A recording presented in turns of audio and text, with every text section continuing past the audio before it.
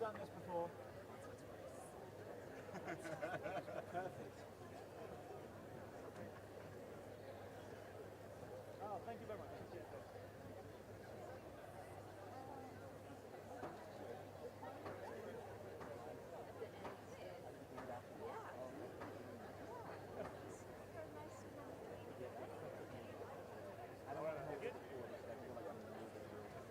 Yeah.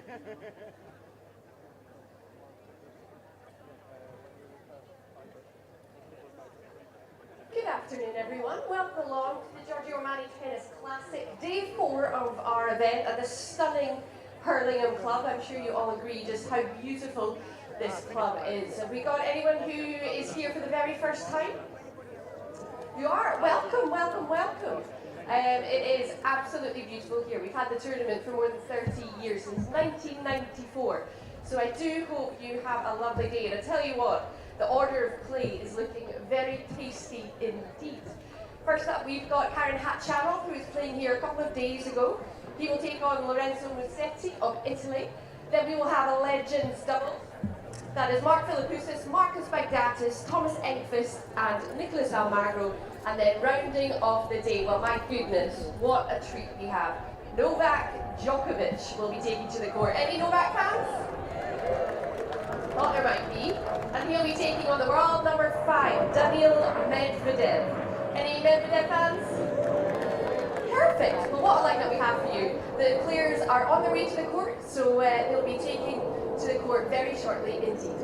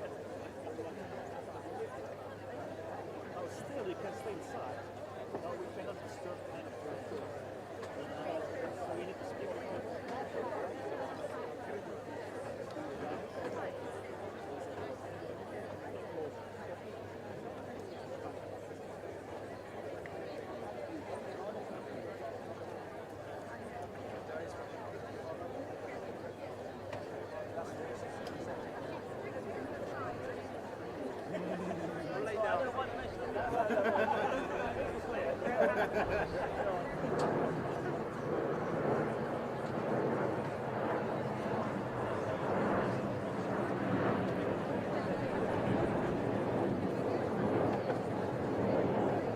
everyone, it's now time for our very first match of the day, and I'm delighted to welcome our players onto the court.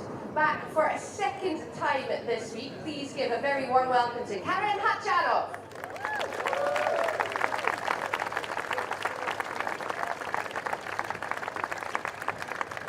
And his opponent is here at the Giorgio Armani Classic for the very first time. It is Musetti.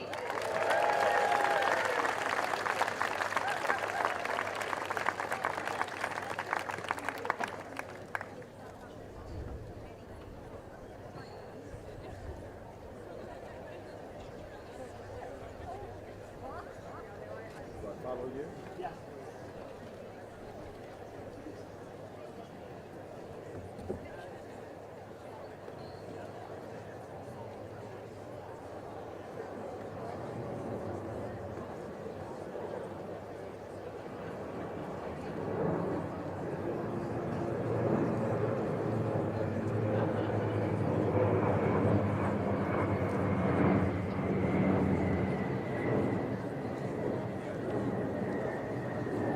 Doing the coin toss today, we have Eric Underwood, who is an actor and ballet dancer, a guest of Whispering Angel today. Looking absolutely fabulous, Eric.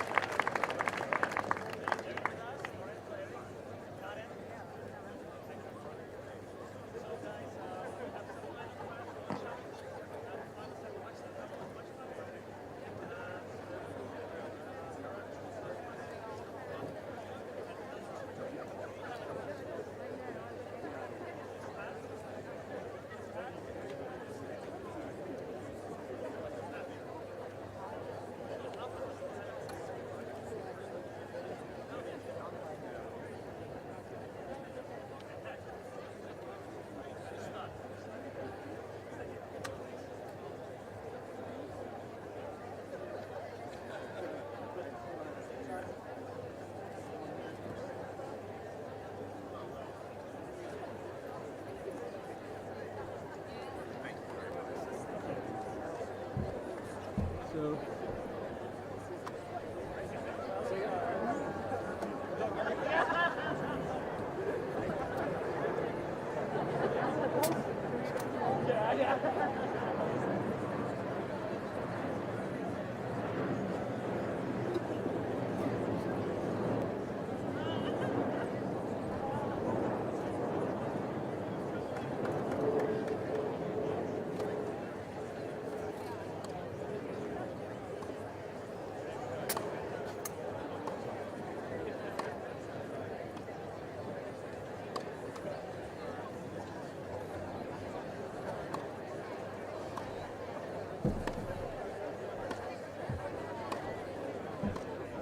To the right of the umpire's chair, Khachanov, who's currently ranked 21 in the world, but has a career high ranking of number 8, which he achieved in 2019. The 28-year-old has secured 6 ATP Tour titles, including one this year in Doha. Elsewhere, this year he reached the quarterfinals of Monte Carlo and semis of Marseille. Khachanov is a 3-time Grand Slam quarterfinalist, twice at Roland Garros and once at Wimbledon, as well as having semi-final runs at the Australian Open in 2023 and the US Open in 2022. Please give a very warm welcome back to the Hurling Club, Khachanov.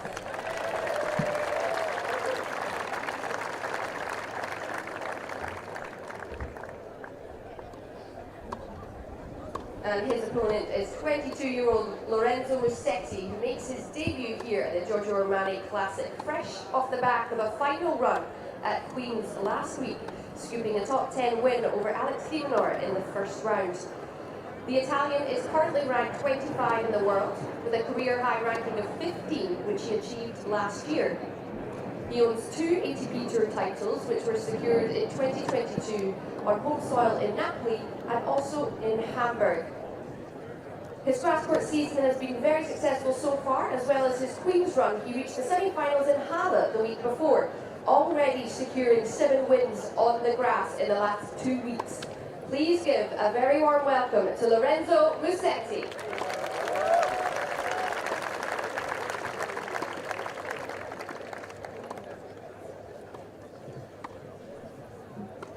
Well, good afternoon to the Hurlingham Club and the Giorgio Armani Tennis Classic on the penultimate day of what has been a wonderful week of tennis on the banks of the River Thames. And I think it's fair to say that we're taking it up a level or two today, because we have a wonderful order of play, including Novak Djokovic, the 7-time Wimbledon champion, will be taking on Daniel Medvedev in a couple of hours from now, not before 5 o'clock that one. But to begin the day, we've also got a man in form in the shape of Lorenzo Musetti, the young Italian, who will be taking on Khachanov, who's playing here for a second time, having been beaten in his opening match of the week by Holger Rune. That was back on Wednesday afternoon. And he'll be hoping, I'm sure, for a slightly better display than what he put out against the Dane, who, has to be said, was in very good form 48 hours or so ago. Khachanov, ranked 21 in the world, has been as high as number 8. Of course, missed this part of the season last year due to injury. In fact, couldn't compete for some 8 weeks or so. But fit and firing this time around, and hoping, I'm sure, to play well on a surface that he has played well on in the past. As for Musetti, the Italian, 2 minutes. having a very, very good start to his grass court season. Quarters in Stuttgart, then the final he made over at Queens last week, and that saw a nice jump in the rankings as well for Musetti, up to number 25 in the world, creeping up towards that career high of 15. Still only 22 years of age is Lorenzo, so a lot of room for growth, you feel, in his game. And he'll be hoping that he can bring some of that form from last week into this match as well. One of the most elegant players we have in the men's game is Lorenzo. Struggled a bit earlier in the year, went through a tough spell on the court. Wins were hard to come by, particularly in those first couple of months of the year, but really picked things up nicely over the last month. Let's not forget, he was within a whisker of beating Novak Djokovic in the last 16. 1 minute. So confidence. Ladies and gentlemen, this match will consist of 2 tiebreak sets with advantage scoring. A 10 points match tiebreak will be applied to decide the match at 1-0. I think Filippo Volandri may be in the corner as well. Lorenzo Musetti won the toss and led to the serve. Not the first Italian we've seen here this week. 30 seconds. So we have Matteo Almagro out 2 days ago now.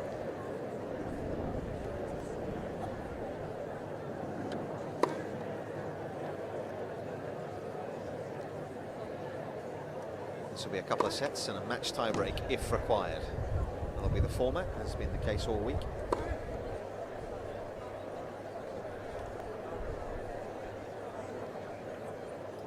End of a warm-up.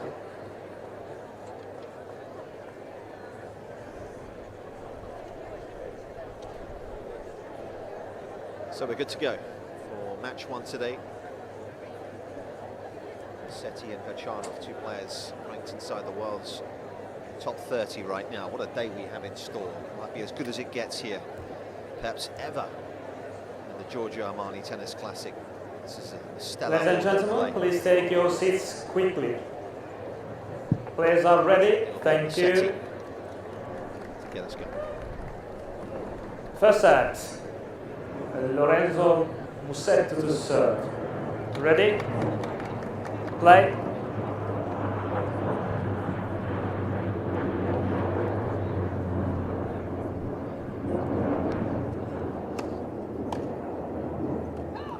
love. Musetti making his first final of his career on a grass court. Just last week at Queens, beaten by Tommy Paul narrowly. chances in the second set to take it the distance.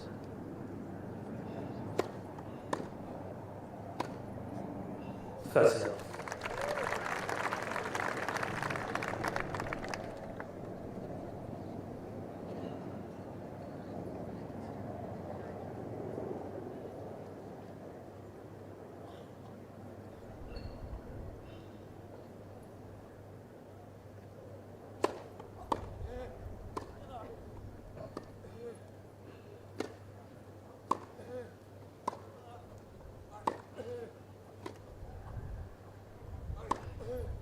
That's good pressure.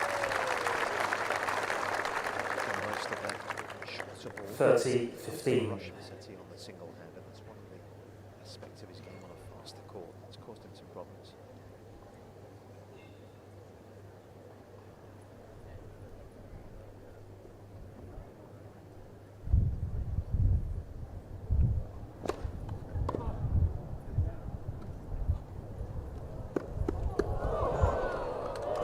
It's unlucky. Chase from Khachanov. 40-15.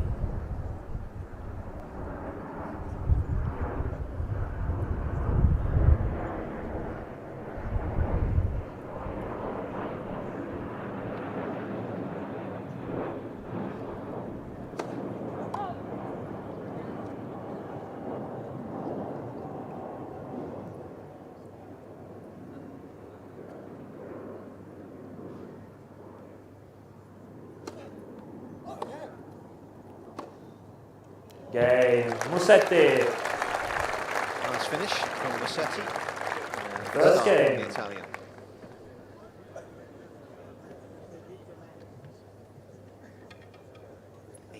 Wins and 17 defeats on the season for Musetti. As we mentioned, came into Queen's with a bit of a struggle, really. In fact, started the grass court season. A good start against Pesci Pericard, beat Kopfer, beat Public in the semi-finals in Stuttgart. For Musetti. Lost to Berrettini. And then last week wins over Di Menor, Nakashima, Billy Harris, Khachanov to serve. losing to Tommy Paul in that final.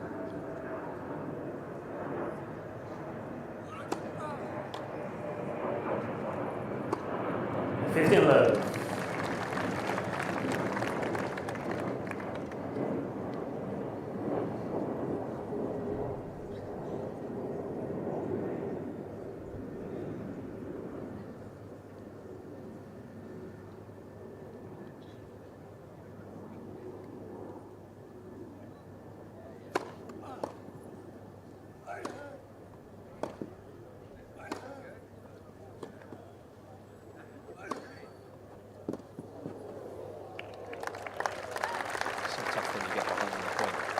Guys these days. 30 love. Pressurize you consistently. Makes life so difficult.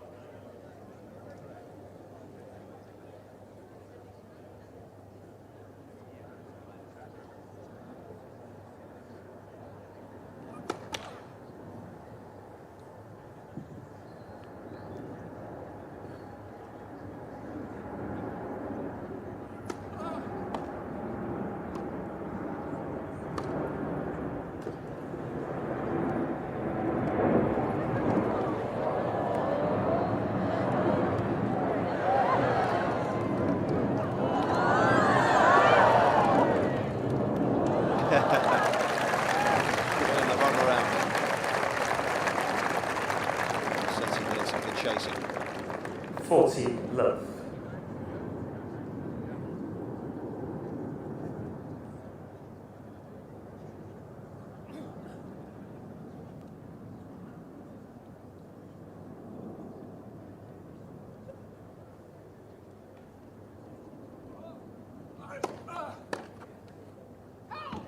Game, Khachanov. Missed by much, but good judgment from Khachanov. 1 game all.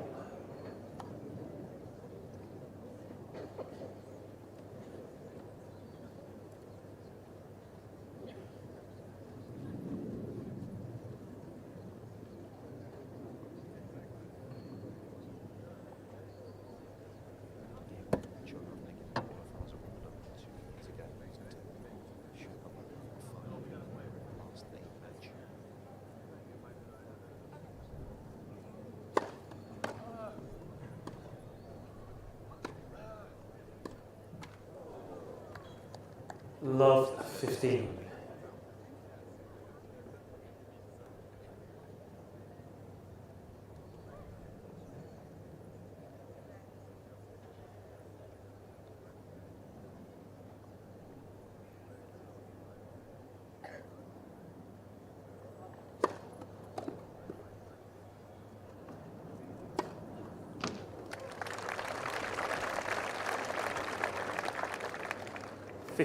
All.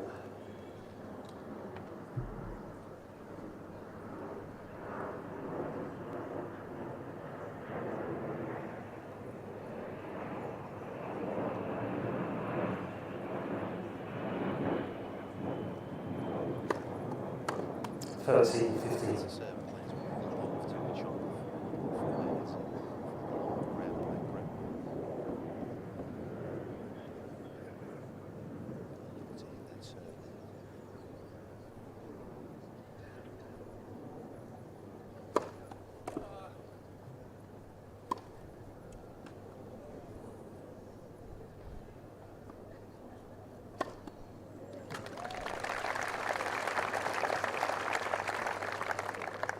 Philippoussis, 15.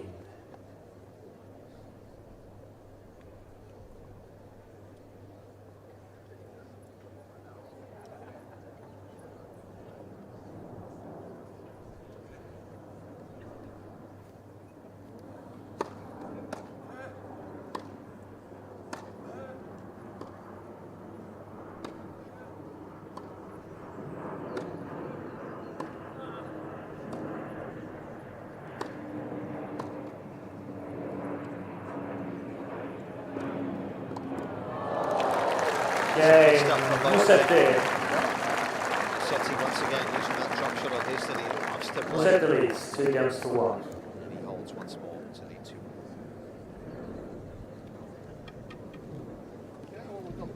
Sure. Sarah, would you mind giving us some towels to Karen? Thank you.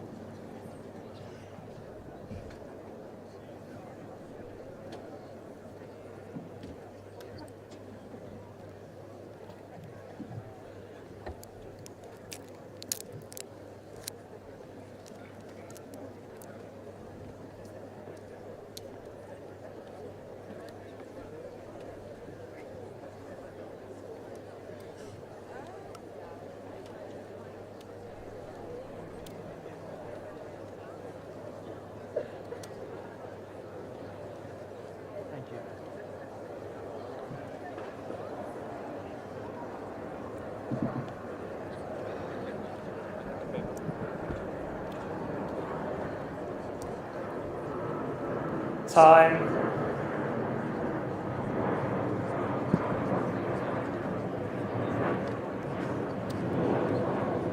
So first match of the day here. And court looking absolutely pristine as it has been. They have 30 grass courts in total here at the Hurlingham Club, in which they utilise this as the main one. Which they have the club championships here in a couple of weeks, so it's just on this very court. So Khachanov serving 1-2.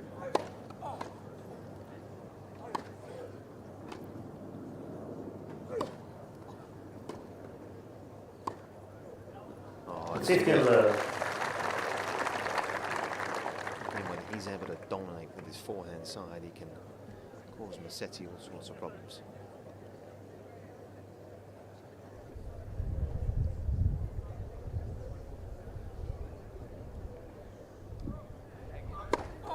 First love. Pace behind the first serve, 125 miles an hour.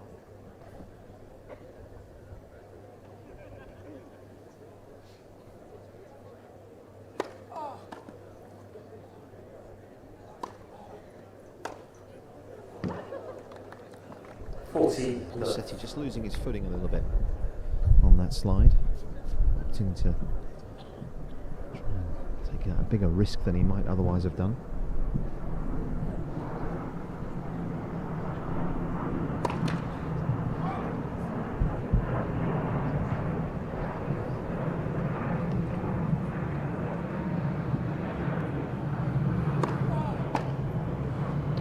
Game Khachanov. So a lot of good first serves made from Khachanov. 2 games all. And we are at 2 apiece.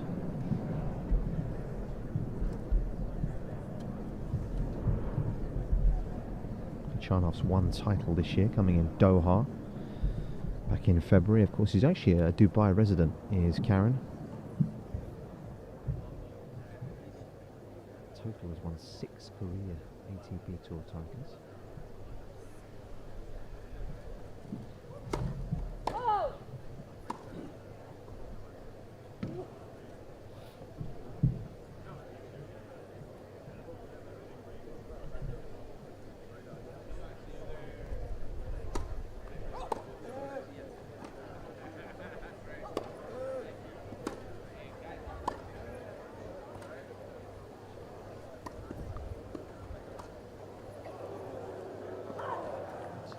One who's backing off a little bit for the lob. Not easy when you're sort of moving backwards to try and hit the shot. Tough to have the balance.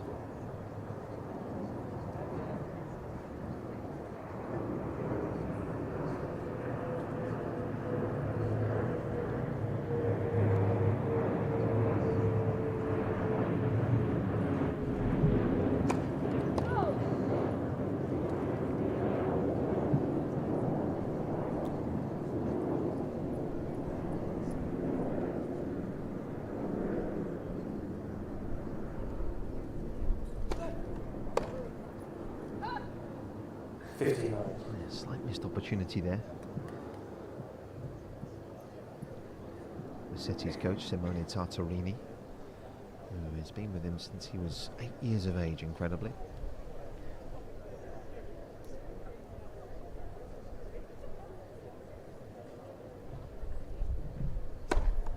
(30-15).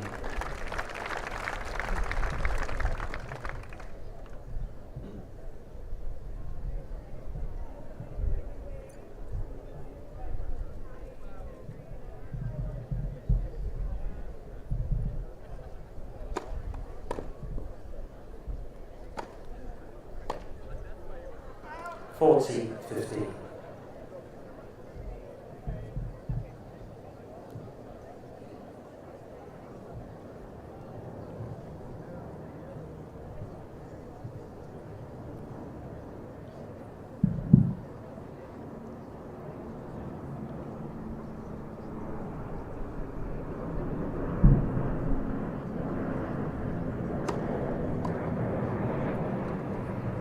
It's a tough one to take on off a good low return.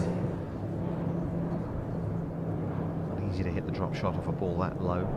Skidding through as well, a lot of time to line it up.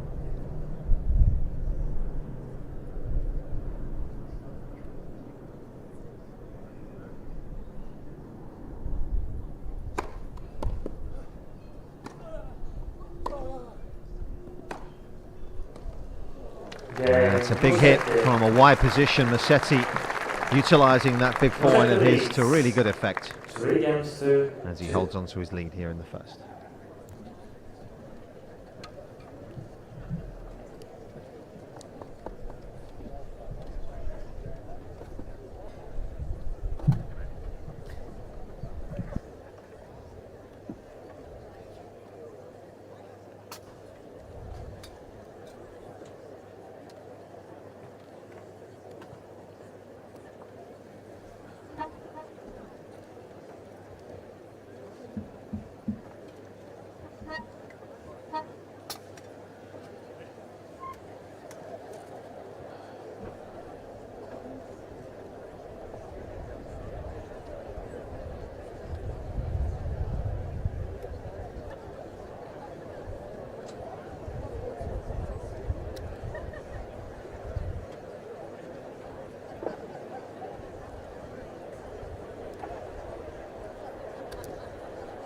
Time.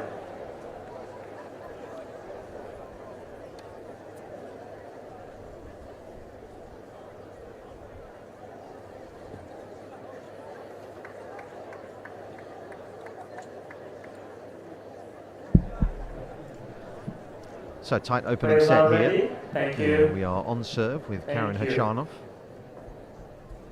who It's been as high as 8 in the world, serving at 2-3. Let's first serve.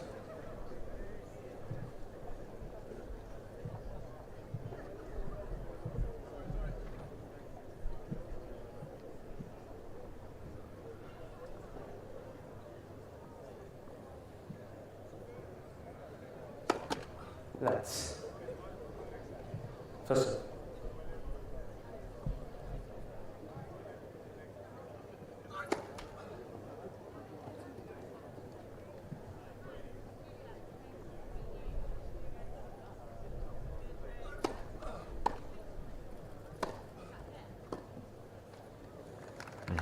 Again, that serve +1 forehand combination so important for 15 him. love. When he can get that forehand into play off that +1 shot, he's able to really move Musetti around the court.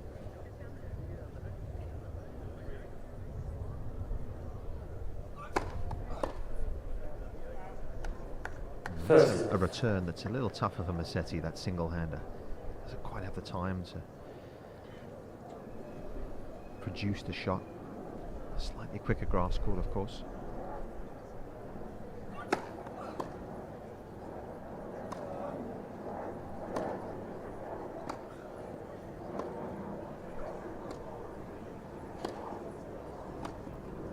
Oh, what a pass that is.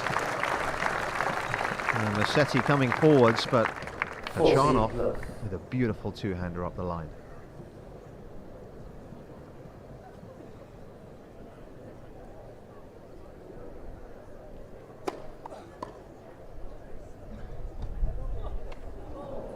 $40-15. Yeah, that was a tough one. That ball just checked on the line. Of course, the lines are made of titanium paint these days.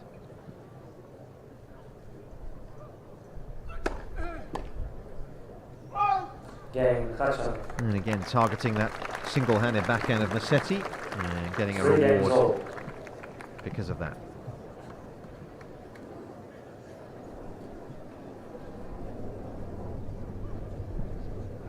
Biggest title of Khachanov's career came at the Paris Masters. That was a wonderful week for him back in 2018. Actually beat Djokovic in the final that year. 6 years ago now, incredibly. 15 love. Had to wait a long time though for his next title, Zhuhai last year.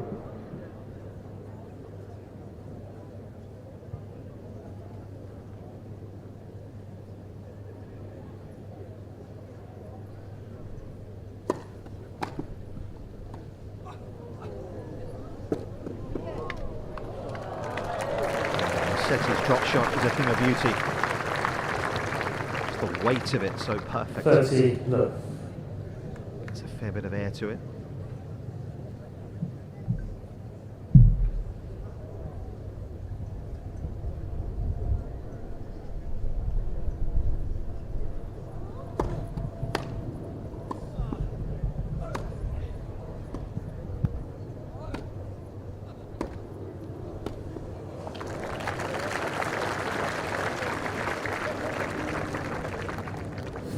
Love.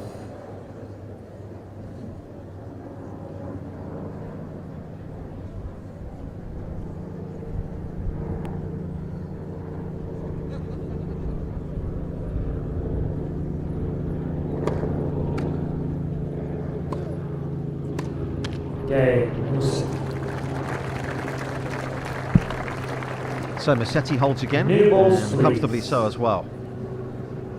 As we are 4-3 here in this opening set at the Giorgio Armani Tennis Classic.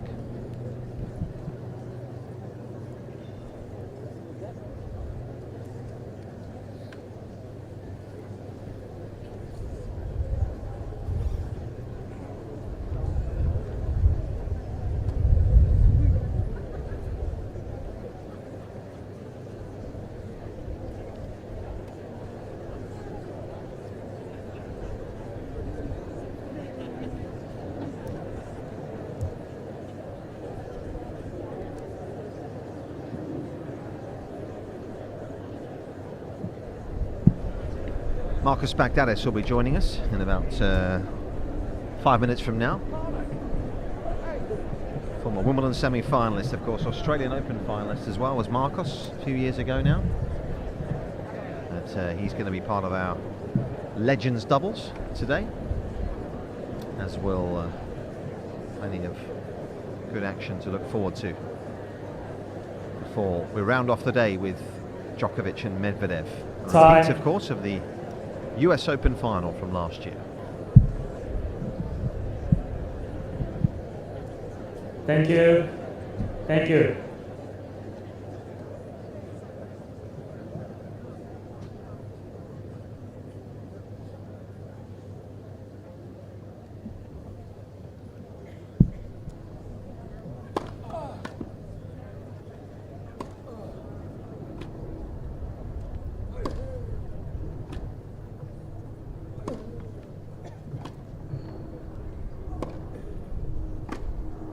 Oh, that is stunning.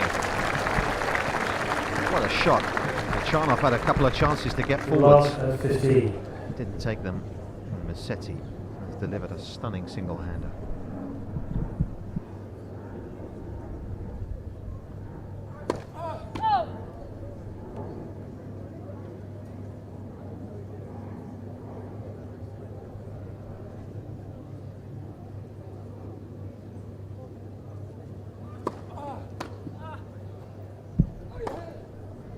Love 30.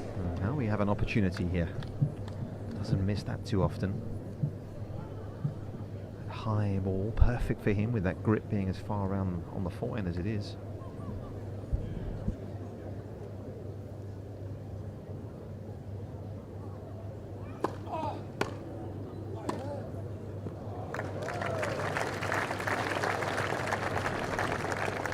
$15.30.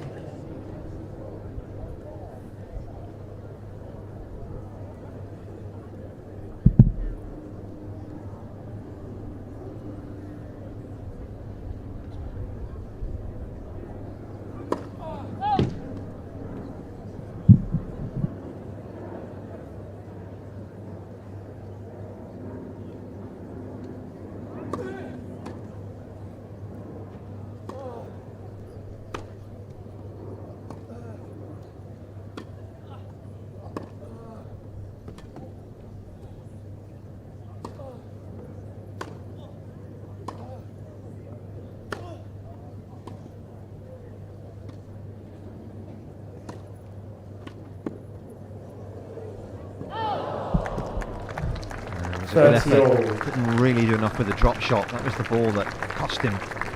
Just dropped it a little bit too deep. Khachanov was able to get there and put a bit of pressure on the Musetti single-hander.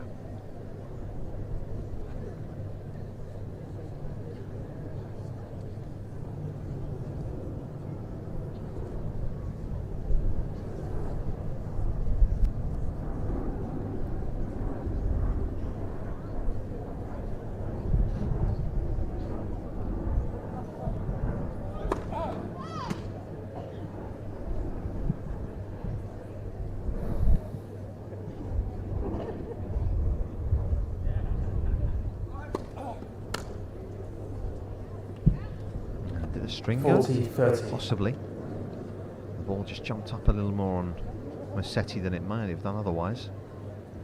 Just trying to get over the top of it, and I think he may have just done a string.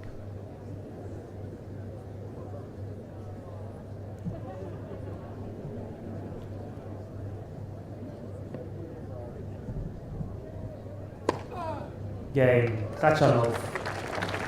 Good serve. And Khachanov delivers a second ace of the day. 4 games old. To square things up here in this first set.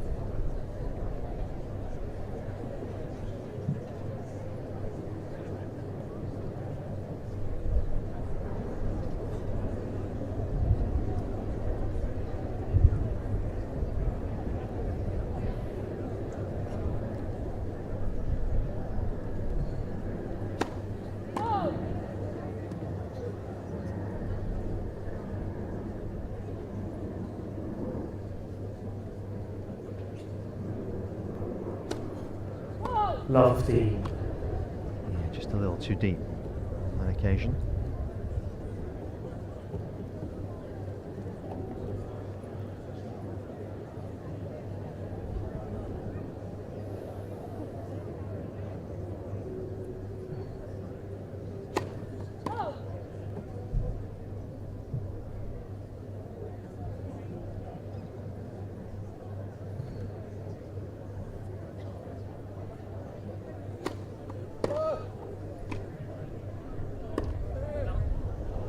Oh yes, what a change of direction off the two-hand. Musetti just caught, 30. not expecting it. And now he's in some trouble on serve again.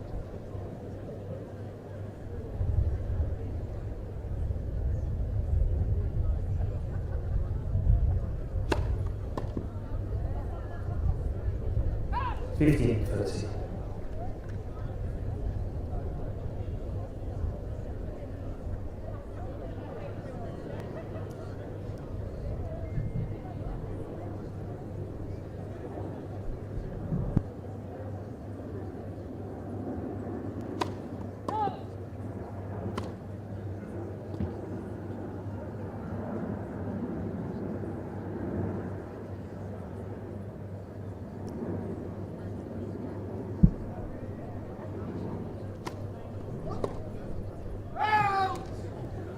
It was a relatively slow second serve, and Khachanov just didn't quite get his feet up to the ball.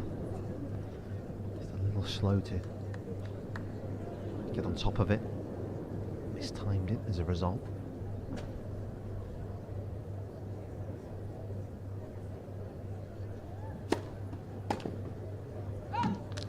Forty 30.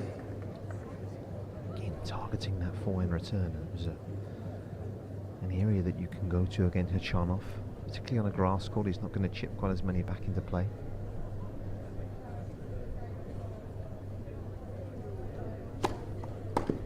Game.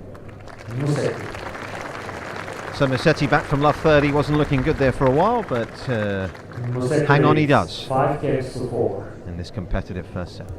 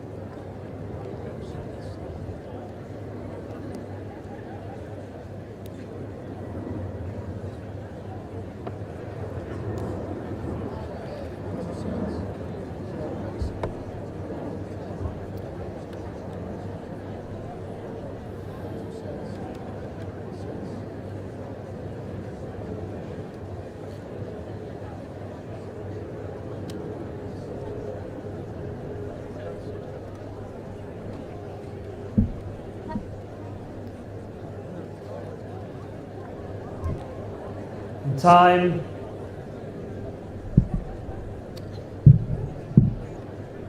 So a couple of chances have gone missing for both men here on serve in this first match of the day. Karen Khachanov comes here having lost a couple of early rounds on the grass. Thank you. In the last couple of weeks. Lost to Seb Korda last week in the first round. There's Khachanov, Queens. Thank you.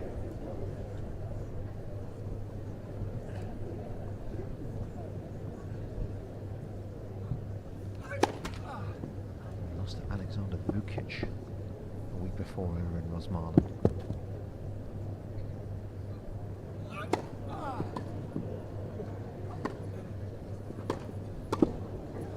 Oh, he's missed a volley. And there was plenty of room for him to hit into. Musetti doing a good job with the counter, but poor mistake.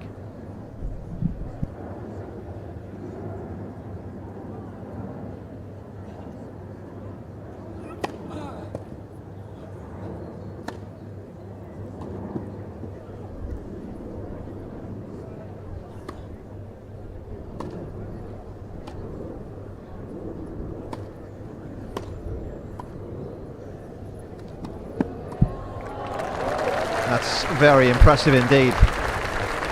Great first volley.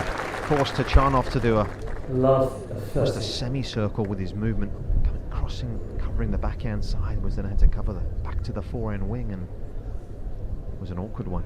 Couldn't get enough pace on the pass. And now in peril again here.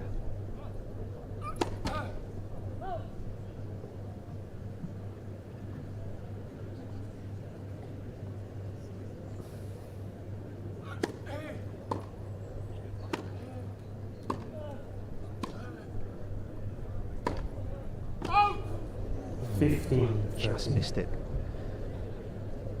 Got the ball he wanted. Forehand mid-court. Musetti just giving it a bit too much.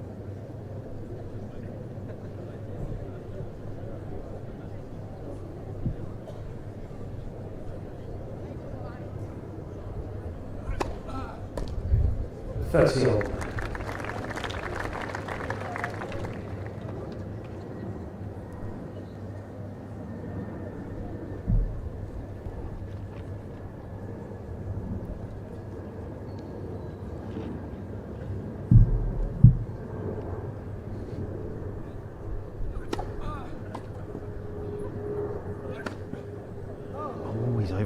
30-40.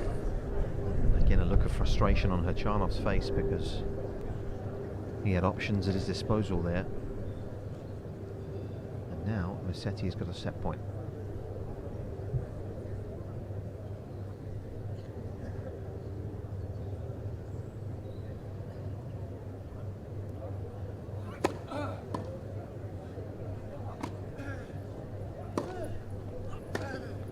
He's done really well.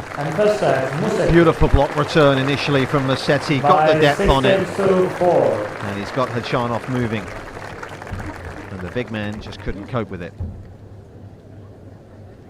It's the opening set in the books, 6-4.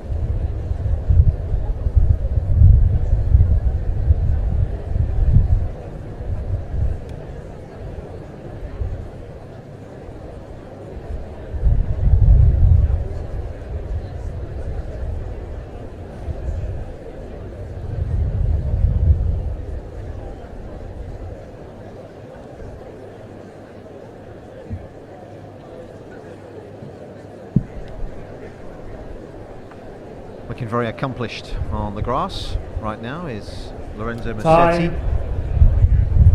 And his record on this surface seems to get better and better. In fact, his very first year he played on the grass. Second set. Musetti, he didn't win a single match, went 0-3. Last year though, made a couple of quarterfinals. You do get the feeling his confidence is significantly higher on the grass than it was maybe a couple of years ago.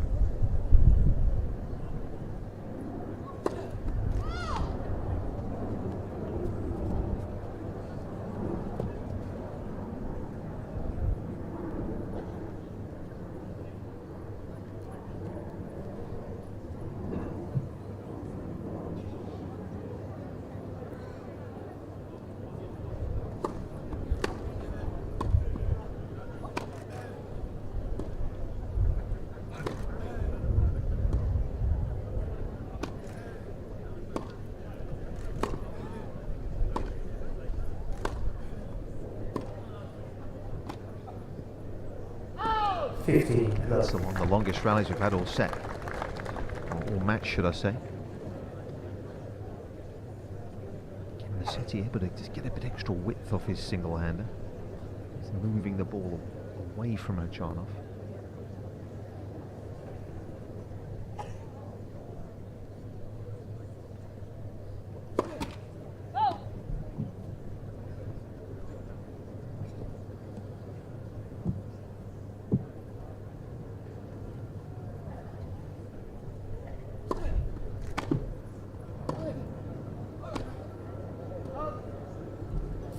Love.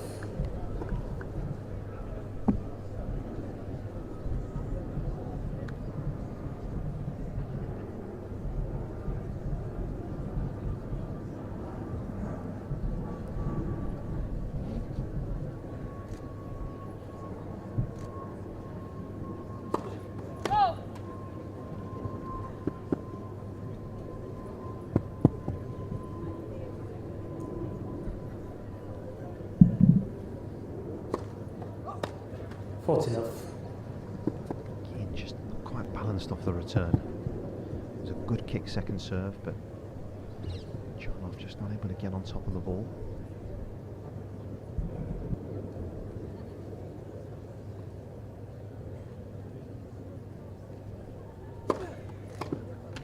Game, Musetti. Well, first time we've seen him look for the chip return, Khachanov, off that forehand wing, but first game, not necessarily as comfortable perhaps as Samedov, utilising that shot.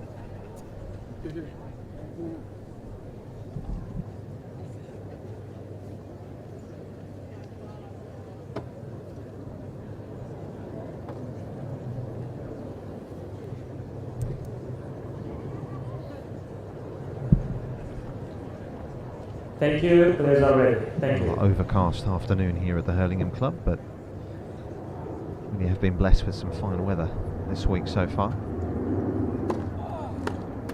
15 left. Musetti had a good look at that return. Frustrating that he didn't make it.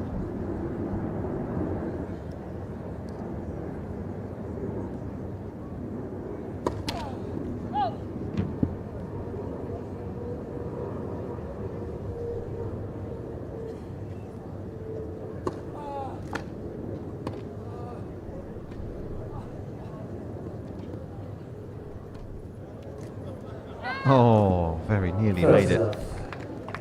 For the reverse forehand there.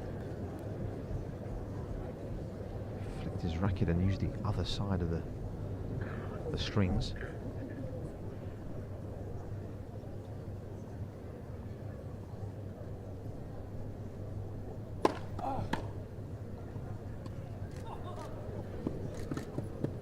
Ah, lovely chase. Musetti got there with plenty of time to spare, and he doesn't lack the hand skills. 30.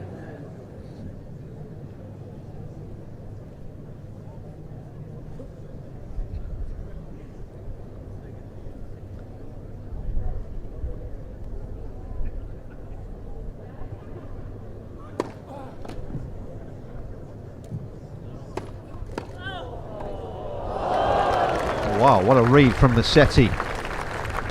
Khachanov had the whole court gaping for him to put the ball away, but Musetti read it nicely.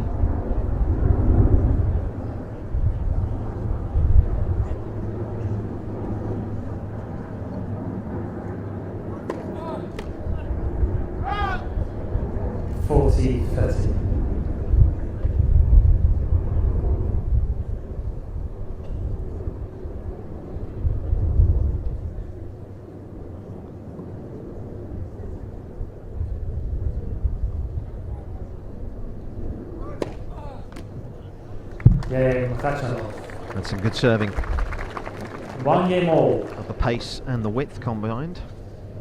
Actually serving at 71% first serves today at Khachanov. Musetti not too far behind him.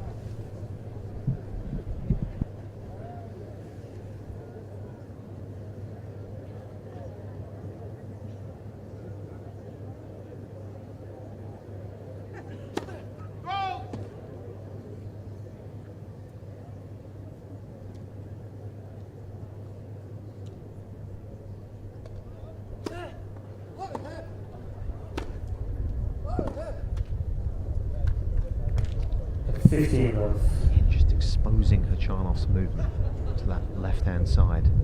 It's a little heavy to try and getting out there.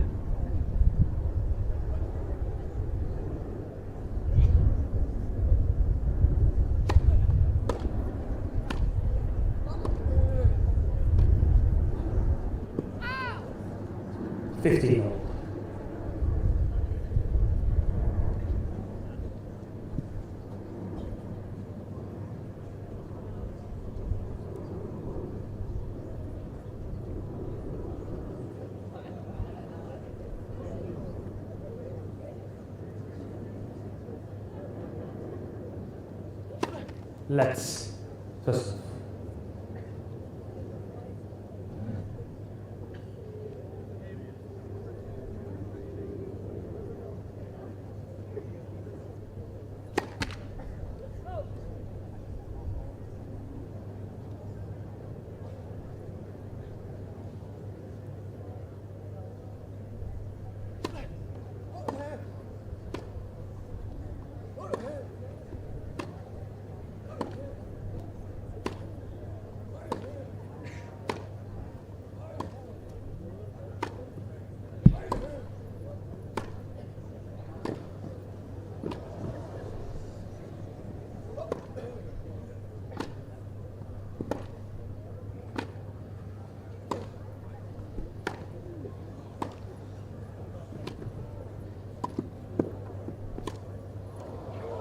Oh, that is outrageous. What a lob to finish it off. Magnificent stuff from the Italian. 30-15. Not sure Khachanov could have done a whole lot more.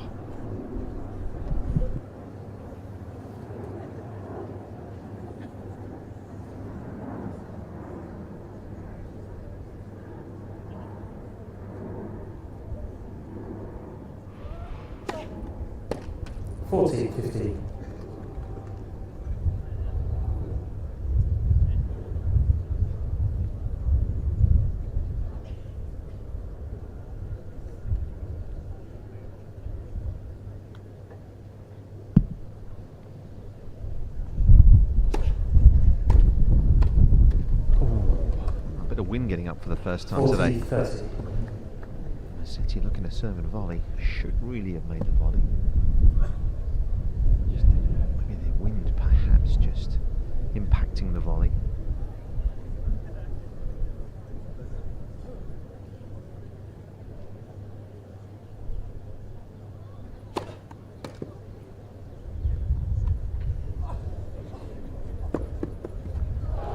Yeah, it was a tough shot to take on from Musetti, the drop shot off that ball. Juice. Needed to be a little softer. Gave Khachanov enough of a look at it.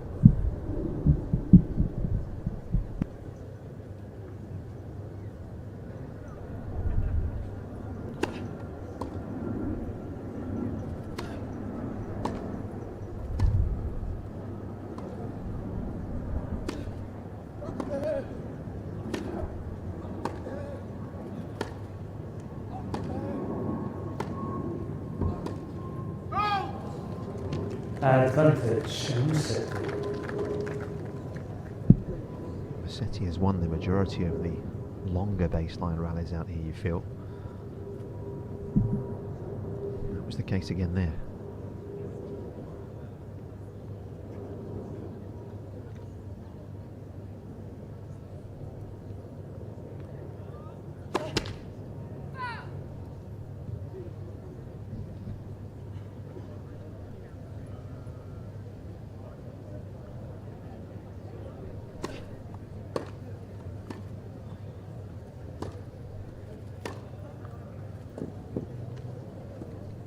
Game Musetti. That's a wonderful shot from Musetti. His forehand has had great control so far today.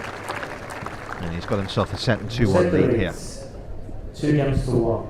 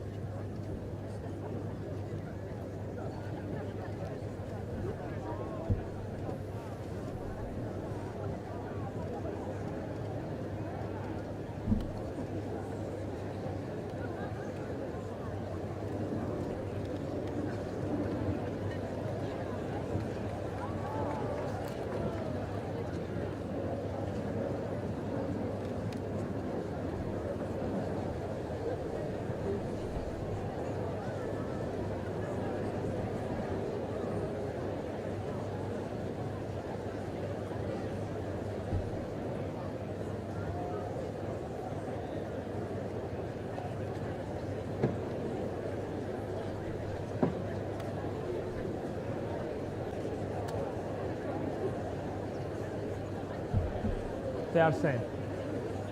Yeah, they are same. Yeah, 100%.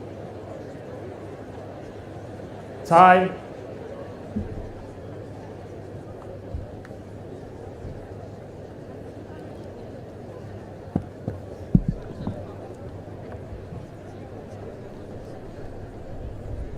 So Musetti has produced a high level here, playing with a lot of confidence in his game.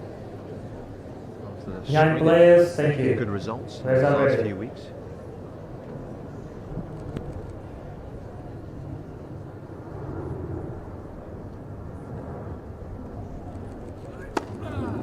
Fifteen left.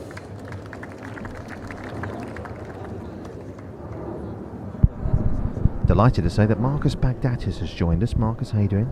I'm very good. How are you doing? Yeah, it's good to see you. Be here. Having some fun, like you were this week.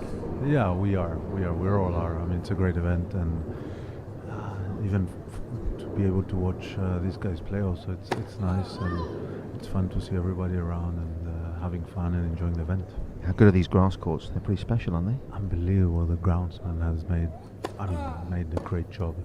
Even the club and IMG has done a great job to make this court look so beautiful. Oh, nice. I was looking back at your results earlier on today. Where was grass on your list of surfaces in terms of favourites? Where was it? Because you made Wimbledon semis, didn't you? How did you feel on a grass court? I loved playing on grass, and I think that my game suited the way I was playing suited a lot the grass court game. And I was pretty dangerous, I think, on grass. I had the best result. I mean, more consistent result I had was on grass.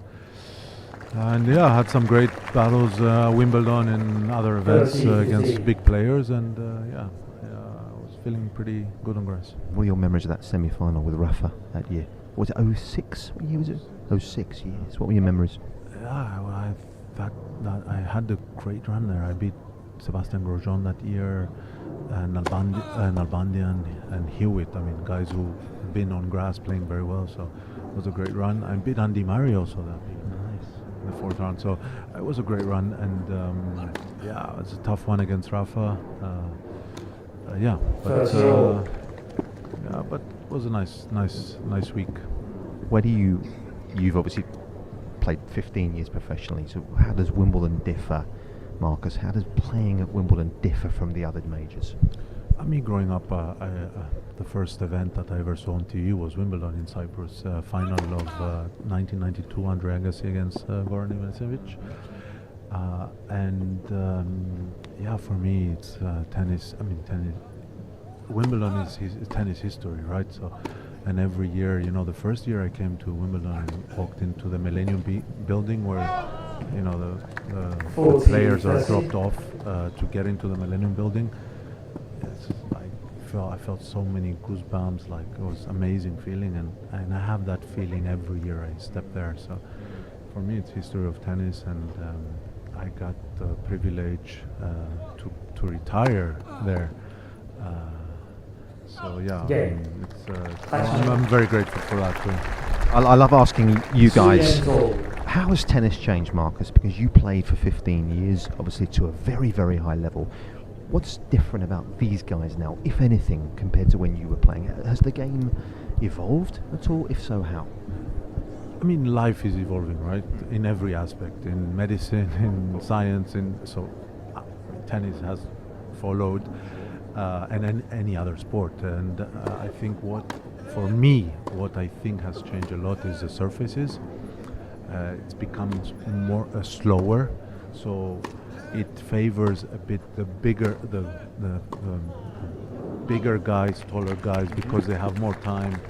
The ball doesn't skid anymore, and they have more time, and it became more physical also because of that. So, and the balls are heavier. Technology with the racket has changed. The strings has changed.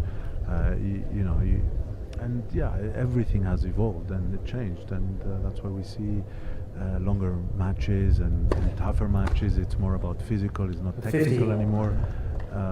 Back then when they were playing with wooden rackets, it was more about the timing, but it's evolving, more spin, more different style of games, but I think there is very little players that are playing flat in our days. You know, it's more spin, more variety on their shots, and it's evolved a lot. Who do you like to watch? Who do you enjoy watching in the men's game these days? I won't lie, Alcaraz, I find him fun. I find him literally, the guy is smiling every time. You can see that he's having fun. I mean, from the outside you think he's having fun on the court. I don't know what he's going through it because it's not always easy, trust me. But I mean, I love his style. I love the way he acts on the court, and he has emotion. He's showing emotion, and I was a player who showed a lot of emotion on court, so I love watching him play. Lorenzo Musetti's a guy who's had a good summer, Marcos. I think final of Queens, semis of Stuttgart. So again, we talk about grass being quick, but this is a guy who doesn't necessarily like quick courts, and yet he's been able to use his weapons nicely on the grass. Yeah, I think of course, everybody, when they play the first few years on grass, until they find the rhythm, until they find the adaptation from clay to grass, it's a big thing, and also their teams, the physical preparation after clay to do some different exercises to adapt quicker on grass. So I think all the players need some years to get through it and get more experience and try to find ways to improve on the surface, and I think that's what he has done. I'm sure that's what he has done, improved. His team very smart to be able maybe to do some adjustments, and he's having his best year on grass this year until now. Absolutely. What's keeping you busy? What keeps you busy these days? 3 kids. I know the feeling. I mean, life in general, kids.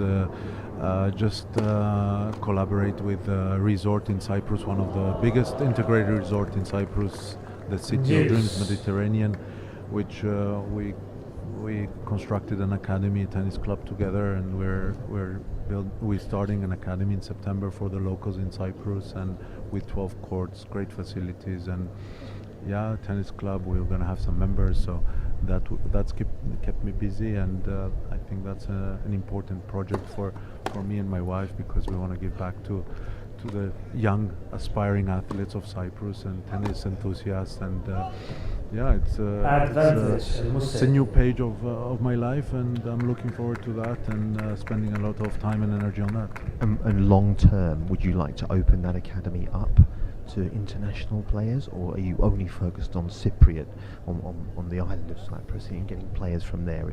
Do you envisage that academy in 10 years' time having players internationally coming? Of course, that's the goal, because with the international competition, we will need to bring in some international competition, so the Cypriots, get better. But of course, we have also a young Greek kid, Rafael Pagonis, who will move there with his family, and we're gonna help, but we wanna make it a quality. Whoever's coming from international, we wanna give attention to him. I wanna be there. How old is he? He's 12 years old, and he's one of the best in his age around the world, around Europe, and we are lucky to have him, and we'll try and help as much as possible, and find ways to make him improve and get better. Fantastic. And I guess what's important, as you know, for you, is that you bring players so he knows the standard, right? Correct? So he knows the level required, not just in Cyprus, if that makes sense, if you know what I mean. Yes, and of course, is to bring players, have a great competition. Competition is always healthy, in my eyes, and if you don't lose matches, if you don't train through your limits, you're not going to improve. So you need to provide that for every player, and that's what we'll try to do. But for us, the future is unknown. For now, I am a person that takes us every problem or every situation as a solution, and I think when that time comes, we'll find a solution, and it's all about finding a solution quickly, and to become better. So Thank you. Your children play? Your young So so we'll focus on other children. Okay, exactly. And you playing Wimbledon next week, Legends? Legends, the second week, yes. What a privilege. Who are you playing with, do you know? My partner in crime, Xavier Malisse. Who's in Yorkshire this week, I think. Yes, he's in Leeds. Yeah. In Yorkshire. Super relaxed, Xavier, as always. We have fun together. Good for you. Good for you. And the Summer Olympics, are you involved in the Olympics at all, or? I'm going to be very busy with the academy, like starting a lot of work, but I'm going to watch definitely. Thank you. Fantastic. You're playing doubles this afternoon, or are you resting today? No, I'm playing doubles with Mark Philippoussis. We're playing against Thomas Enqvist and Nicola Almagro. Nice. Before I let you go, who's winning Wimbledon? In your opinion? Oh man, great question, tough one. 30 love. I'll go with Alcaraz. Okay, interesting. And I'll go with Sabalenka. She's been close, right? Yes, very close. And I like her game, honestly. She has a big game, and she's won Australian Open this year. I mean, she's playing very good. And I think Iga is a bit better than her maybe on clay, but on grass I think Sabalenka will be very dangerous this year. Interesting. Marcus, thank you. We're going to let you go. We look forward to seeing you later on. Marcus Baghdatis, everybody, joining us here, and we will continue the action at the tennis here. Of course, we're deep in the second set with Musetti and Khachanov.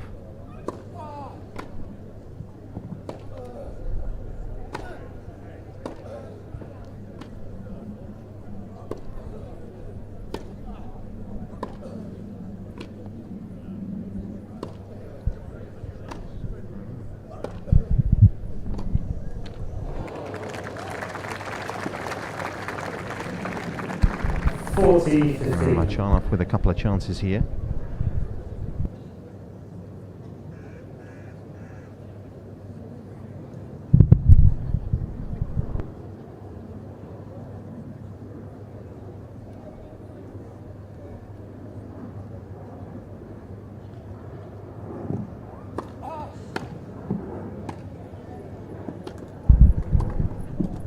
Yeah, it's a nice finish. Game, Khachanov. 3 apiece it is in the second. Still only had the one break point in the entire match so far.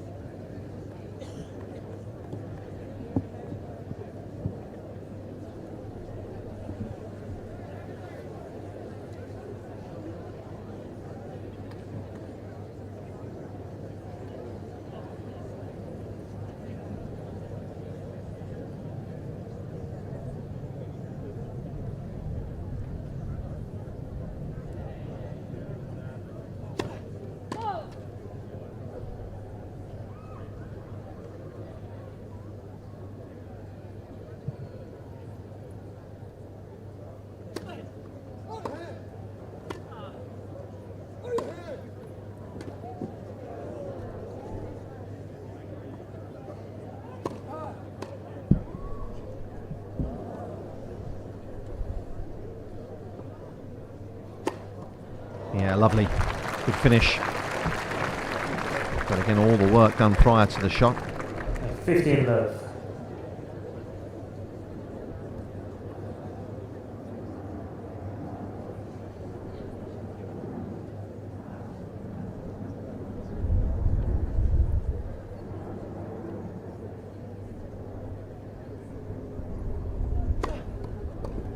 First love.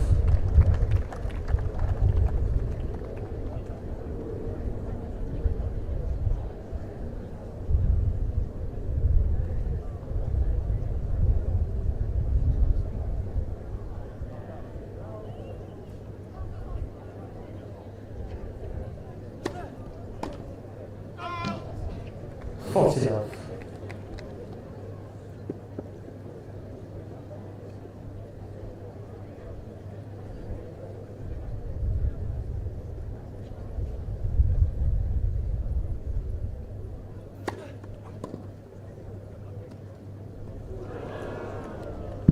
Had enough time on it. 40, just a little too delicate.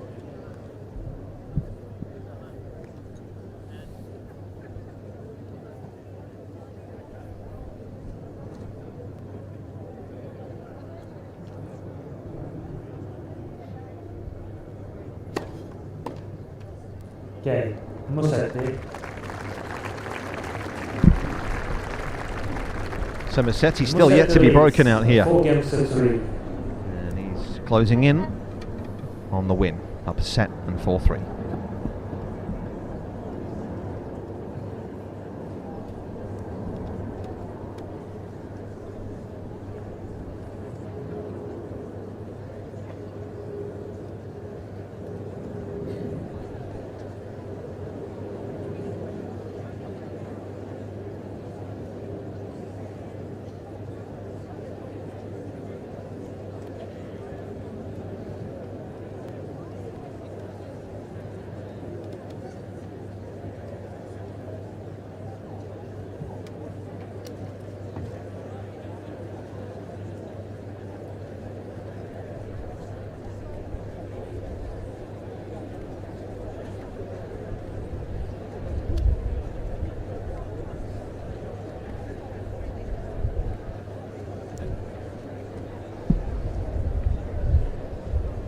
Time. Lorenzo Musetti of Italy. What a run it's been for the Italian men in the last few years. Winning the Davis Cup, of course. Musetti part of that team at the end of last year. Just the second time that the Italians had ever won Ladies and the Davis gentlemen, Cup. players are ready. Thank you. Did so beating the Australians in the final over in Malaga in November last year.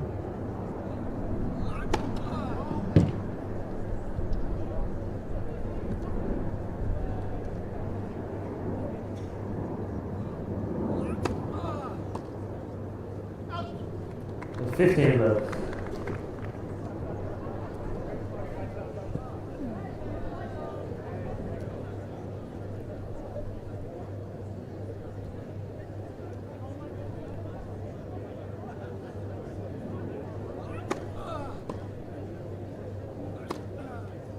It's unlucky.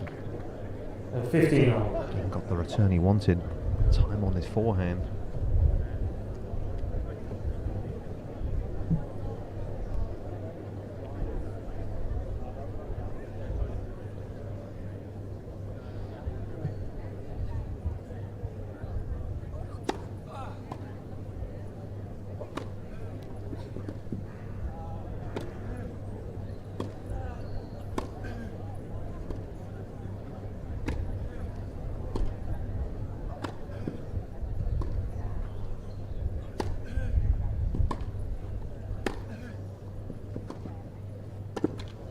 Well, he was rewarded for being brave.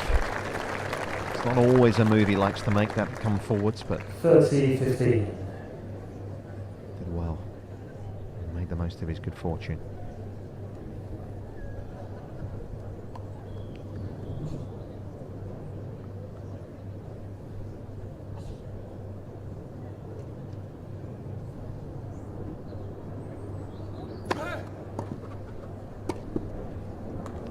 Just about snuck it in. Chip return is often vulnerable to the serve and volley play.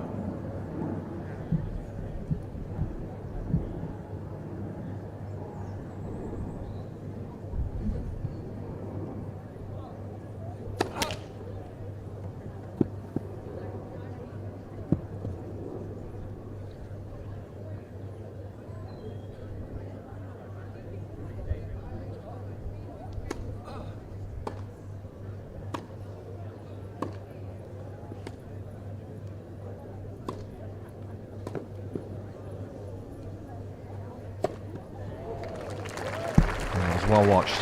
Need to come forwards. Not easy to hit a smash when you're moving forwards like that. 40-30. Not necessarily as natural as it might be.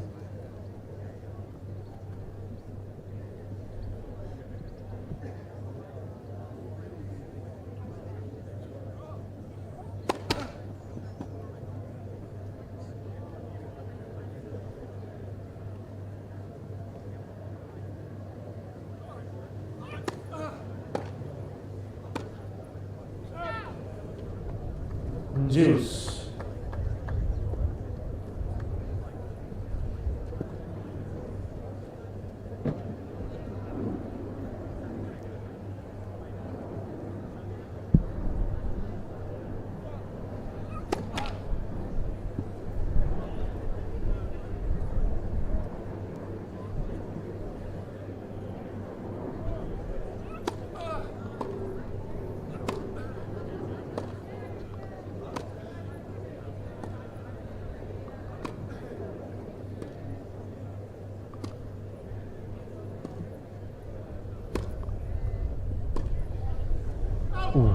knew it as soon as he'd hit it. Advantage.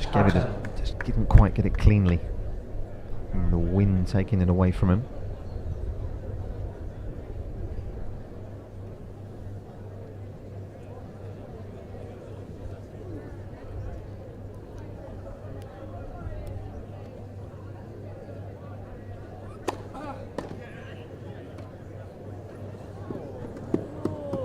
Oh, a wonderful drop shot from Khachanov. Really finely played. And the move in as well. Just forced Musetti to add a bit of width to the shot. So we're at 4 apiece. Thank you. Thank you.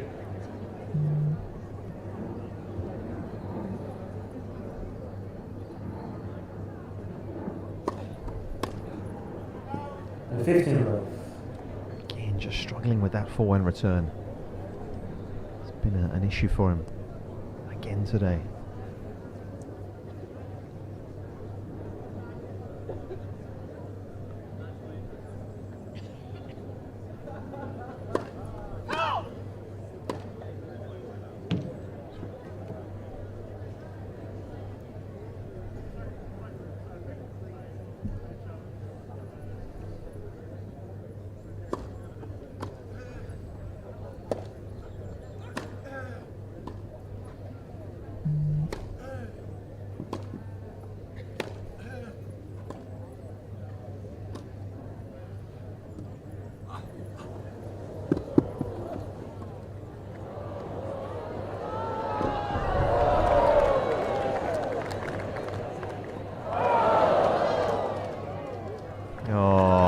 Effort from the Khachanov, and he only just missed as well.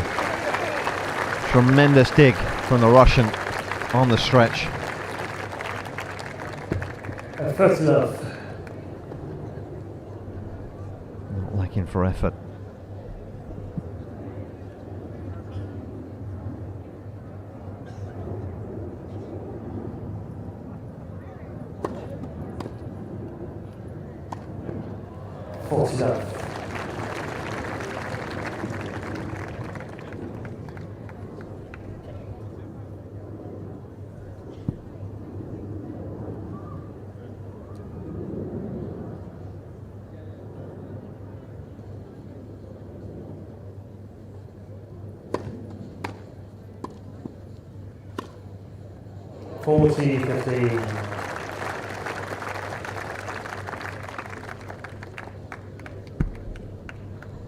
Really has been largely untroubled on serve. Khachanov only had a look at one break point. In fact, not a single break point, should I say, so far. Been no inroads at all on the Musetti serve. Game. And what a serve, 128 miles an hour down the middle from Musetti, spot on in terms of its direction. And Musetti, one game away from wrapping this up.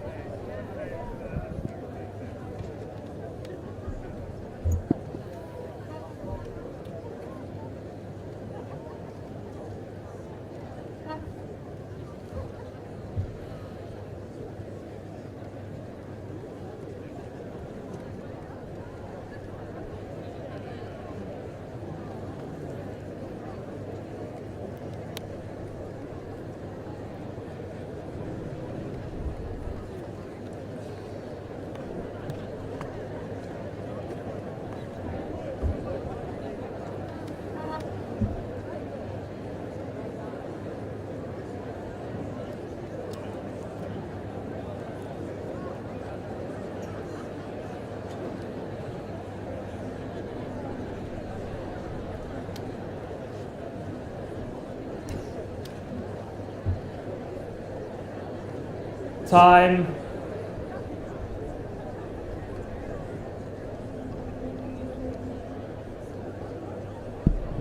Looking sharp out there today, Lorenzo Musetti, and a man who's now had a couple of seasons on the grass courts in his career.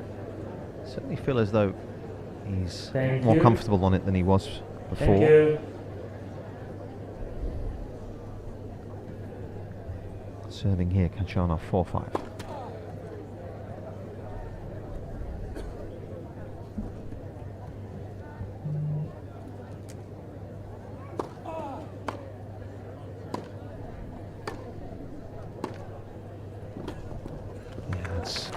Brilliant change of direction. Going so low to the ball, using the legs to get underneath the ball. It's one of the most extreme forehand grips in the game, does Khachanov. See how flat the racket head stays to the ground as he strikes it.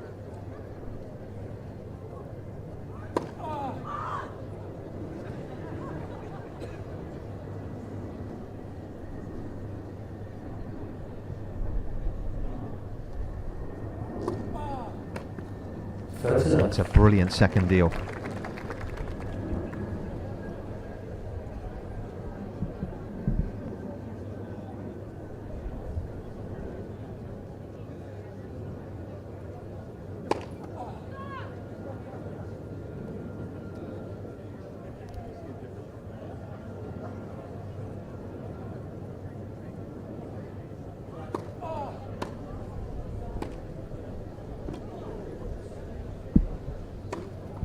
Yeah, well done.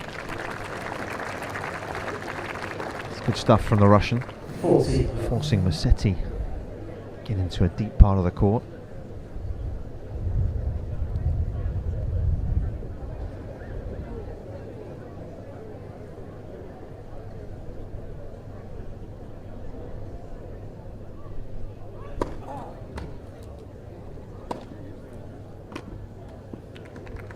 Game Khachanov. A nice combination. Serve and forehand into that, pressurising that Musetti single-hander.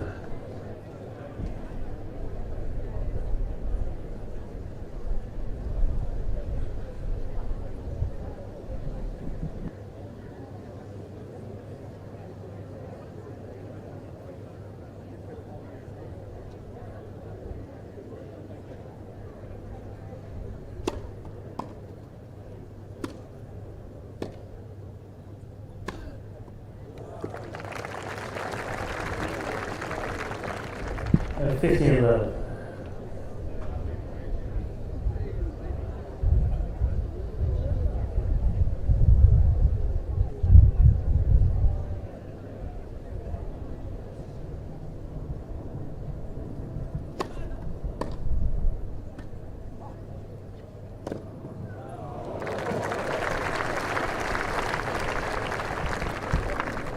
Uh, 15 love.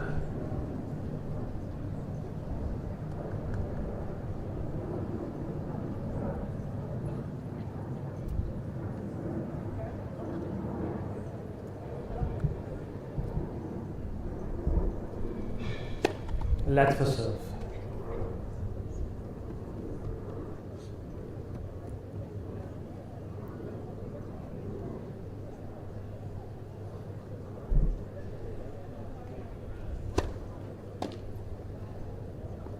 Musetti, who's seeded at 25 at Wimbledon this year. Khachanov just 4 spots above him in the seedings.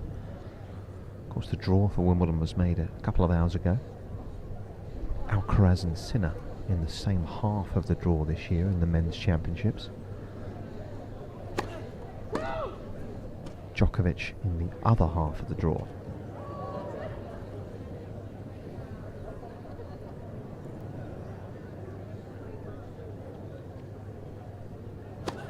Let's second serve.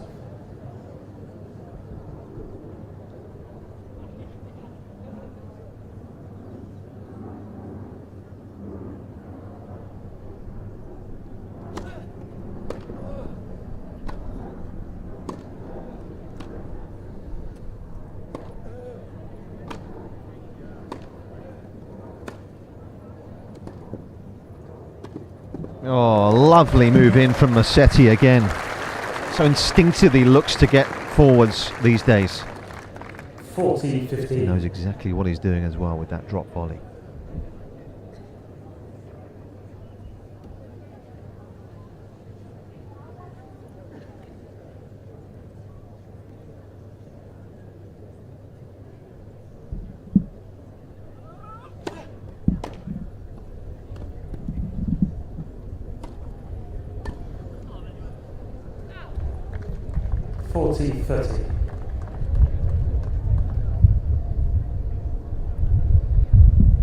Musetti in the first round of Wimbledon will actually take on Constant Lestien of France.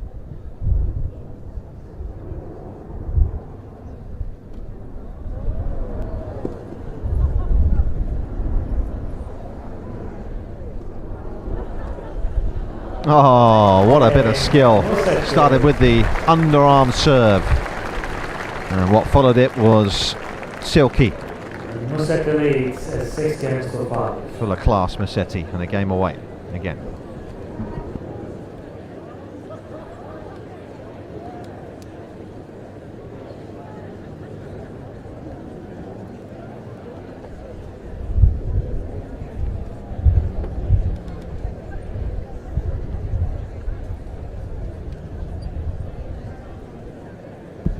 Yeah, Khachanov, who will play Aslan Karatsev in the first round of Wimbledon this year, fellow countryman.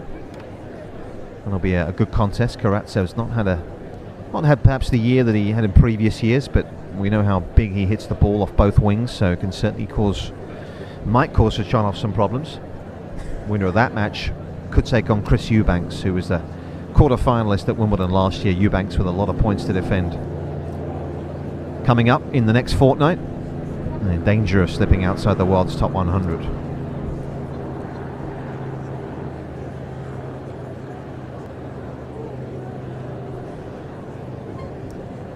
Time. So just the one break so far in what has been an hour and a half of highly competitive tennis out here. Ladies and gentlemen, please take your seats quickly. Thank you. Players are ready. Thank you. Khachanov serving 5-6.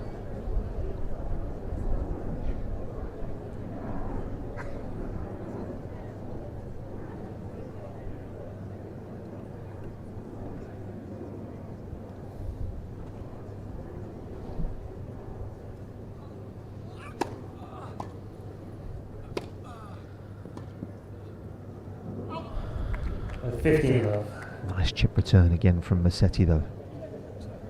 Forced Khachanov into a difficult forehand.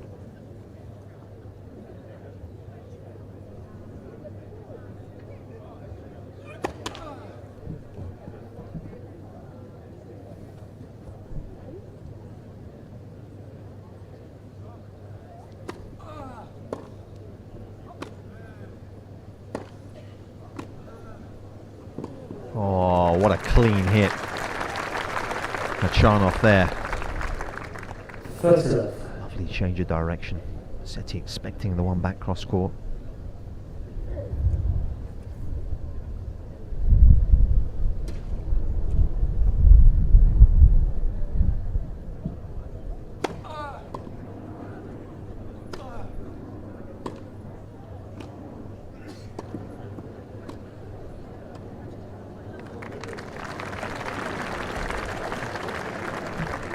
Thirty, 15.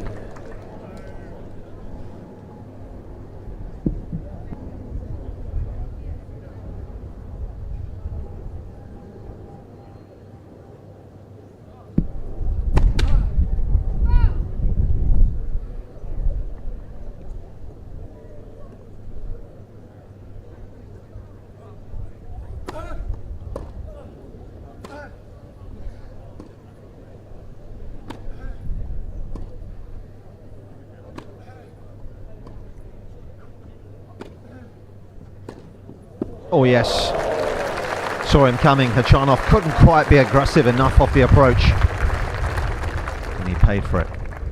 30 all.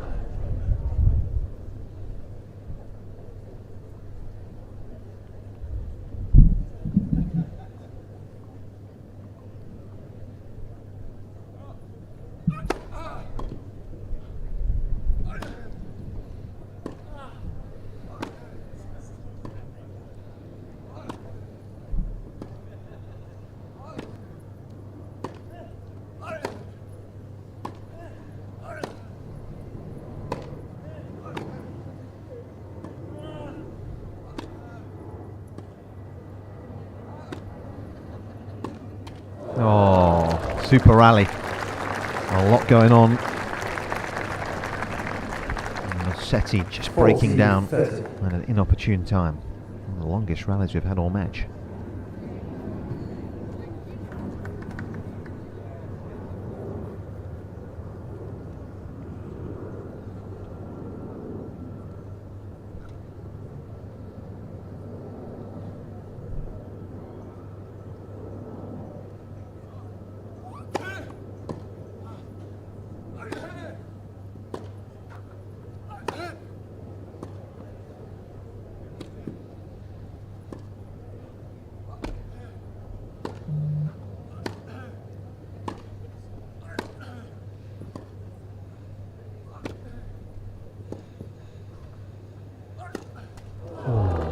tough one again, that ball low. Not easy with the grip to get underneath the ball. And Juice. Comes in that low for him.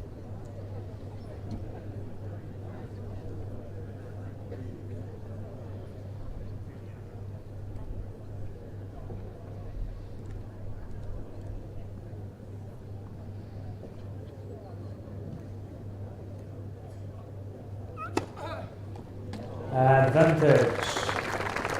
Khachanov.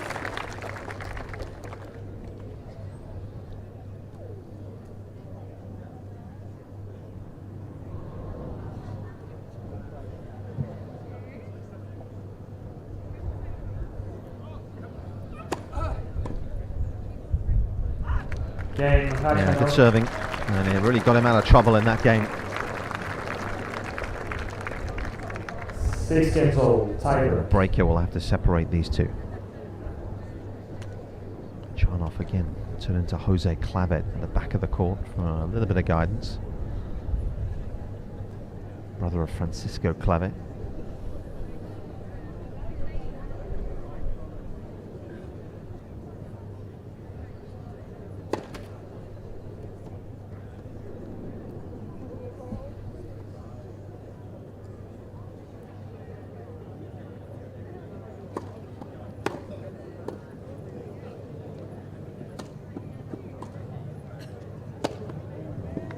He got hold of one at last. Musetti not happy with the bounce in the back of the court there. 1-0, Khachanov. Of course, the grass is cut here to 8 millimeters, which is the exact same cut as they use across the grass court season here.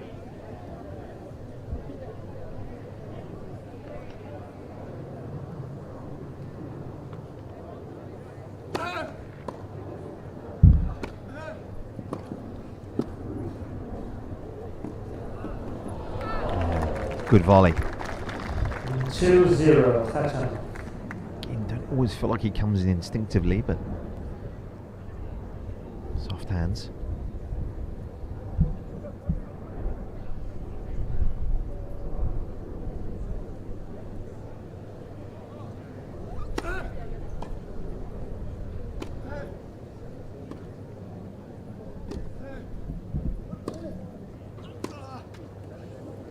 Two-one, Khachanov.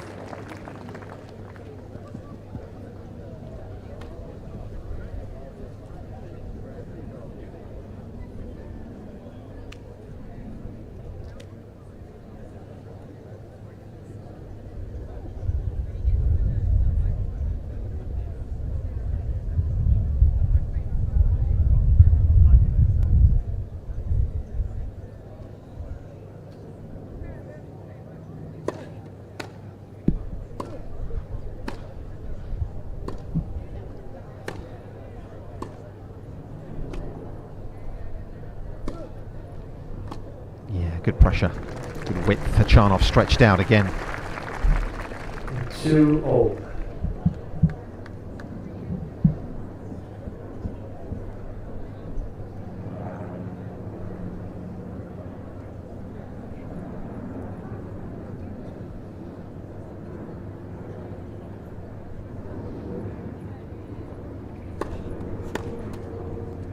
Three-two, Musetti.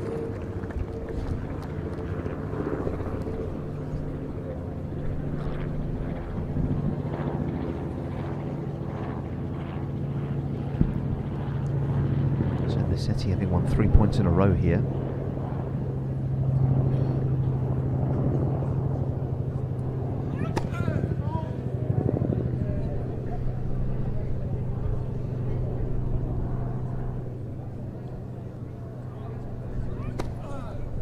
Yep. Oh, and now 4. 4-2. Khachanov, his game is rather unraveling here.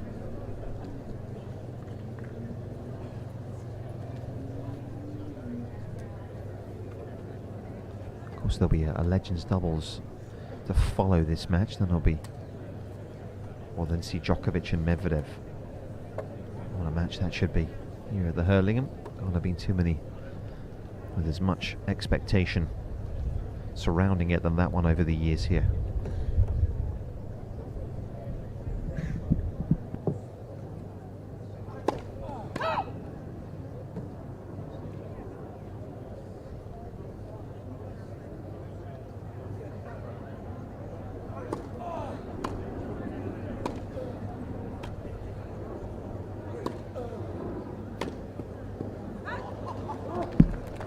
4-3. Musetti.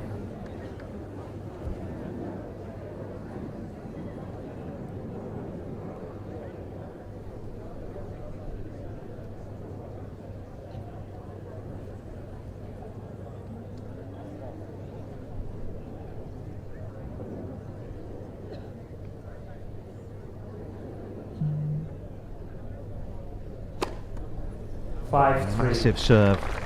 Musetti. Takes Musetti another step closer to victory.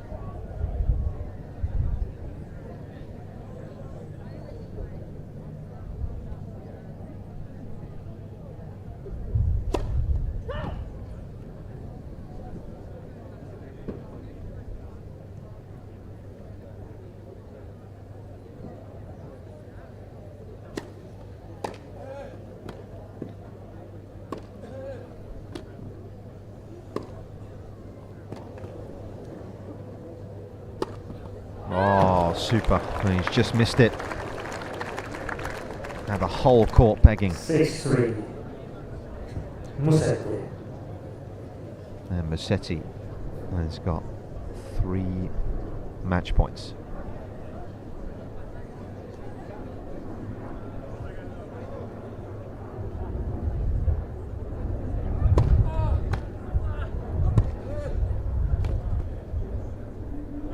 Good leave. 6-4. Musetti. It was a good approach. Musetti just stretched out him a little too aggressively.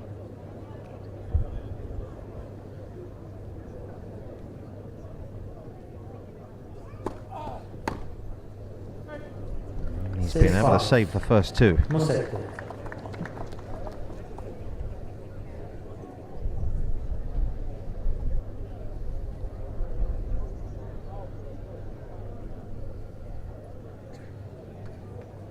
Third match point.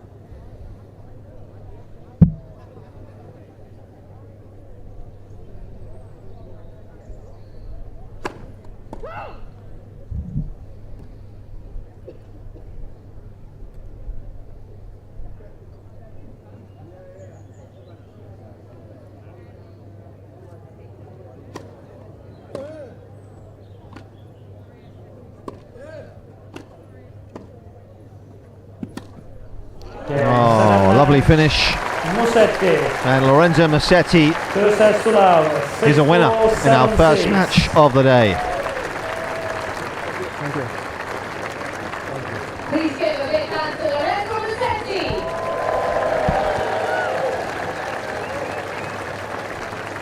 And of course, Khachanov.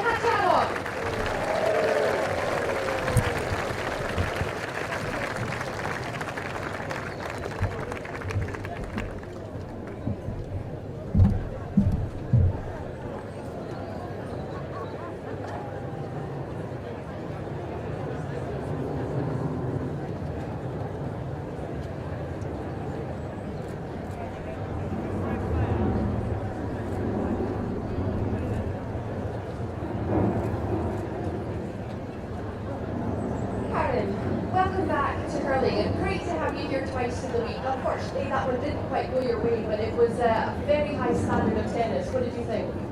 Yeah, honestly, today I think it was a better match than I had with Wednesday. I found better rhythm. I think they were really exciting. The rallies was a very close match, and I will try to take positives. Take like a few adjustments before the start of the Wimbledon, and basically to go to play the main tournament. Did you hate Lorenzo a little bit for those drop shots? I mean, he hit quite a few of them, right? Yeah, he's Mr. Drop Shot, everybody knows that on tour. And especially on grass, I think it's tougher sometimes to get to the ball exactly what you want to do. But I think, like I said, he has some nice game, I think, for grass with the slides, with the drop shots, good serve. So at the end of the day, that's kind of tennis you have to play. It is indeed. Now, you missed the grass court season last year because you were injured. How excited are you to get back to Wimbledon? I'm very excited, but so far the grass season didn't go well this year. I wasn't going to mention that. Yeah, for me, but you never know. At the end of the day, sometimes the grass is very, let's say, unpredictable surface. sometimes, I mean, you play well, but the guy played also well, he served well, and then like a few points he lost, and it looks like the match gone, you know. So there are sometimes really small margins, you know, especially on grass. So I think, again, I have to try to stay positive and just get ready for the main tournament. I mean, this was like kind of preparation, I think, for all of us, yeah. Exactly. Well, it's been an absolute pleasure to have you here for 2 matches. Thank you so much, and good luck at Wimbledon. Karen Khachanov.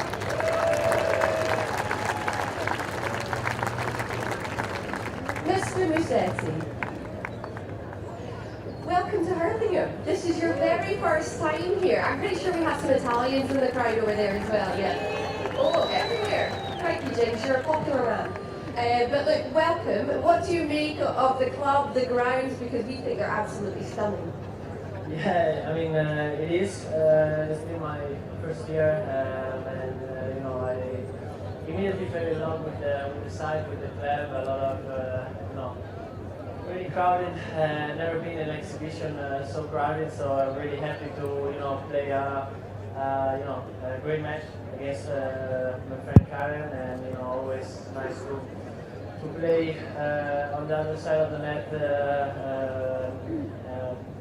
With Karen, we always practice together, so it was really fun. And I think, you know, as you said, the grass really few adjustments that we need to do for our best preparation to Wimbledon. So I'm really happy about the win today. But I mean, you know, it was really fun to play, and a lot of good positive things to bring back home. You've been loving grass this season so far. Semi-finals in Halle, final in Queens as well. What's working so well for you? You just seem to love this surface. Yeah, you know, I Mr. Dropshot. no, I'm not Mr. Dropshot, but I will try to reduce them and make it even better. But I would say that for sure my game is adapting very well this year on the grass. Feeling well physically and especially mentally, because the grass game is also really a mental game, because you know every point counts twice, because you know, especially with the big server and a lot of nice players and grass players, a lot of British guys that play really well on this surface. So I've been through a lot in the last year. Became father, so many things changed. You did. Congratulations. Yes. Are you getting any sleep? Yes.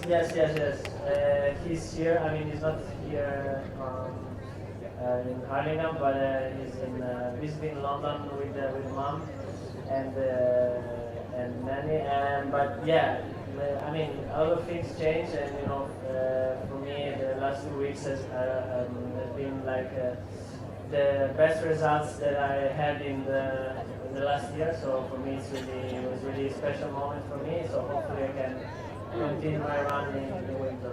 Absolutely. Well, we're looking forward to seeing you playing. Thank you so much for coming and joining us. Everyone, Lorenzo Musetti.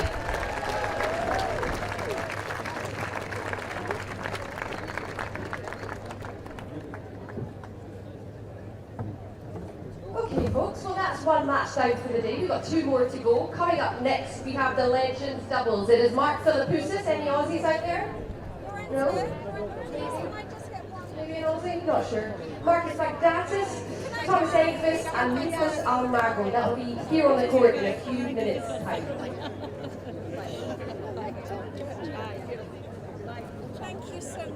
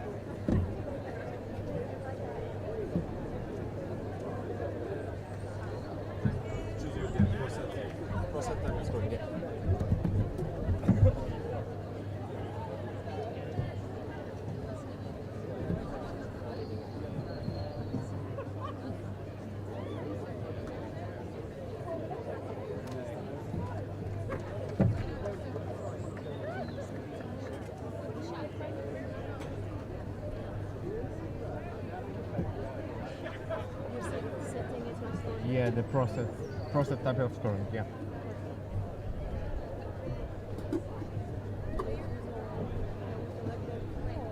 Sorry.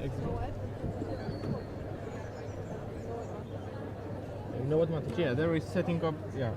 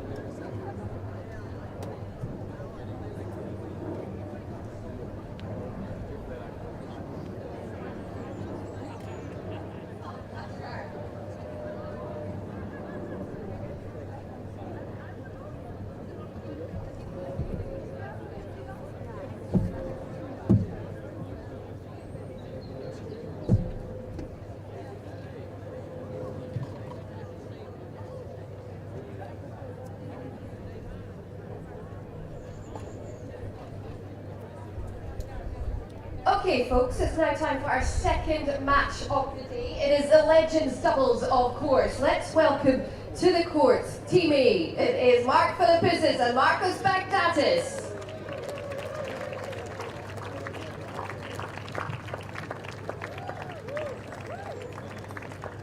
And their opponents, Thomas Enqvist and Nicholas Almagro.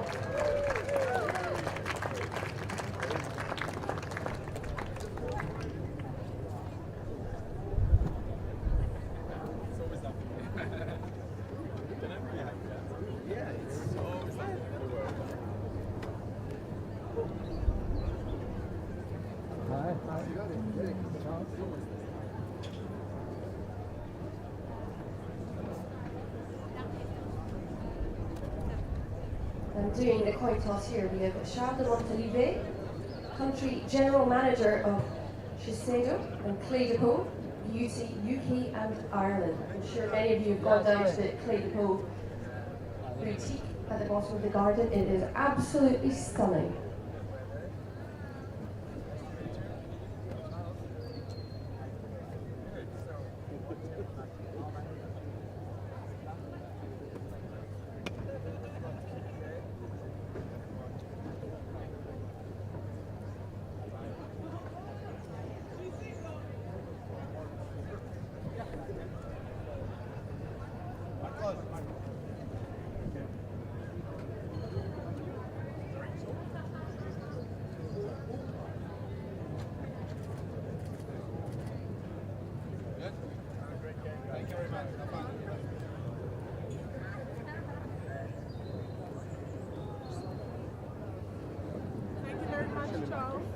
Thanks very much. Thank you.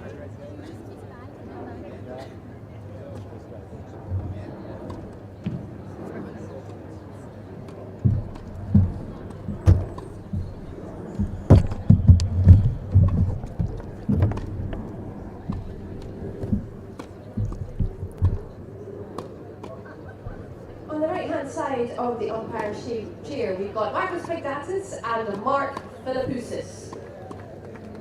On the deuce court, Marcus Baghdatis is from sunny Cyprus, a beloved figure in tennis. Now, he won the hearts with his spirited play and affable nature, best remembered for his magical run to the Australian Open final in 2006, as well as a stellar run to the semi-finals at Wimbledon that same year. He clinched 4 ATP Tour singles titles and reached a career high ranking of number 8 in the world.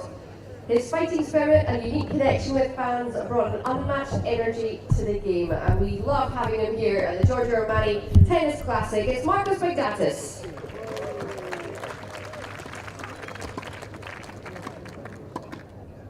And his partner, Mark Philippoussis, was born in Melbourne, Australia. He brought pride to his nation by clinching 2 Davis Cup titles in 1999 and 2003.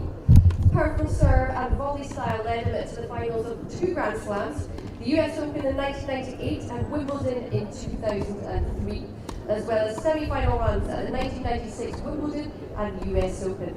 The Australian reached a career high of number 8 and won 11 ATP Tour titles. Since retiring, he launched his own fashion label and continued his love for tennis on the Legends circuit, as well as coaching some of the world's top players. So please welcome back to Hurlingham, Mark Philippoussis.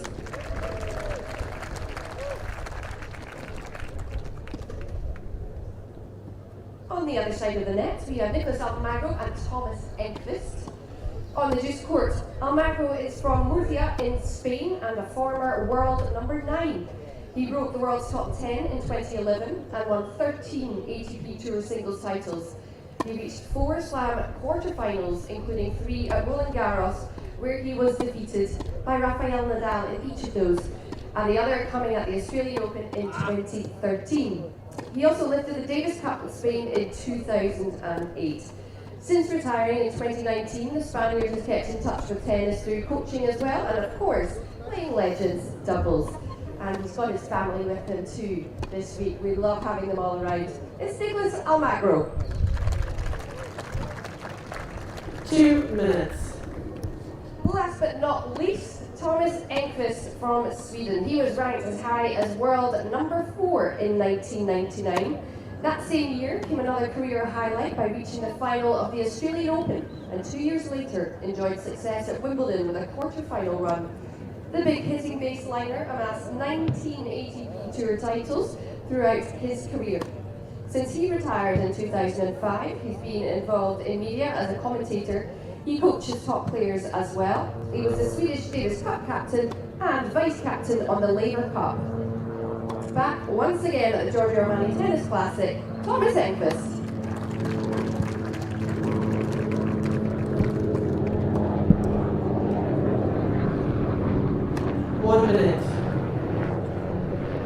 So welcome back to the Hurlingham Club, and a slight change in the schedule today with the Legends doubles squeezed in between the 2 singles matches, Novak Djokovic and Daniil Medvedev still to come, but this should be a nice starter ahead of that main course.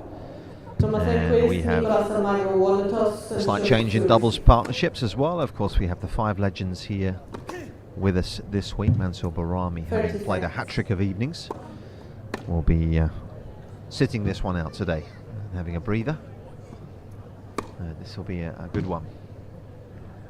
And Almagro teaming up with Enqvist for the first time this week, taking on Philippoussis and Baghdatis. Nice to have Marcus with us a little earlier on. If you missed it, nice chat with him, talking about what he's up to these days, and of course the new academy that he's opened up in Cyprus, as he looks to try and help the next generation of Cypriot tennis players develop their games.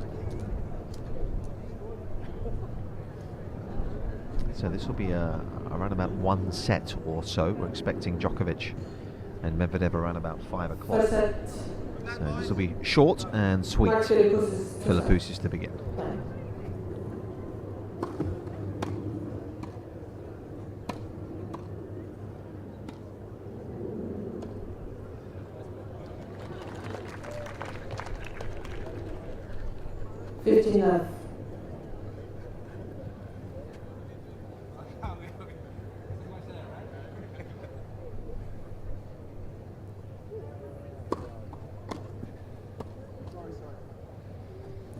15 all. And Mark Philippoussis with, in his day, of course, one of the greatest serves ever seen.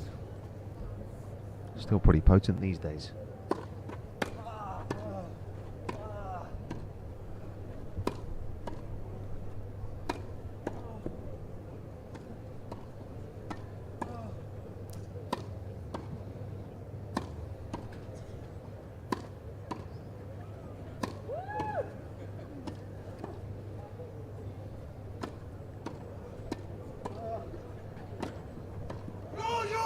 Oh, fine quality rally. 30. Nicholas Almagro's having his partner to get chasing. Not to be.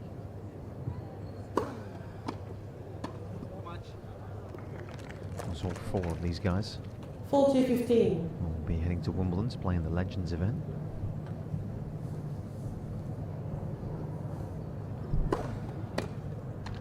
Was held during the second week of the championships. Philippoussis, Baghdatis. First game.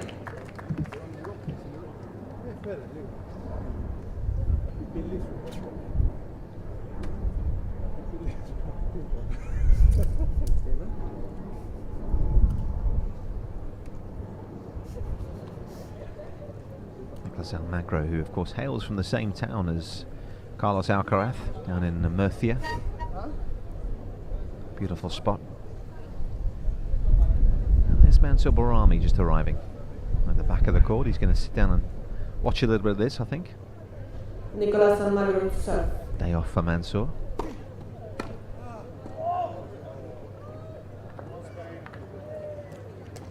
Love 15.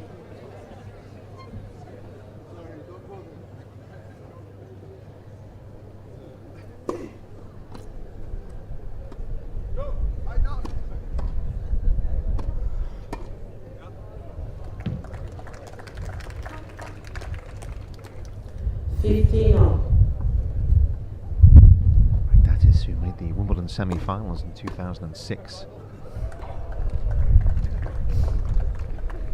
So was a runner-up in Melbourne at the Australian Open as well. So that was the first time we really saw him make that huge breakthrough.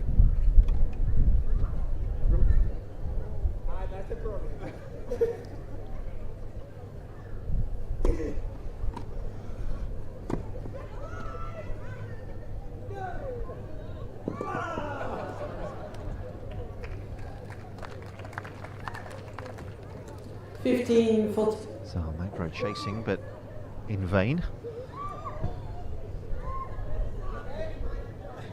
Shut up! I'm trying to play over here. And some of the ladies getting told off.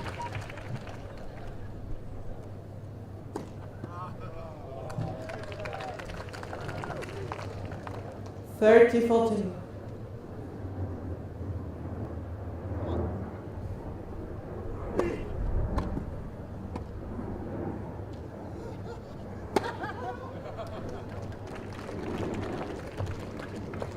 Deuce, deciding point, receiver's choice.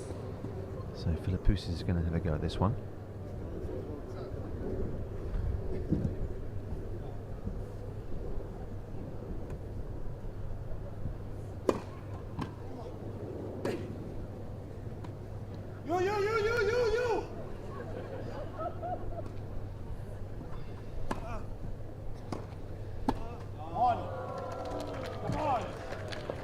A volley that Marcus Baghdatis will have fancied himself to make. Enqvist, Almagro. One game on.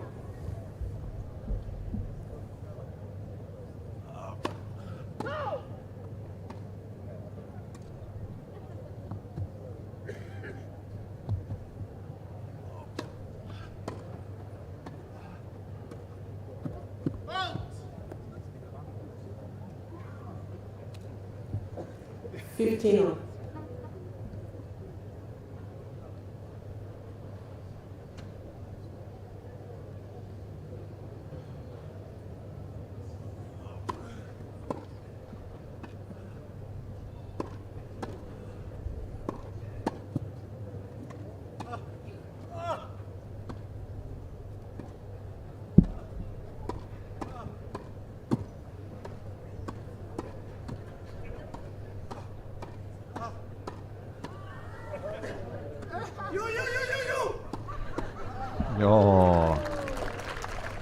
Enqvist.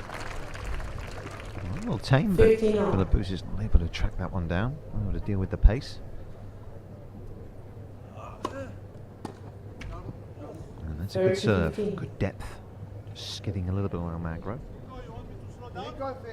If it hits the line, non-18, huh? If it hits the line.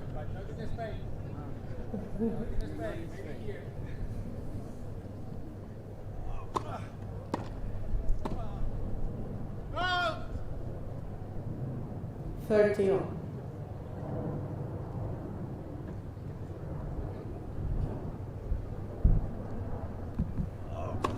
Let for service.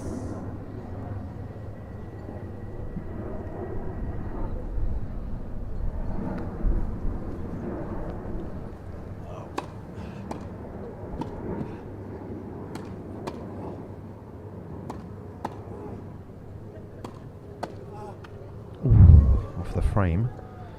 Nearly got away with it. 30-40.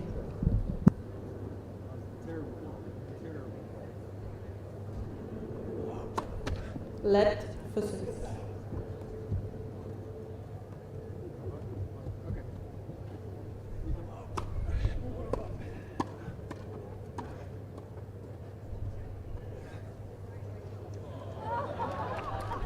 Well, not much of a bounce. Deuce. Deciding point, receiver chance. I think Almagro just telling him that you knew it was going there. Game. And it's an ace from Marcus Baghdatis. And they hold on to their early lead here, 2-1. Philippoussis Baghdatis lead by 2 games to 1. Thank you, Barney.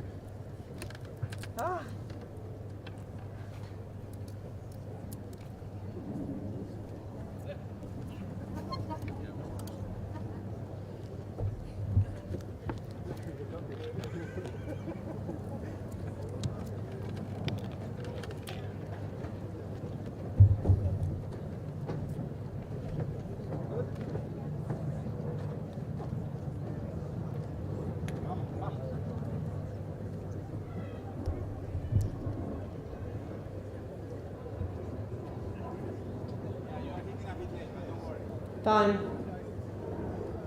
Thomas Enqvist to serve.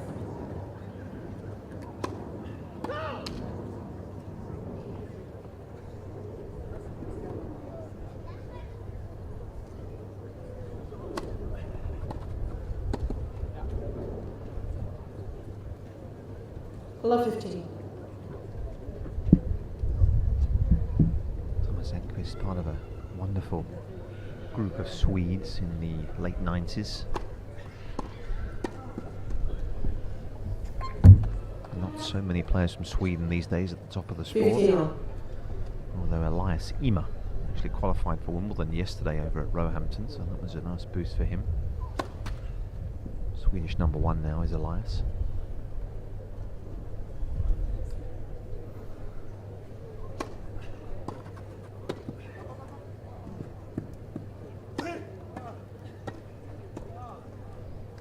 Tough volley, feet well flat from Baghdatis. 30-15. Married, of course, Marcus, to Carolina Sprem, the former player.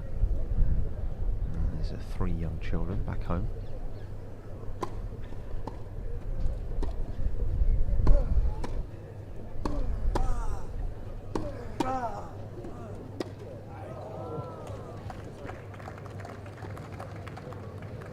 $30.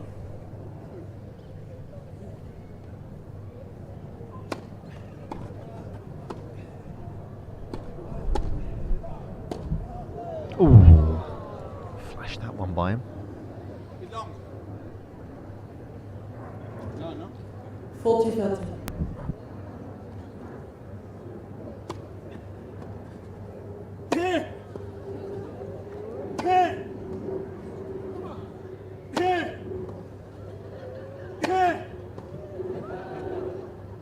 Sorry.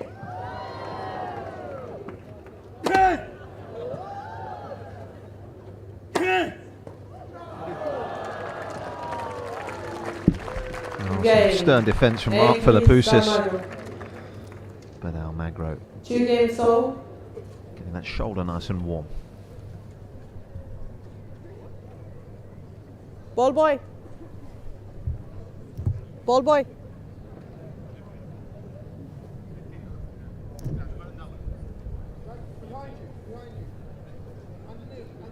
Underneath the... Thank you.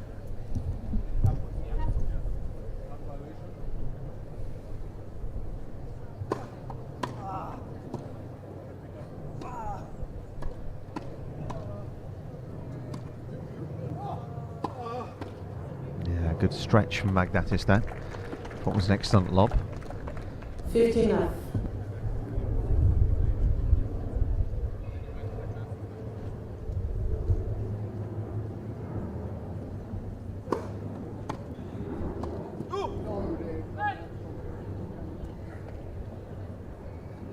Now.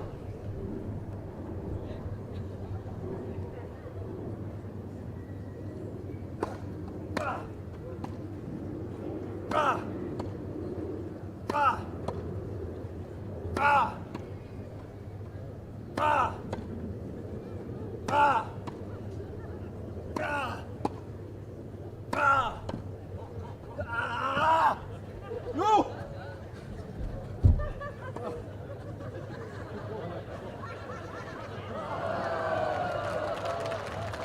Well, Philippoussis is trying to partake in the fun and games, but just fluffing his lines there.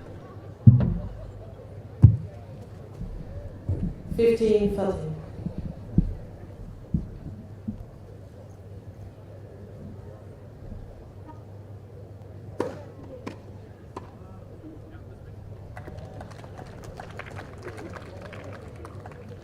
On.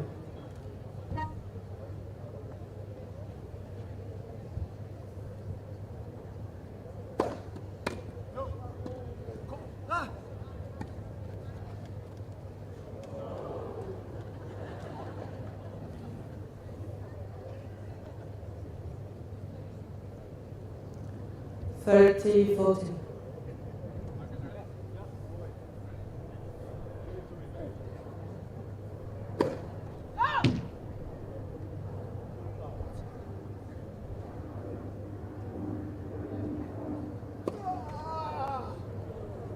Game.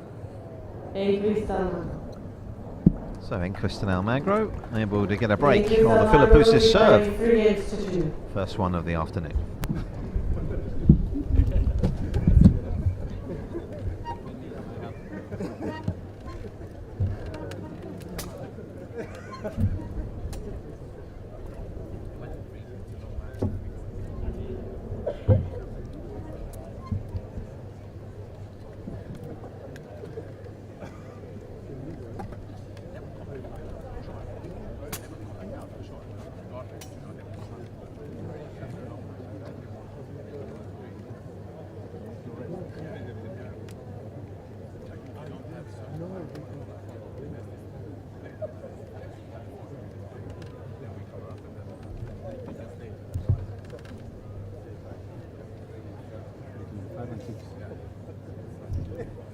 Time.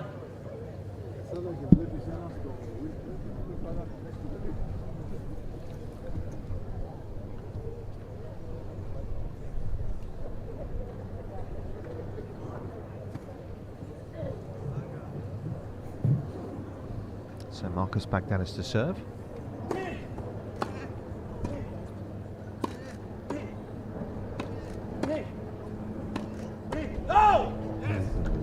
Low volley that Almagro just couldn't quite cope with.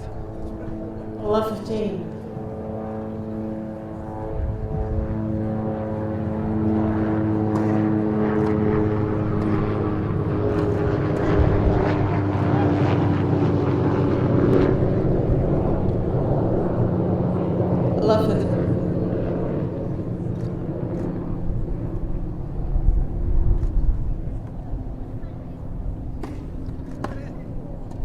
Oh, what a stunning return from Baghdatis. Kept the ball so low. Love 14. Almagro not able to get the legs down underneath the ball on a half volley. That's a good serve. 15-40.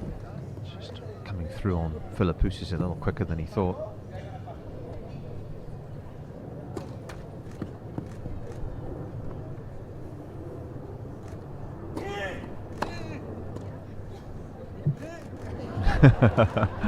Again. A little fake smash from Baghdatis.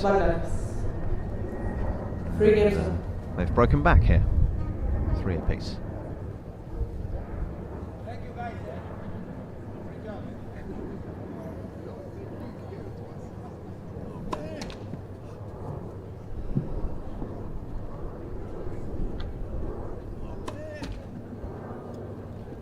Love 15.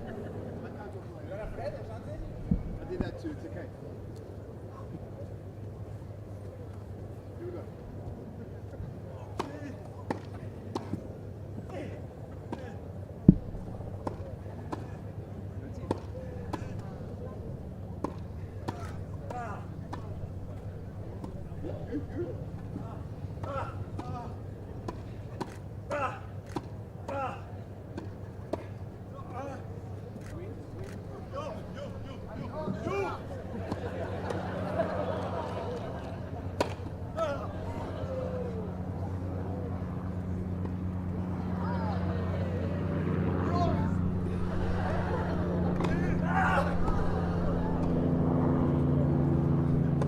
Oh, what a rally that was. Magnificent.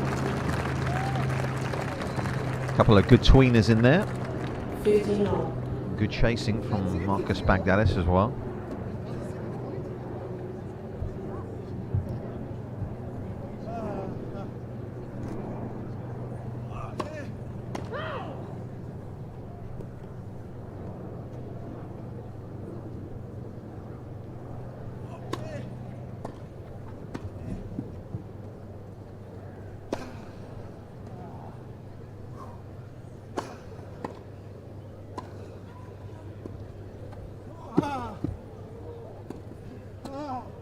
Oh, had to bend down low there, Baghdatis, to get the first volley up. Just couldn't get out of the volley quickly enough.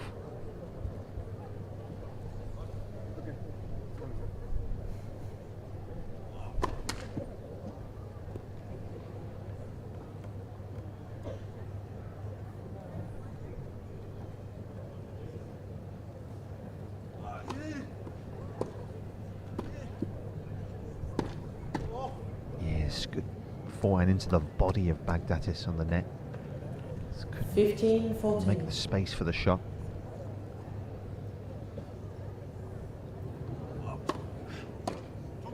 Oh, just missed it. 30-14. Good clean return though from Almagro.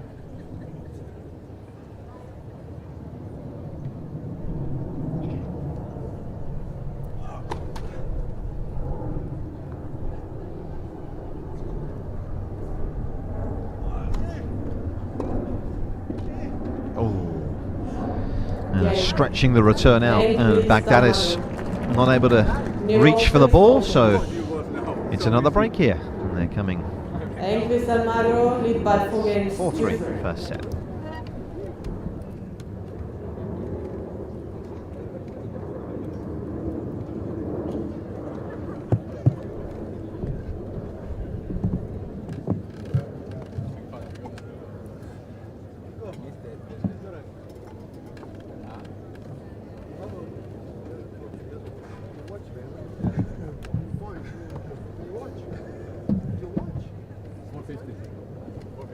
No battery.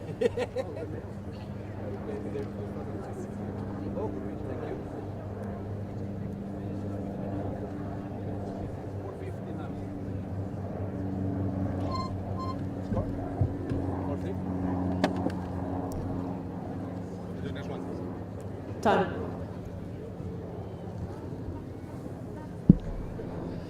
So midway through the afternoon here at the Hurlingham Club. Still to come, Daniil Medvedev will take on Novak Djokovic in what will be one of the highlights of the week, if not the highlight of the week.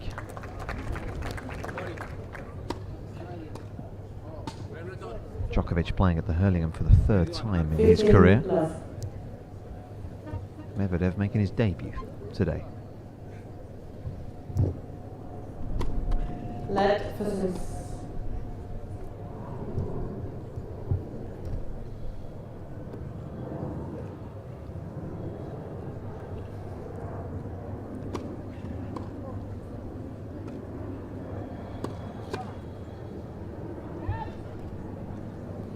It was a good forehand from Philippoussis. It was a pacey one. It went low, got the whip on it. Oh, wonderful pass. 15. Baghdatis with a forehand angle, some note.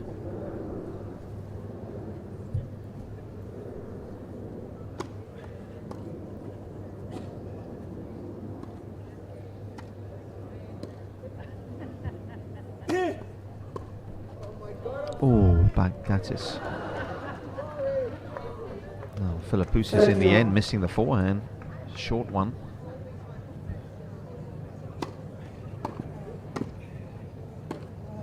Oh, stunner. Baghdatis with a beautiful forehand. 30-14. Right down the middle.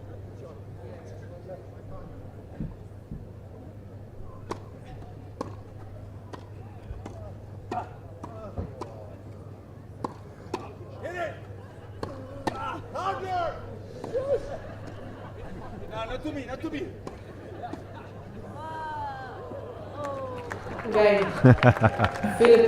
Well, Enqvist giving it a second go. I'm not sure that's legal. And this match continues to be tight.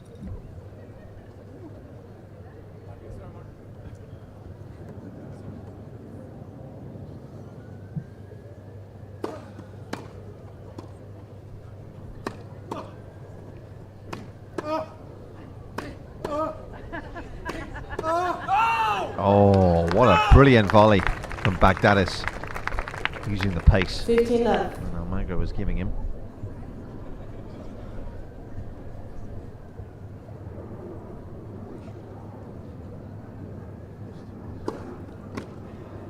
Yes!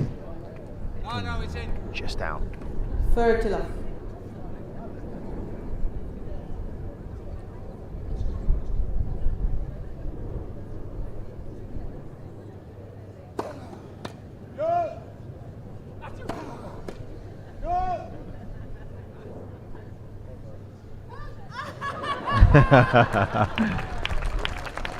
That was a cute little shot from Philippoussis to end it all. 40 left.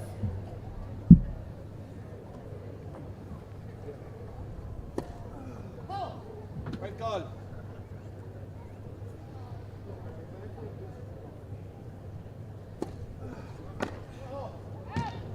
Game. Philippoussis Baghdatis. So Philippoussis and Baghdatis edge in front here. Baghdatis lead by 5 games 2-4. And their lead 5-4.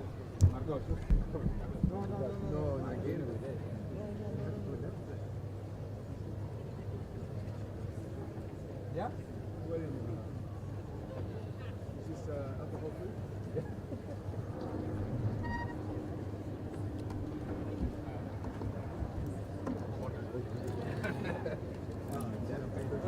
Next one.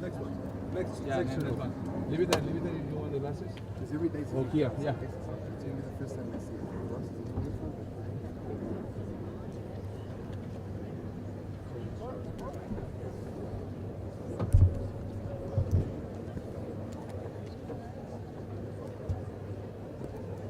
Time.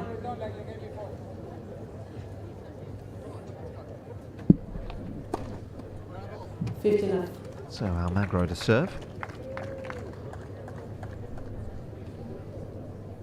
For world number 9 in singles.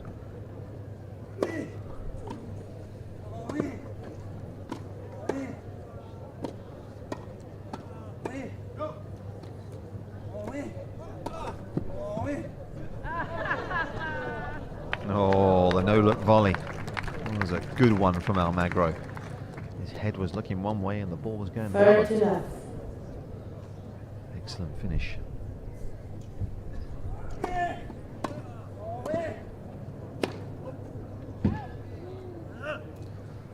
Left.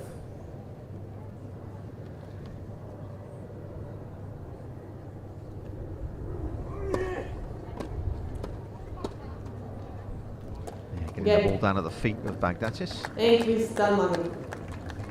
5 These games. games are being ticked off very quickly here so far. It's coming up to 5 o'clock now in London.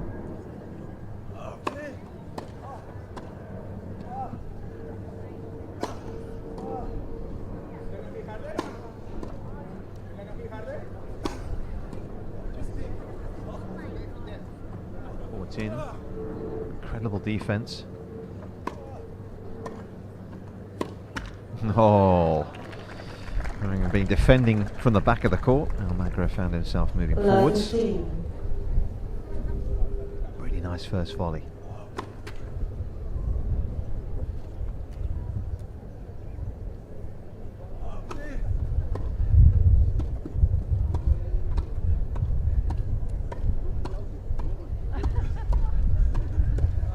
Oh, brilliant reflex volleys from Philippoussis and Almagro. Neither player relenting.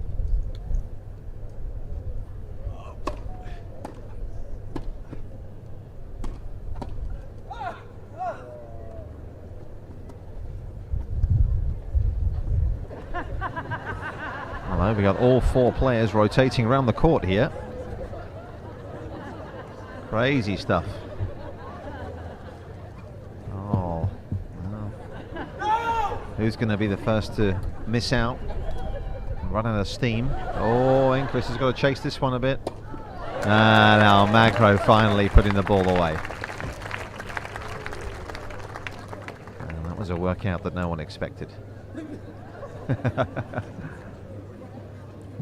15-14.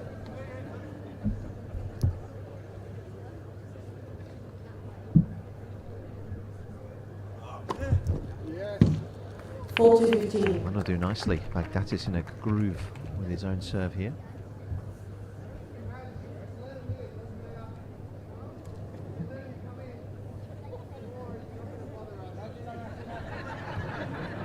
I think Philippoussis is just asking for the ushers to let people in.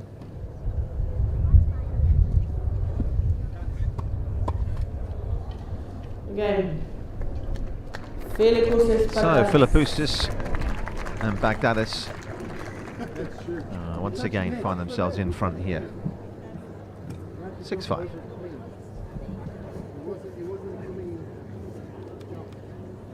Philippoussis Baghdatis lead by 6 games to 5.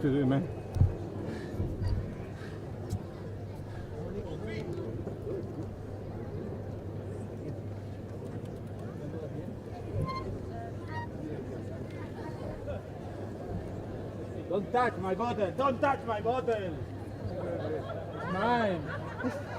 That you touching my bottle. That's here. Energy drink to my partner. A little bit. You can't just come and say you got 2. Hey guys, we have 7 minutes. So the Legends doubles continues here at the Hurlingham Club. Time.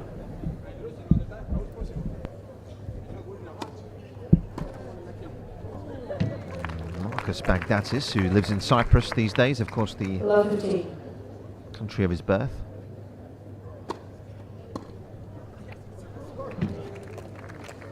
Philippoussis, who actually lives in Melbourne, in Australia, does Mark with his young family as well. Does a bit of commentating these days, does Mark? 15, like with Channel 9 in Australia.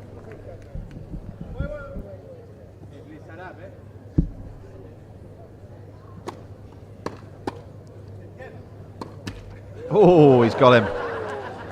Almagro tagged on the hip. 15-14. A little unfortunate. But, a bruise for his troubles.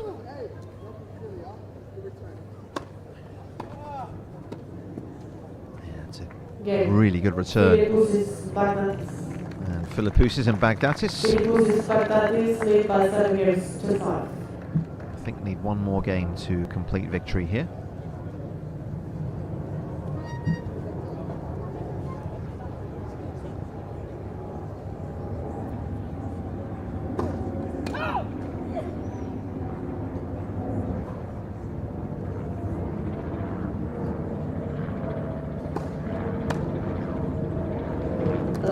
Lovely return. He's such a sweet single-hander. He always did.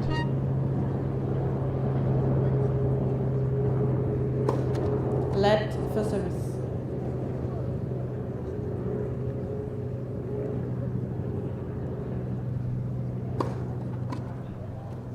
Oh, he's just missed it. Just caught it 15 fraction now. late off that return.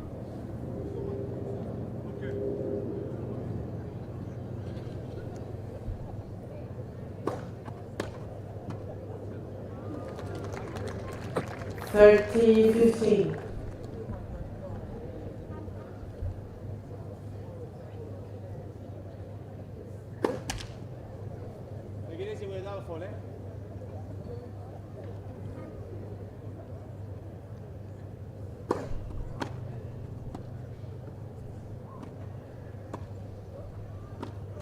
Oh, good depth on the volley. 14-15. Enqvist not quite making enough space for it.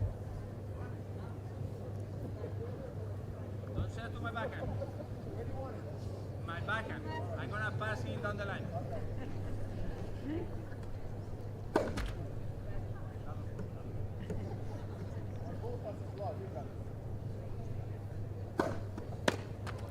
Game.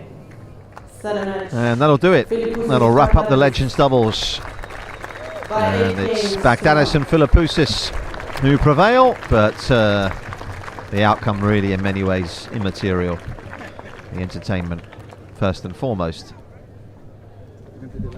Please give a big hand to our legends. Mark Philippoussis, Marcus Baghdatis, Nicholas Almagro, who's ready to crack open the wine, and Thomas Enqvist.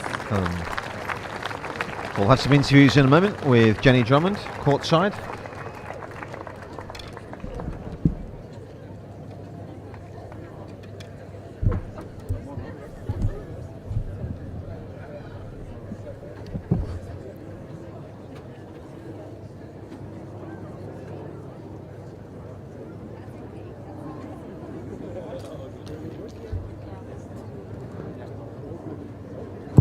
Someone?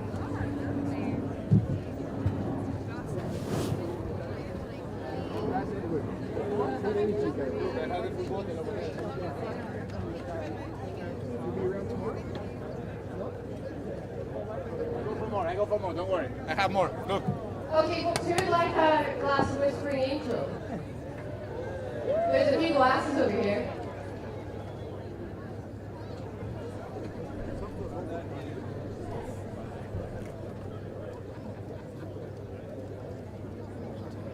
That's right. Don't waste too much or something. Is it heavy, Nico? No, it's not heavy. It's not heavy. I didn't wait in a long time ago and I don't know how to. 9 liters of Whispering Angel glasses. How many kilos is that? I think, how many kilos is it? Do you know, Marcus? Oh! Sorry again. What? Ah, with the bottle.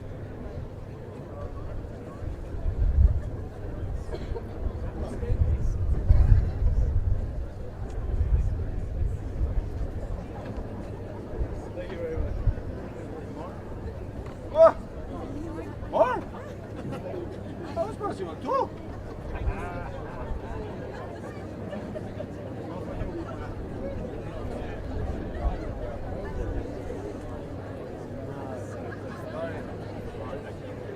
Well played. Thank you.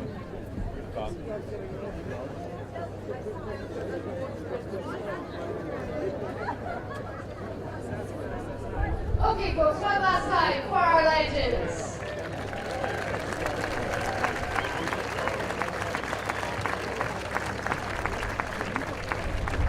Well, we've got one more match to round off the day here at the Hurling Club, and it is none other than Novak Djokovic and Daniil Medvedev.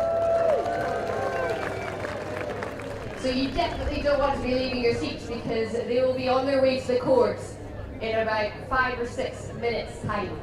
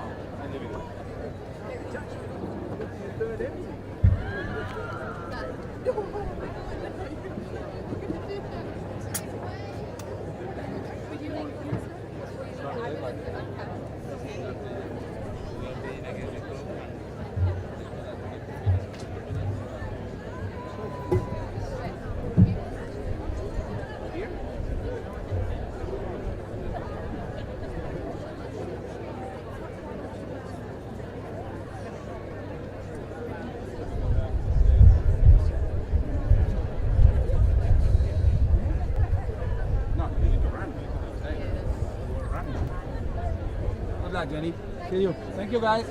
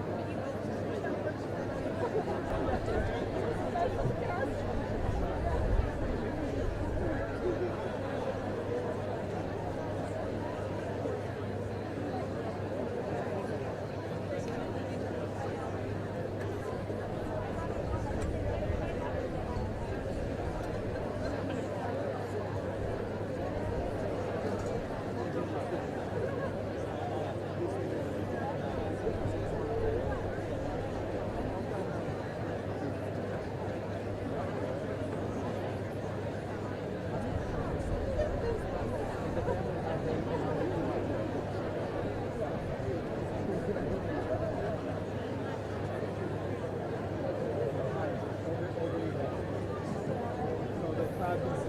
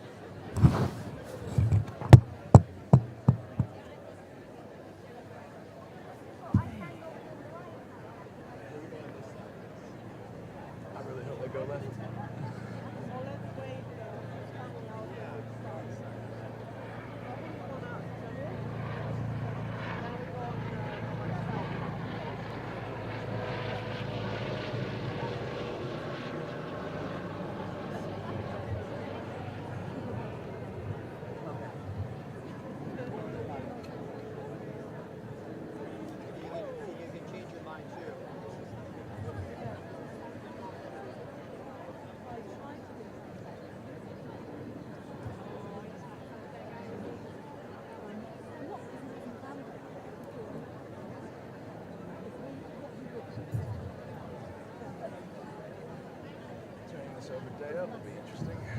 Alright. Yeah, my boss, who wants me to turn this match over today. Oh, no, right. How much do you have to do then? Not that much. Not too much, not too much. Just like a minute? Yeah, just a minute. It won't be that bad. That's for the city thing. Yeah, it's for City. It's for City, and it's one of those things I don't know where they're gonna put it. It's like I normally run the socials for the taste of tennis, but today they're like, yeah, we want this for like just internal, and I'm like, internal. John, I can't stand that. It's just busy work for no reason. It really is. So this someone who wants to throw around big start on Tuesday. Really? In the middle of the event? You want me to sit down and just do one on each foot? Some guy Trust me, I know what you mean. City will love it. But no, it wasn't specific. You take your time. I'll take it whenever you. I'm on the same side of that coin.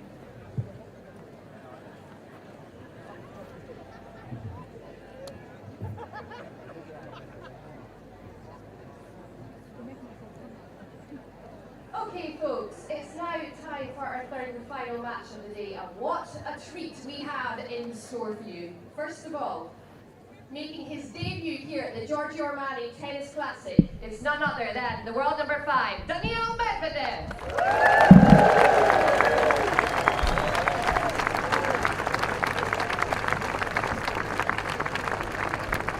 And his opponent today, someone who's graced this court before many times. We absolutely love him here at the Giorgio Armani Tennis Classic. It is a 24-time Grand Slam champion, Novak Djokovic.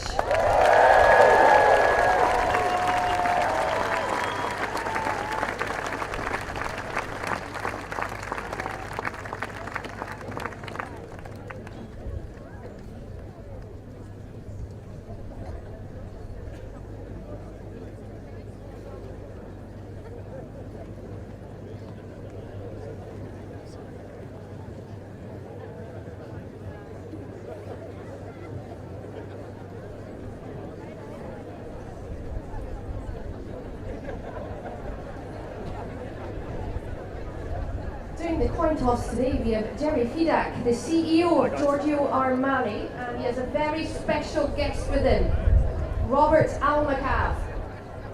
So can we give them a wee round of applause?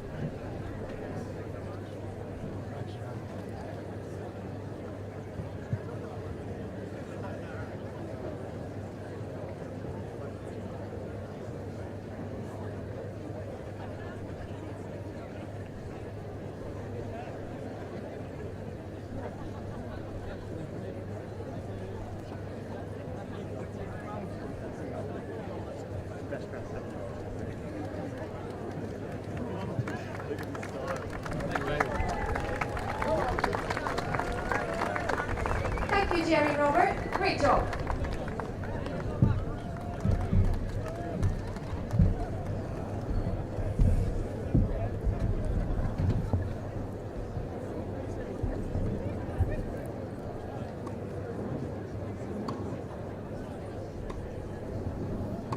On the left of the umpire's chair, 28-year-old Daniil Medvedev, who is the current world number 5. Previously securing the world number 1 ranking, he has won 20 ATP Tour titles, including 5 last year. In terms of Grand Slam success, he won the 2021 US Open. He is a 3-time Australian Open finalist, quarter-finalist of Roland Garros in 2021, and last year reached the last 4 at Wimbledon. This season he reached the quarter-finals of Madrid, semis of Dubai and Miami, and finals of Indian Wells and the Australian Open. We're absolutely delighted to welcome for the first time at the Giorgio Armani Tennis Classic, Daniil Medvedev.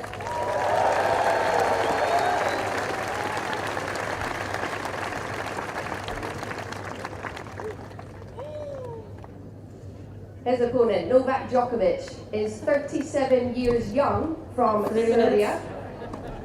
Right, Novak? Currently ranked number 2 on the ATP Tour. He's been world number 1 for a record 428 weeks in 13 different years and finished as year-end world number 1 8 times. As one of the greatest to ever play the sport, Novak has won 98 ATP Tour titles, 40 of them Masters 1000, 7 year-end titles, the all-time leader for the most Grand Slams with 24, 10 of which he secured at the Australian Open and 7 at Wimbledon. I hope I got all that right. Any more, Novak? Playing his first match since Roland Garros and back here at the Giorgio Armani Tennis Classic, folks, Novak Djokovic.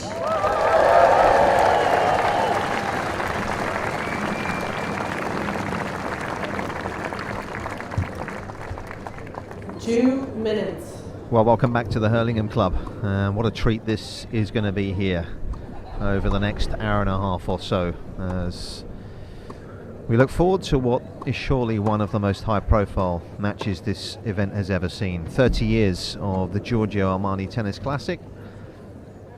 Rarely have we seen a matchup between two such high-profile players, and of course, so many eyes this afternoon into the early evening will be on Novak Djokovic and his movement, I guess, first and foremost, and how much is he going to be able to push after a somewhat unexpected arrival at Wimbledon, I guess earlier in the week, due to the meniscus, the torn meniscus, of course, an operation surgery just 3 weeks ago, a little over 3 weeks ago, after that injury that he sustained at Roland Garros, that many suspected would keep him out of Wimbledon. 1 minute. But not Novak. Ladies and gentlemen, Daniil doing Medvedev everything has won the toss possible to get himself fit for another tilt at the title at the All England Club. Nice to see Daniil Medvedev here as well, a man who just played the one grass court warm-up event last week over in Halle, where he lost to Zheng Zhizhen in the semi-finals. So, excuse me, in the second round. So Medvedev coming here looking for an extra match prior to the beginning of the championships on Monday. Unsurprisingly, not a seat to be had around this wonderful, intimate arena at this breathtaking club. He is nowhere quite like the Hurlingham Club, I have to say. Right on the banks of the River Thames. Can we get some balls on this It's end, going to be please? fascinating, primarily just to see how much Djokovic pushes himself out here, how much he's willing to try and stretch the knee, see where it's at. I can only think that he has been rehabbing every hour of the day, and he's able to try and get himself fit. Of course, these two actually haven't played an official match since that incredible US Open final last year, one of the most physical matches I think possibly ever played at a major tournament. Certainly that second set will live long in the memory of those that witnessed it. Medvedev eventually prevailing, excuse me, Djokovic of course eventually prevailing in straight sets.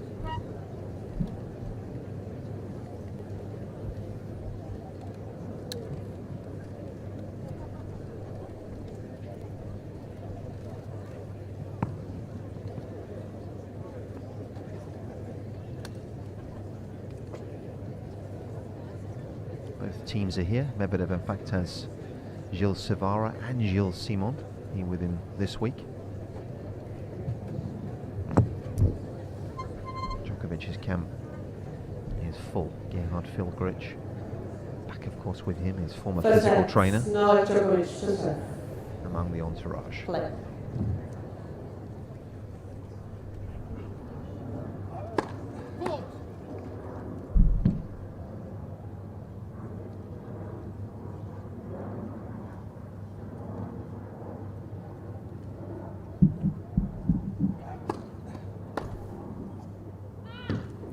15 left.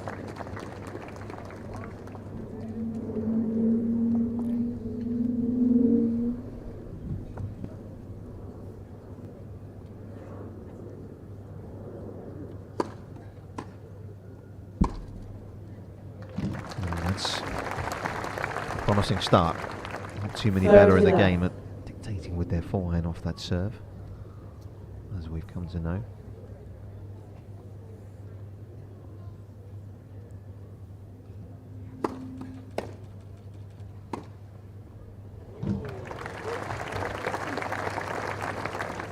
More of the same. The 7-time Wimbledon champion.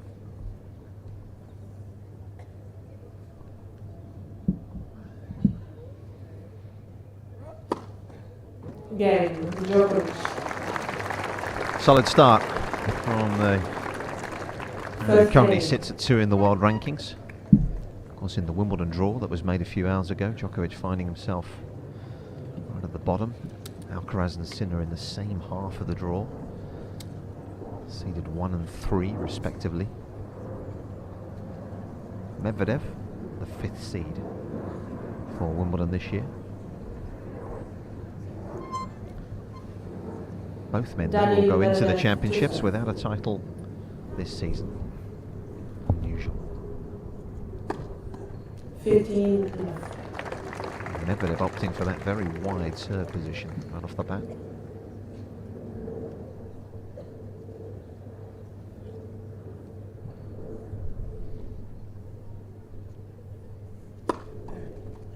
Thirteen.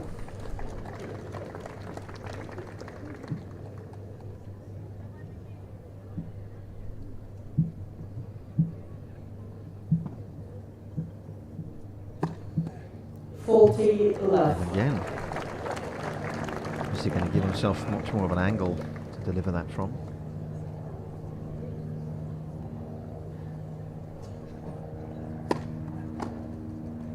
Oh, that's one way to deal with it.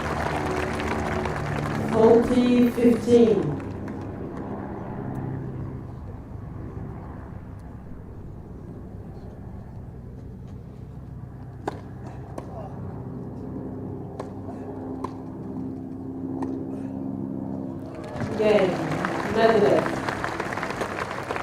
His backhand is lethal. It's one of the flattest shots in the men's game. And on this surface, that can be extremely effective. It's very little net clearance, does Medvedev.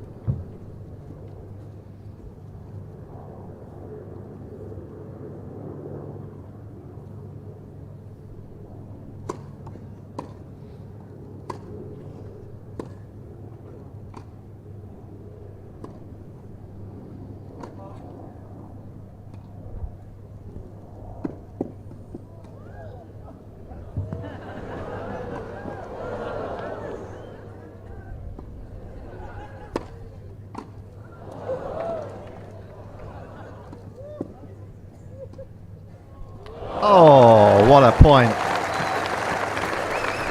And Djokovic being given the runaround. 15. I really want to test my meat today, right?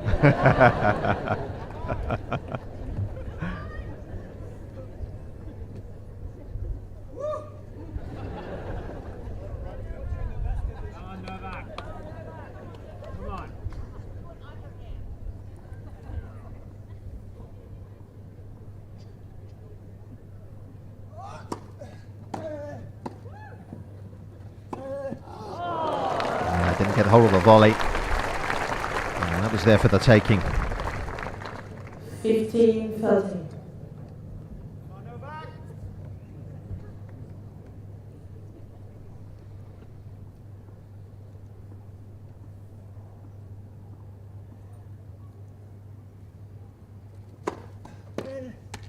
31.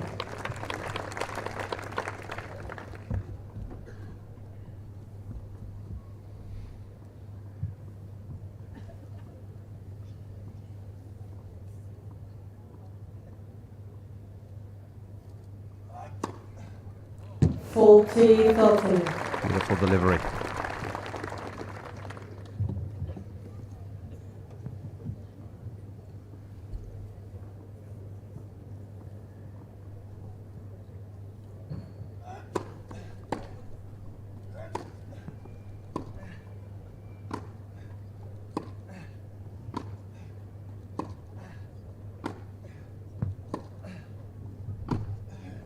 Oh, what a change of direction. Stunning. And Djokovic extracts himself from a bit of trouble in that game. Djokovic leads by 2 games to 1, first set.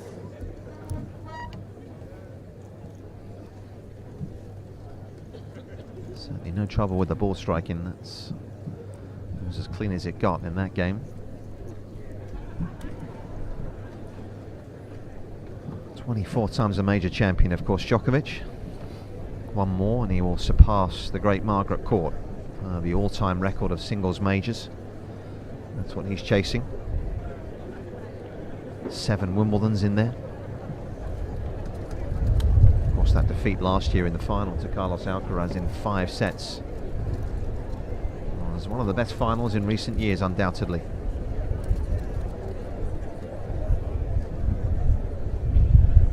And I guess if he's looking for a crumb of comfort in terms of the injury, Taylor Fritz would be one player to call upon, and Fritz having almost identical surgery 3 years ago, and in fact at the same time as well, around the time of Roland Garros, and then Fritz was able to come back and play at Wimbledon.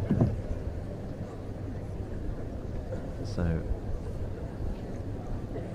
we'll see if he can follow that similar pattern.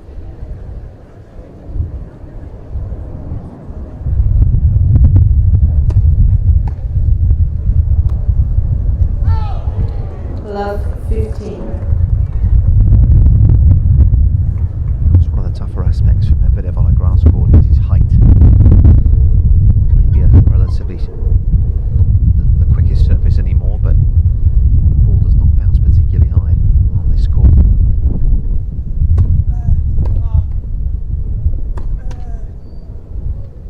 And a bit of wind just getting up there, just distracting Medvedev a touch.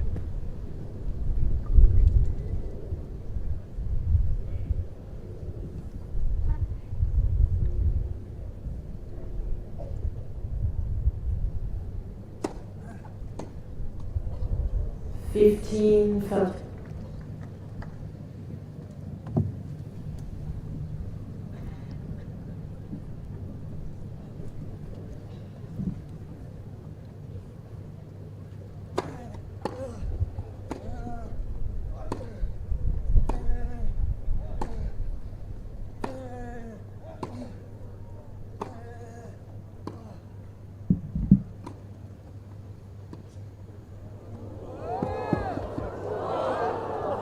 Oh, magical stuff from Djokovic.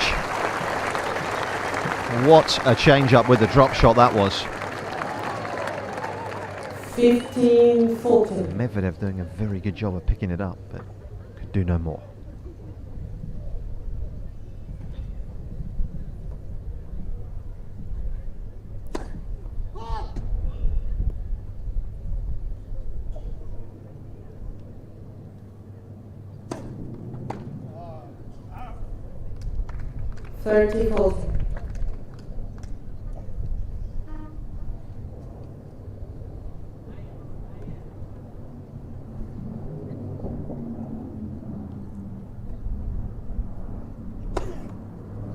Deuce.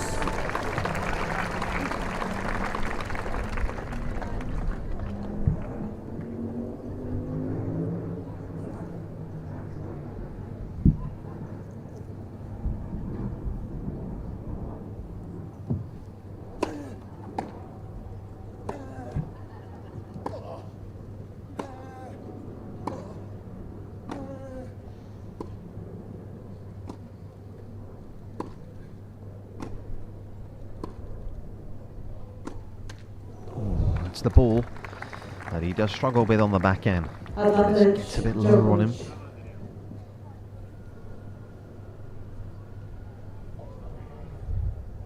Doesn't necessarily have the top spin on the left arm to get underneath the ball in that situation.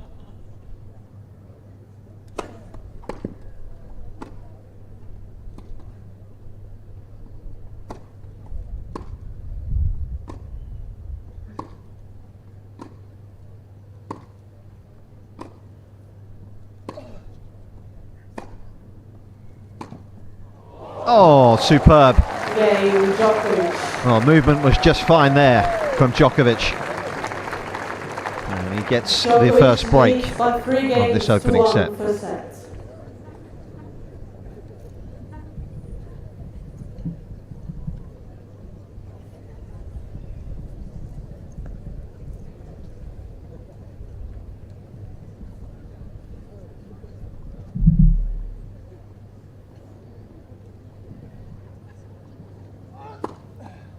15 left.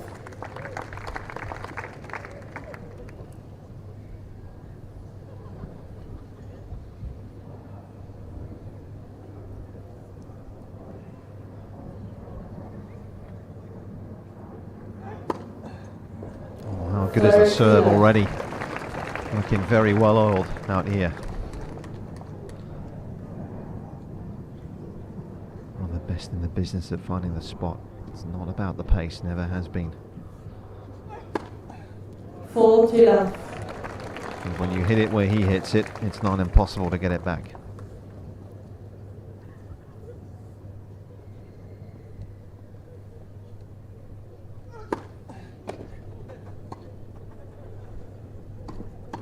I knew the first volley wasn't good enough.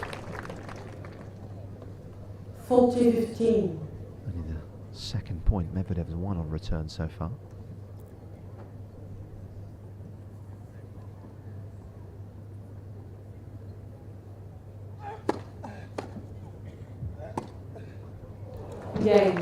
Excellent start from the former world number one.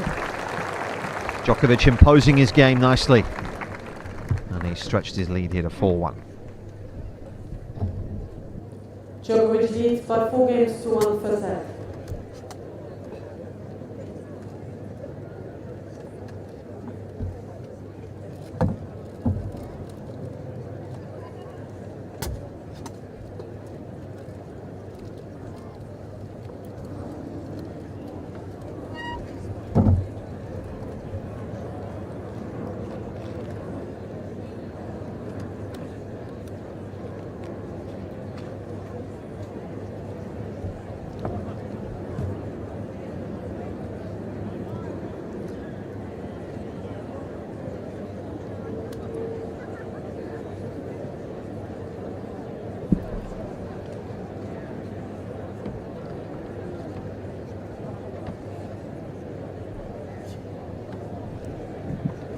Full house at the Hurlingham Club this evening for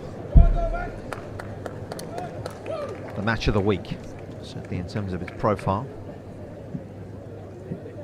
These two have had some good battles over the years. 15 times they've actually met on the main tour. Djokovic just having a quick word with his camp. Milan Manovic, his physio, is with him as well this week.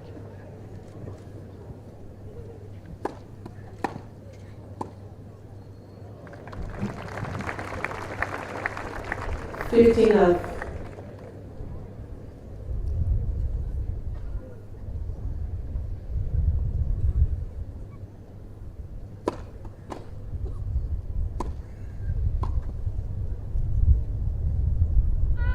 that's the ball, isn't it?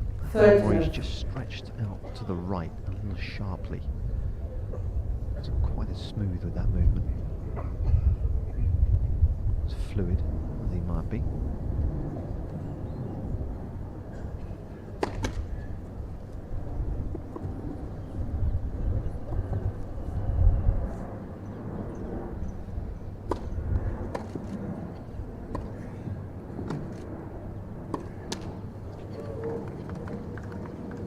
Easy for Medvedev to go up the line off that ball. It's a little bit lower. flat hit. Again, it's a fine line for him when he's taking it up the line on a grass court.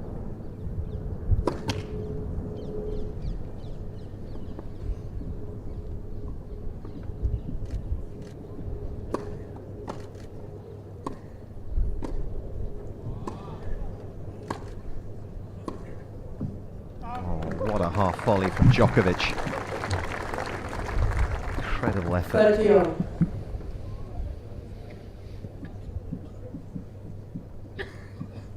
Pressure on Medvedev once again.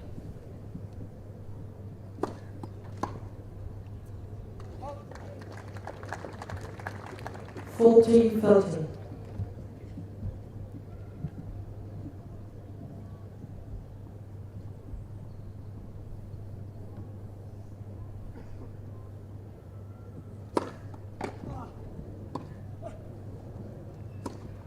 Yep. There with time to spare, and the return again was a good one. Deuce.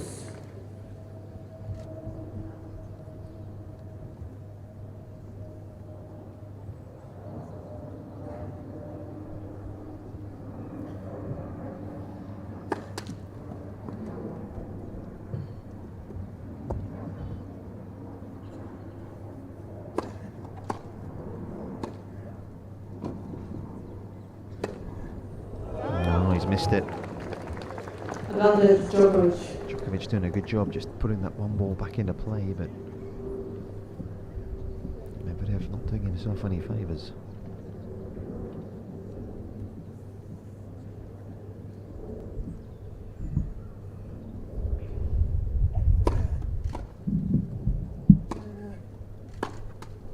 That's the one. He just didn't quite get low enough to it. Deuce. Just building that trust up, I think, in that knee, off that right knee, off that outside leg.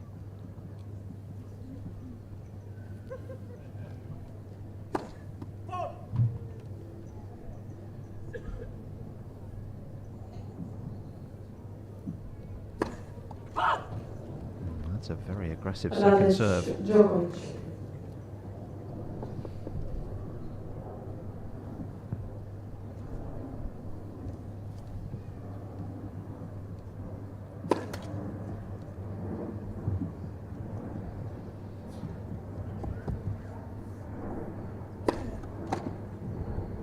And so is that.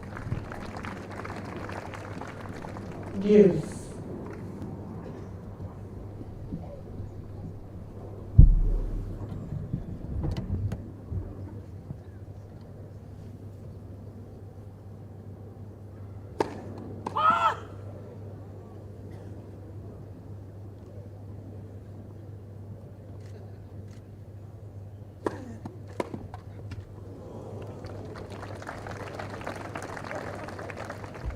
Advantage, Medvedev.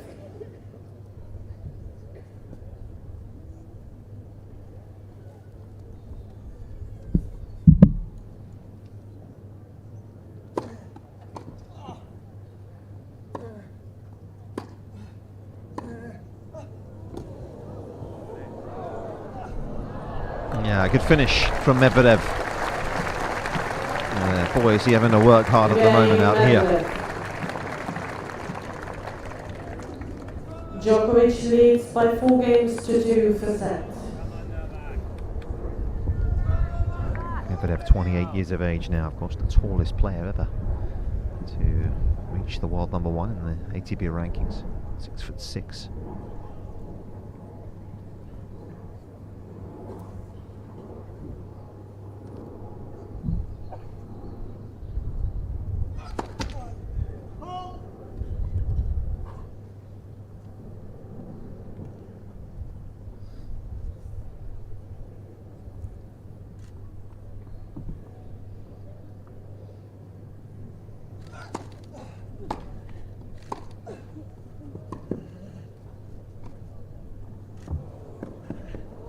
Yeah, what a good counter. Medvedev saw it coming and was there to respond.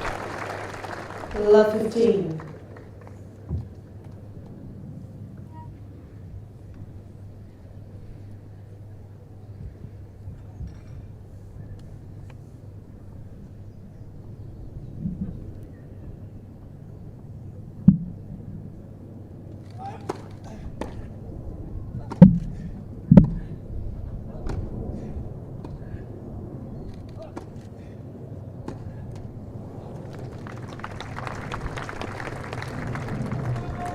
15-0.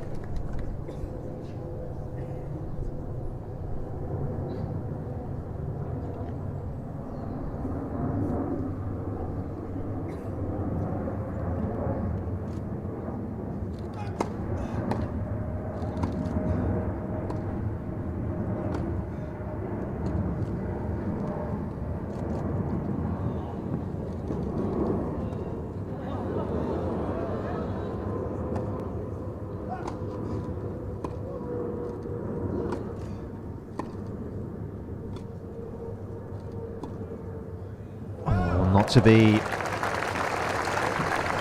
looking to try and utilise the slice to force Djokovic wide, but again, not a shot you feel is one of his best.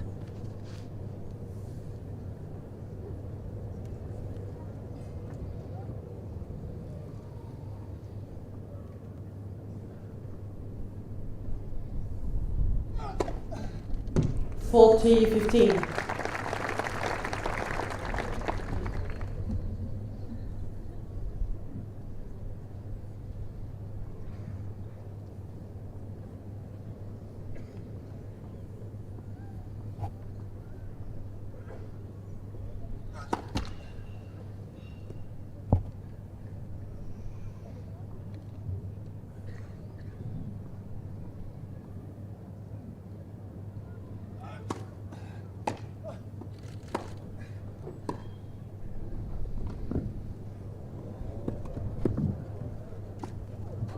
Oh, this is magnificent from Djokovic. How good was the counter off the backhand? Ball change. Using all parts of the court right now, the Serbian. And he leads 5-2 in the first. 5 games to 2 for set.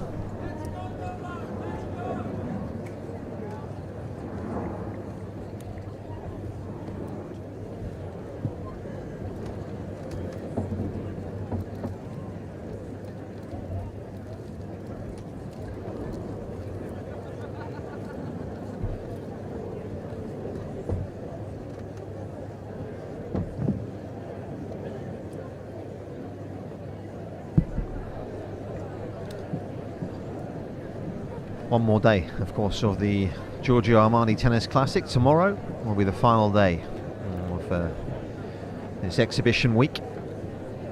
It's been a very successful one as well. Sold out crowds each and every day.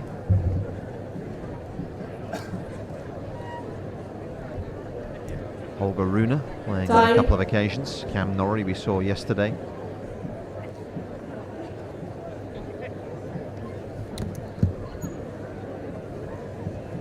None with the CVs. I don't think that these two can showcase, certainly not the Serbian, who this has come at an opportune time really, this particular match, to try and just test that movement, make sure he's where he wants to be.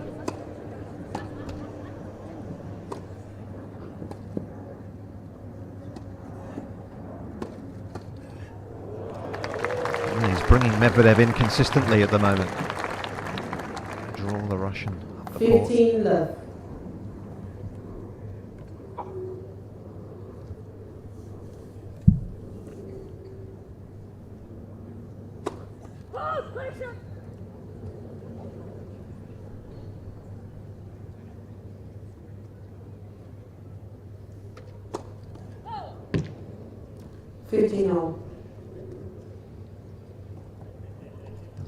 For the big second. Medvedev, much a trademark of his.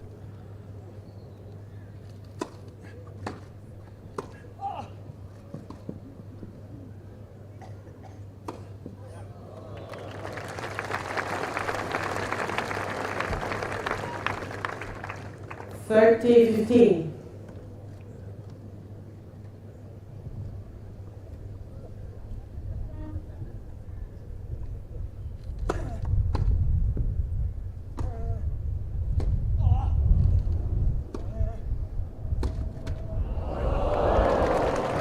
Brilliant defence from Djokovic again, the ability to use the slice off the forehand, make the approach a slightly less aggressive one.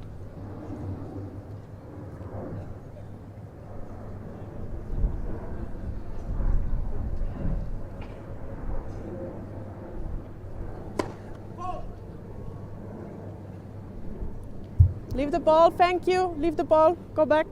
Go back.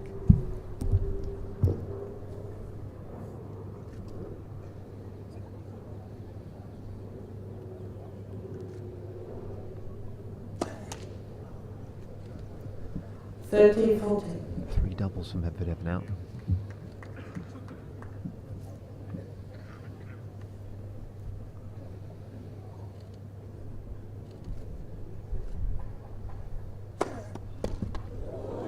That's huge.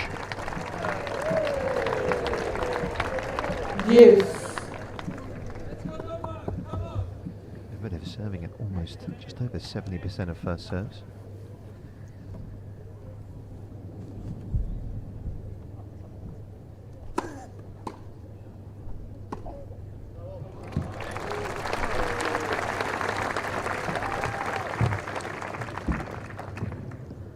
Advantage Medvedev.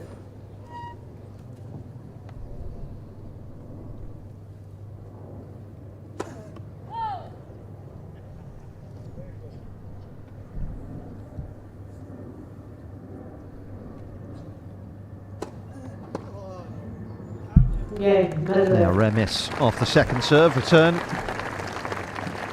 And Medvedev clings on. Djokovic leads by 5 games, 2-3 first set.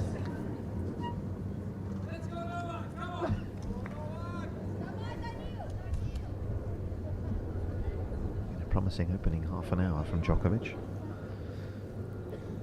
Signs are good so far.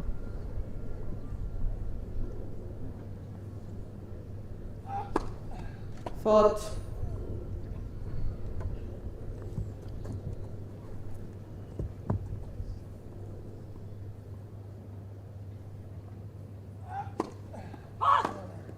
Love 15.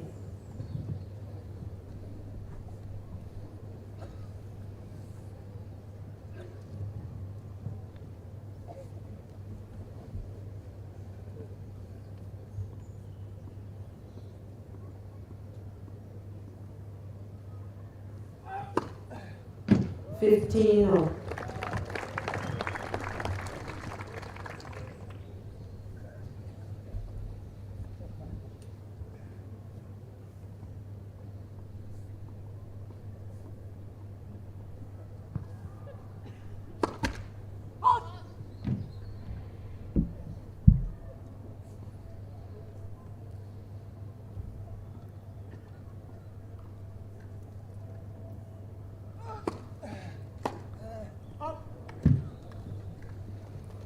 Serve and volley. 30-15.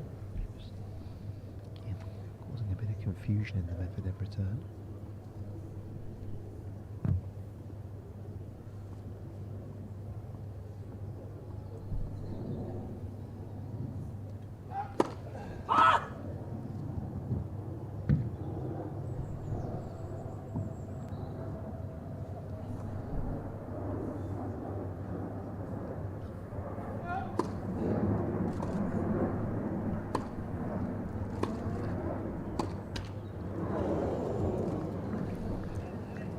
Well, first time really Djokovic has found himself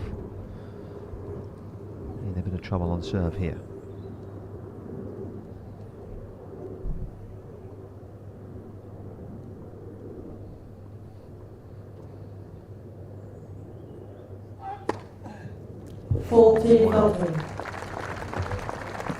Seen this playbook before.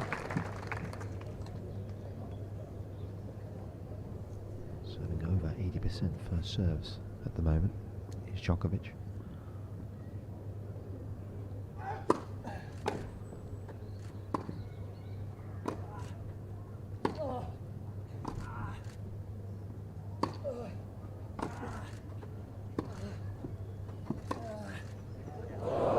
Yeah, good pass. There's the depth of the approach. Couldn't have been any better from Djokovic. No panic from the Russian.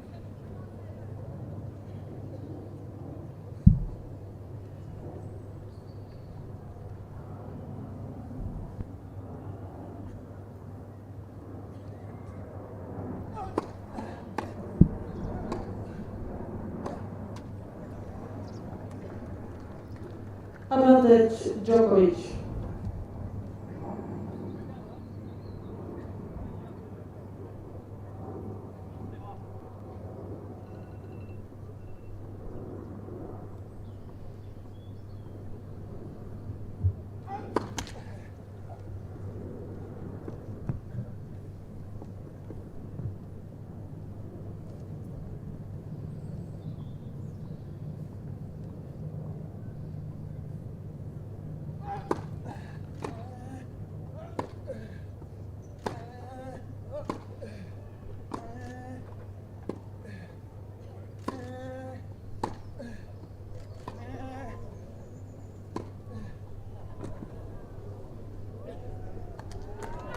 Superb hitting, causing Medvedev all sorts of problems with his combination of depth and width. The ball striking is firmly where it needs to be, and the movement looks pretty good as well from Djokovic's perspective. He takes the first, 6-3.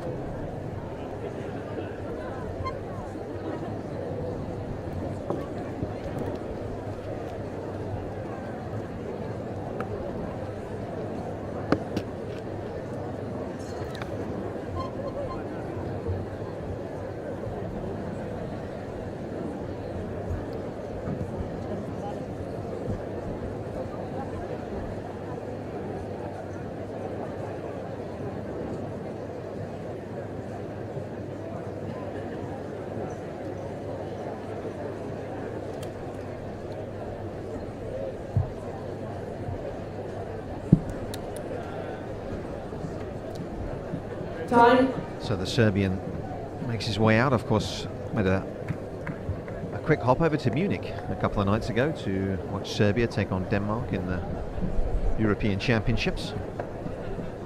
Having practiced at Wimbledon during the day, got the flight out and the flight back all in one evening. Second set. Sadly for him, Serbia Medvedev to serve. eliminated at the Euros.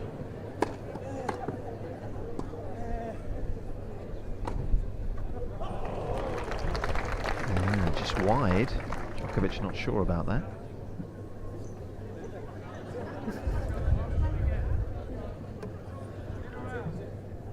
Love 15.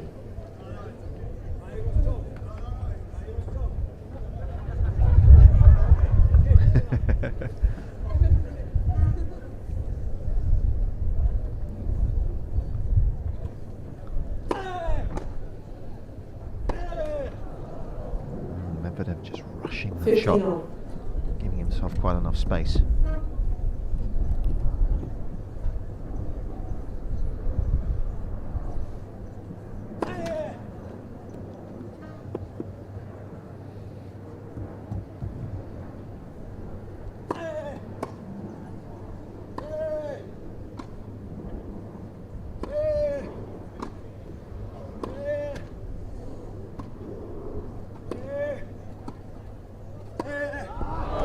Did well. Medvedev's initial pass stayed very low, made the volley a difficult one. 30-15. Slightly more defensive one, should I say.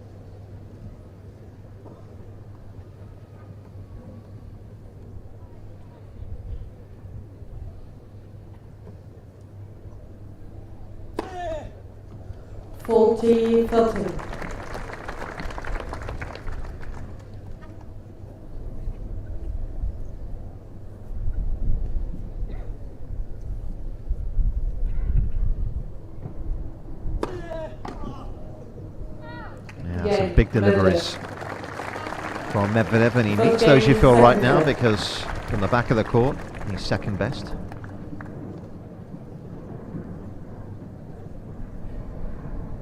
Of course, based in the south of France these days is Daniel Medvedev, having moved there with his family a decade or so ago now, in fact over a decade. That's when he first met his coach Gilles Savara. And it's been with him ever since, and what a journey they have shared, those two. This year adding Gilles Simon to the entourage.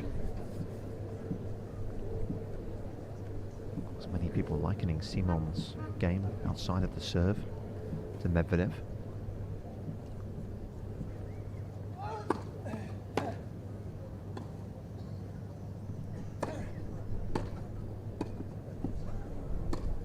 Oh, superb. Wasn't a bad dig on the first volley from Medvedev. 15 love.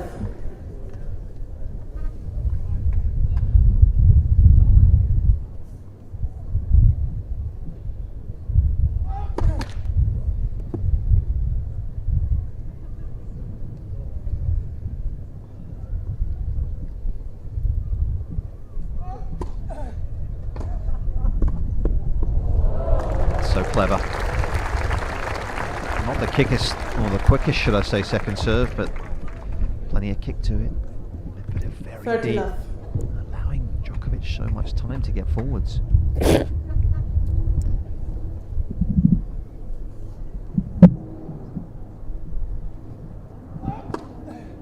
Forty left.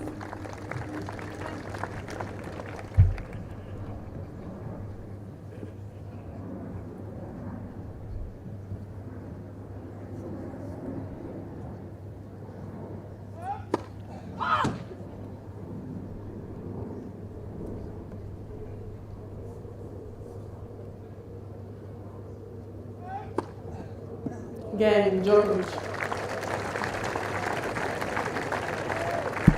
One game off. The best in the business on serve. Best in the business, full stop.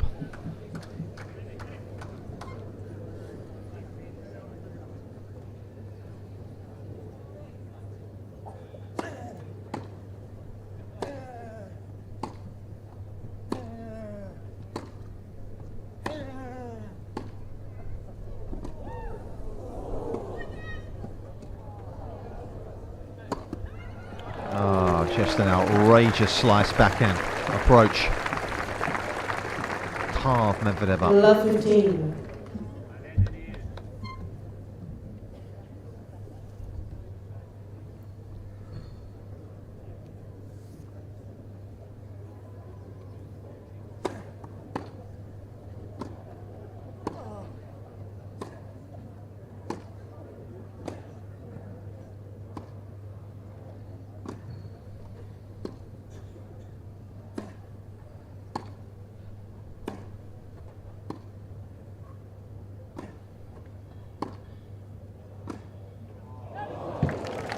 Lovely. Didn't look like there was a lot of space up the line, but what there was, Medvedev found.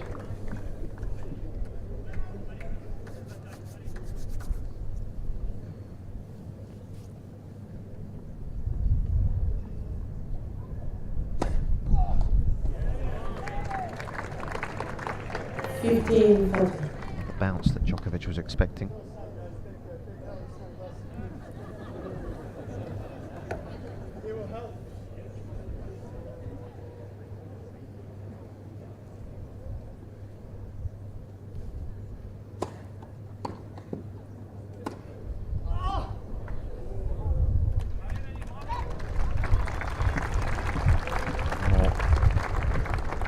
Pace on the Medvedev forehand. Well, with the short ball.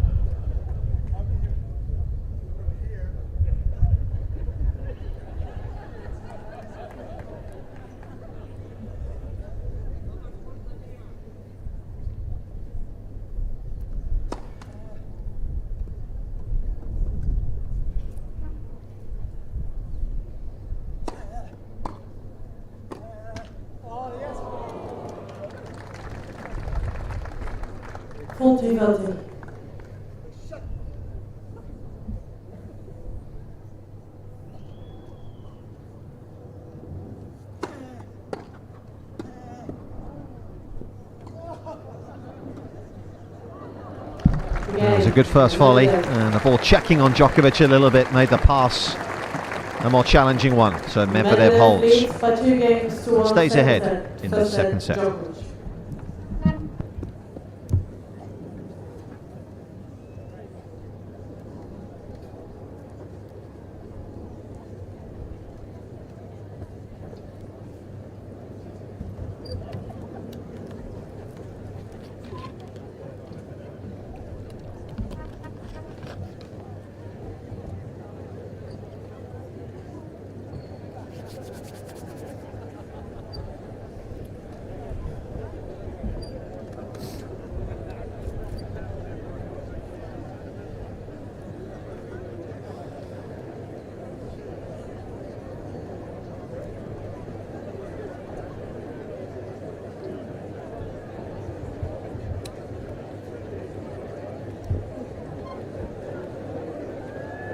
Time.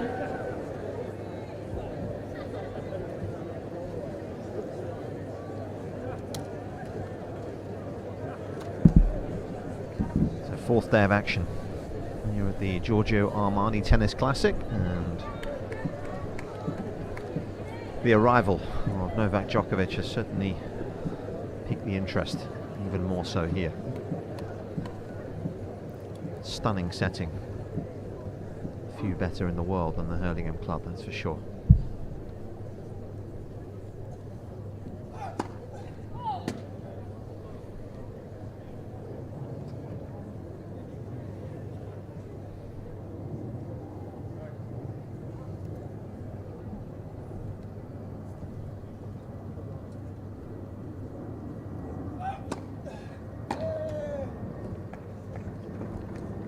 left. Medvedev still to get a look at a break point in this match so far.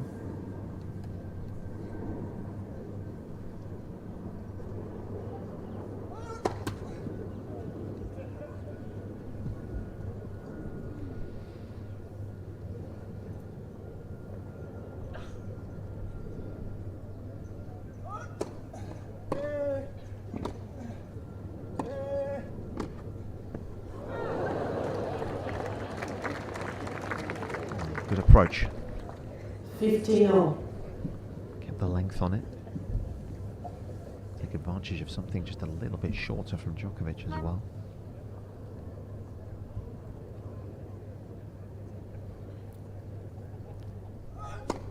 Let for service.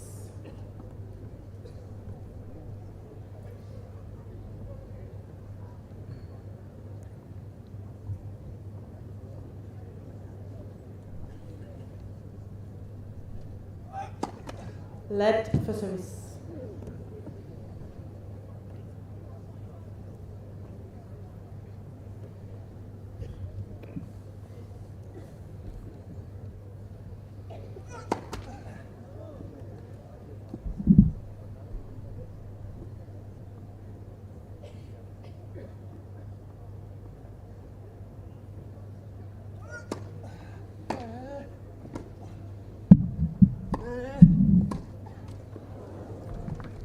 Good stuff from Medvedev. Again, squeezing the room of 15-30. Djokovic, giving him time on the approach.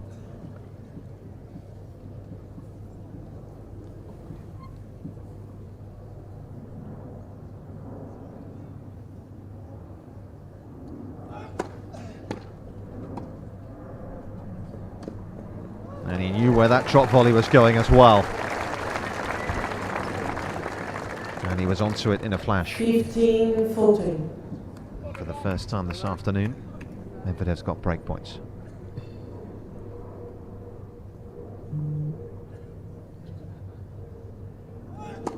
Let for service.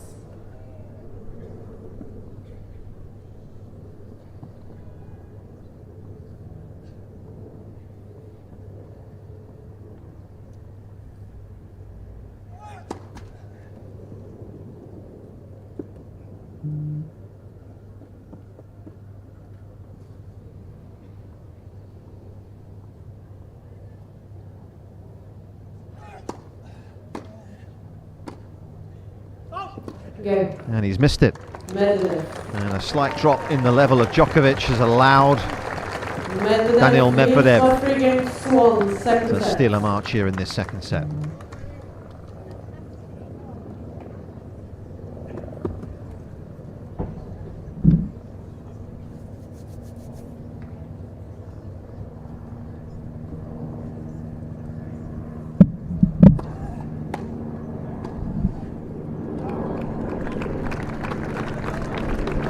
Left 15.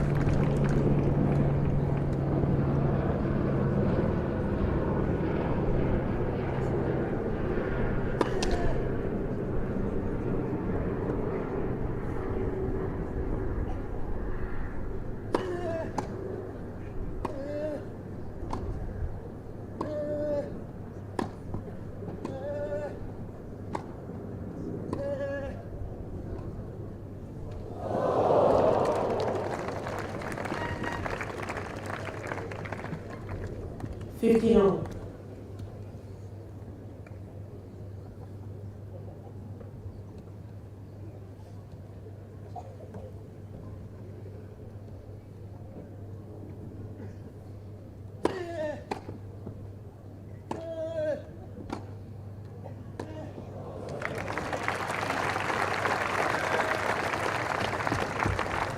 $15.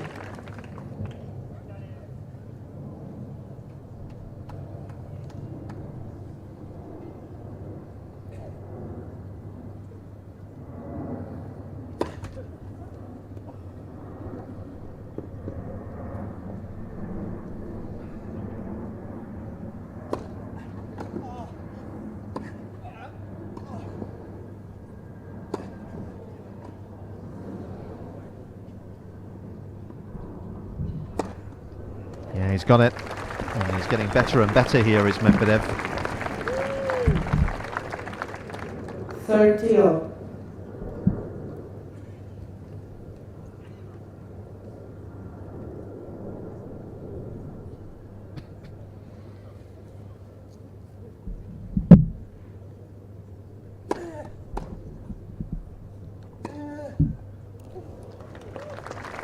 Starting to deal with those short balls a little better as well.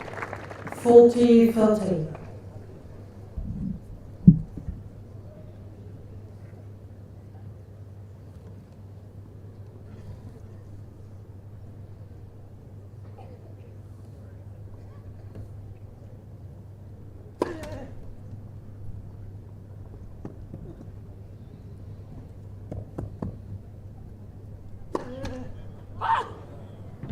Deuce.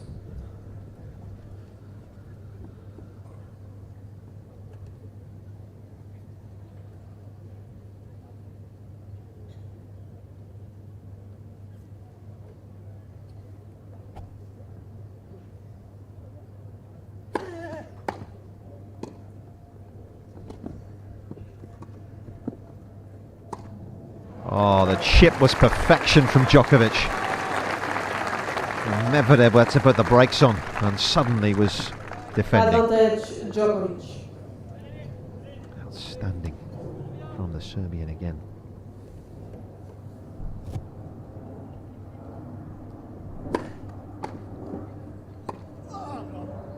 That's beautiful. Deuce. Can't defend against that early strike.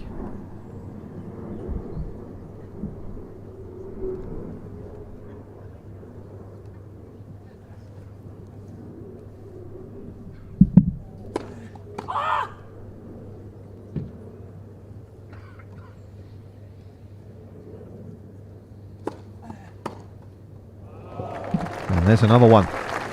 Right back at him. Advantage Djokovic.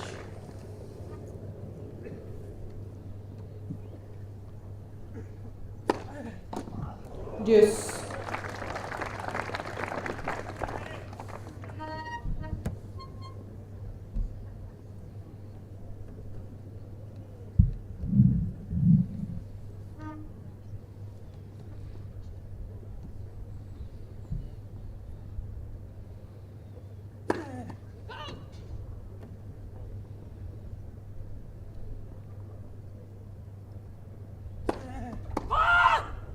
Advantage Just going for a high-risk second serve.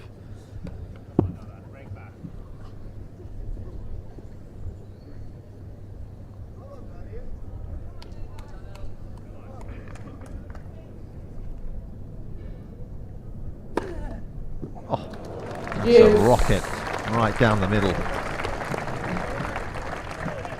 Unplayable.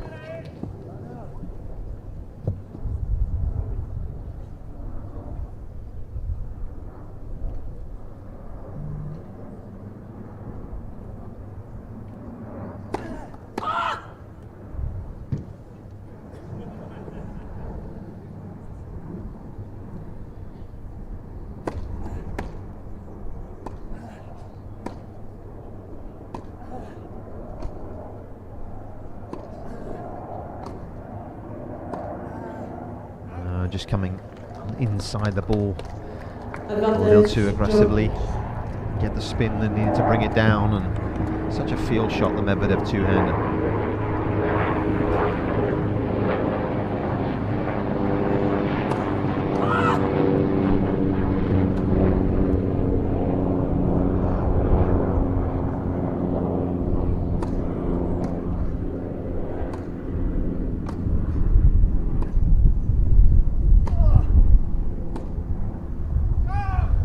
Along it goes, and Medvedev's broken back. And the sarcastic thumbs up that we often associate with him down towards his camp. Second set for set Djokovic. We're back on serve.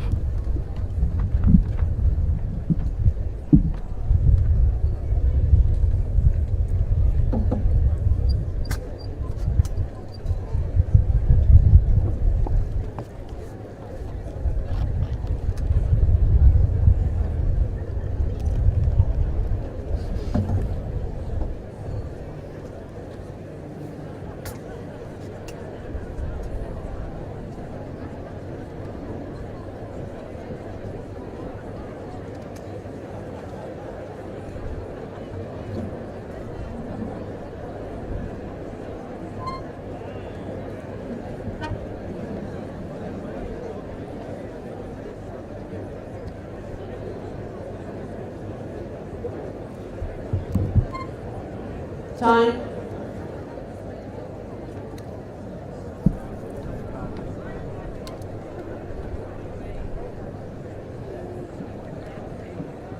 Glorious evening here at the Hurlingham Club. And not a seat to be had, as a man who is widely considered the greatest male tennis player of all time. Still impressing, still showing what he can do at the age of 37. And there's plenty to like about it as well.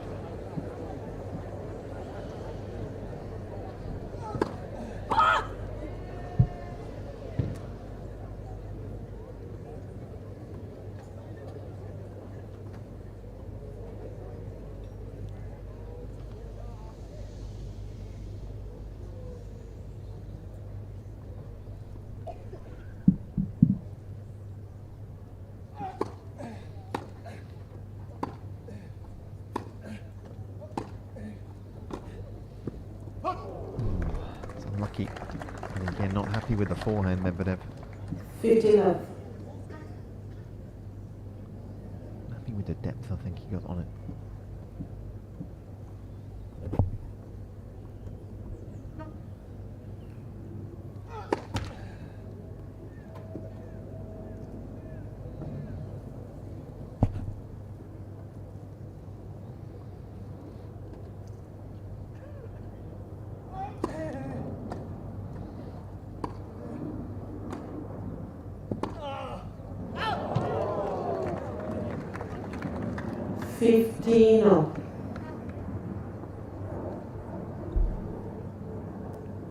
Trying to change direction, but wasn't too far away.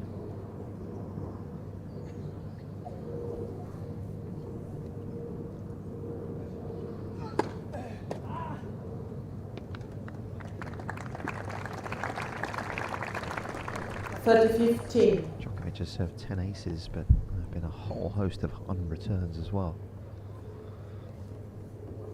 Kept Medvedev guessing.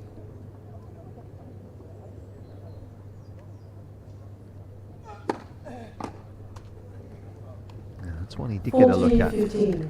Can afford to miss those sorts of balls.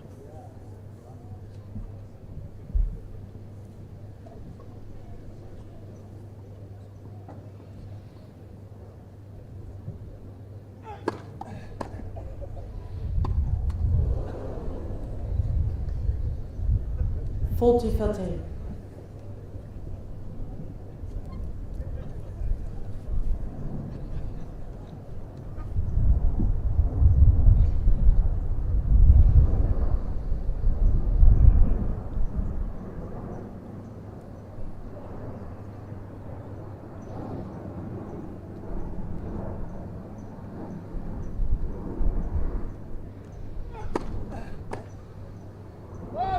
Game. Djokovic. So a hold for Djokovic, and a good one at that.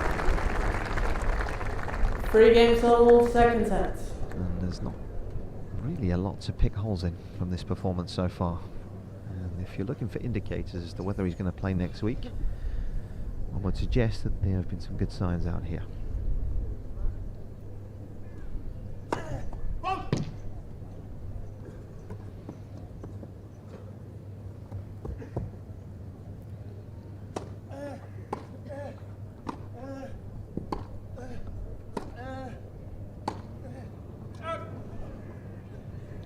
$15-11.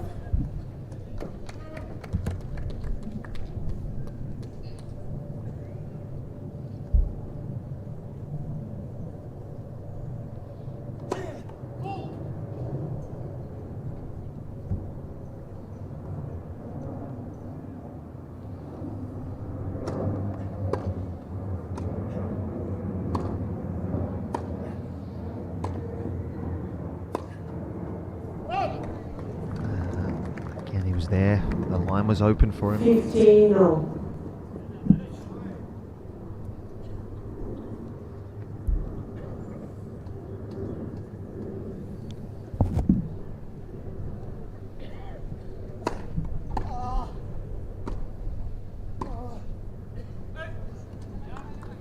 $30-15.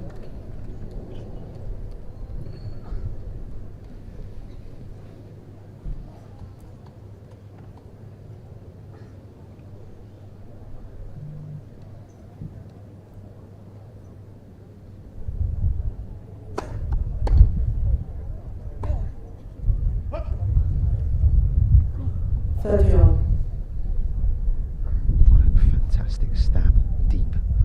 And again, Medvedev not really given the time and the luxury of time on the ball that he needs. Serves in danger again.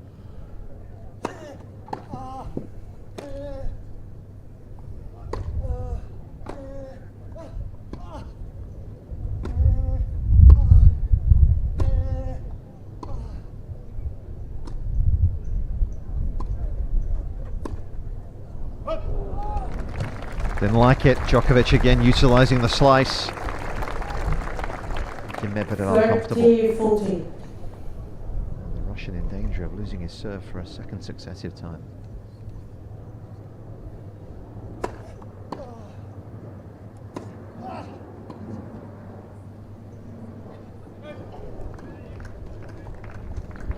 Deuce.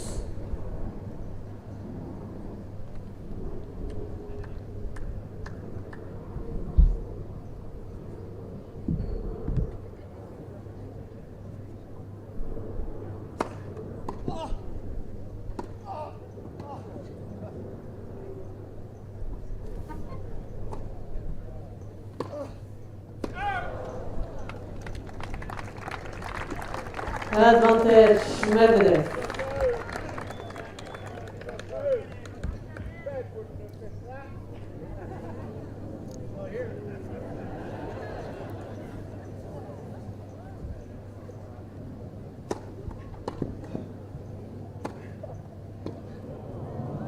Game. Medvedev. New balls, please. So Medvedev able to hold on, but the pressure has been fairly relentless by 4 games to 3 from the former world number 1 out here. Djokovic.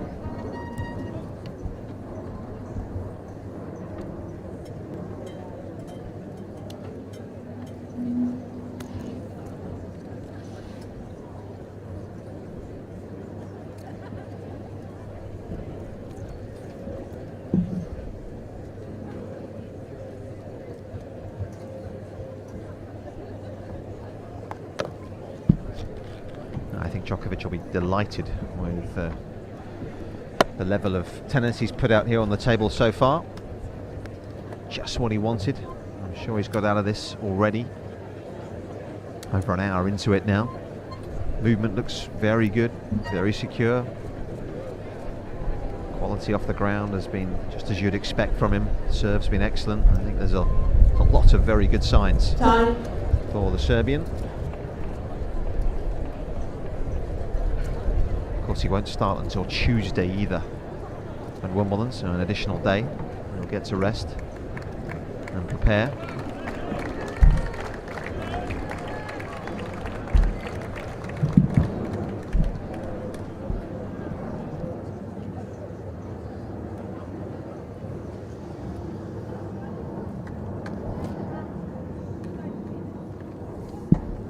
Serving 3-4.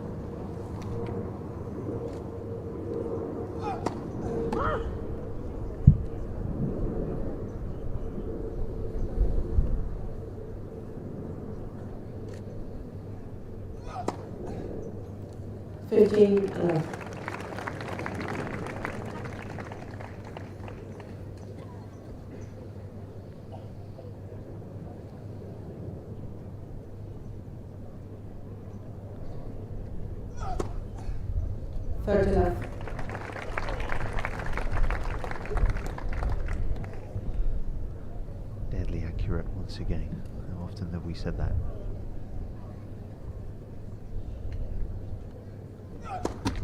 Let for service.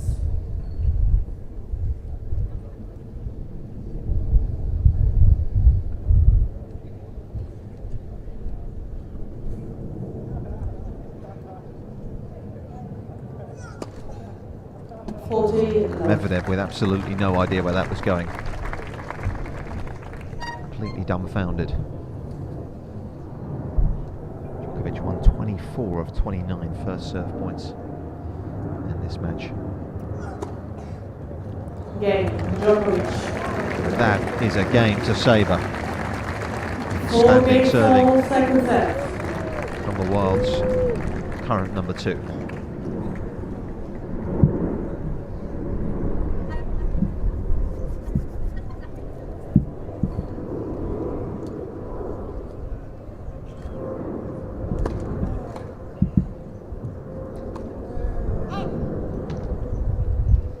Love 15.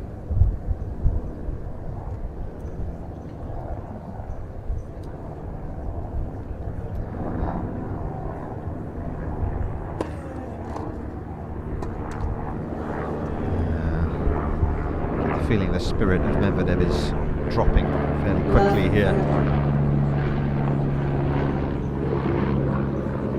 Looking overly enamoured with life right now.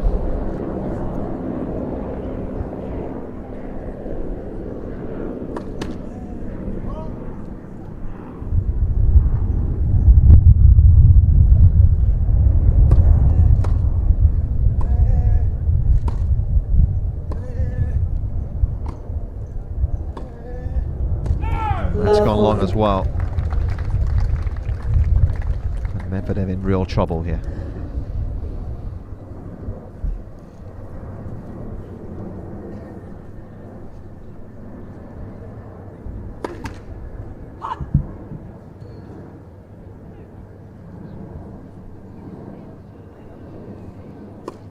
Let second service.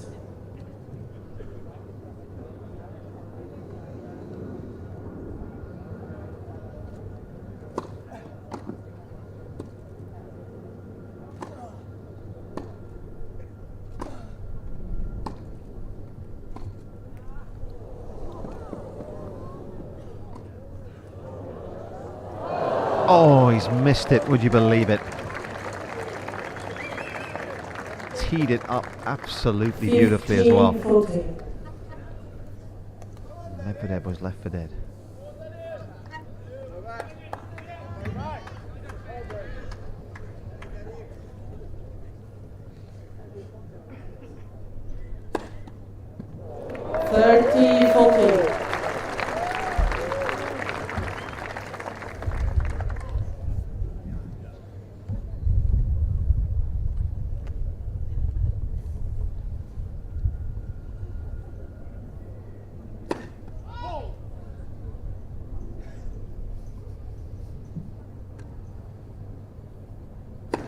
Lead, second service.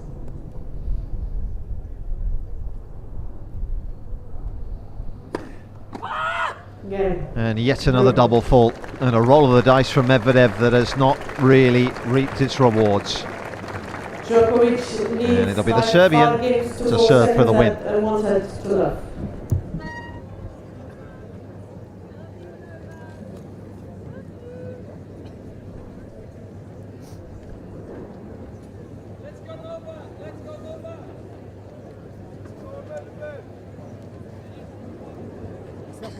Ah, j'ai d'autres que tu me dises comment gagner. Comment gagner. Comment gagner.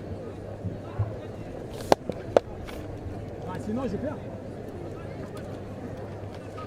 Et sinon je perds. Sinon je perds.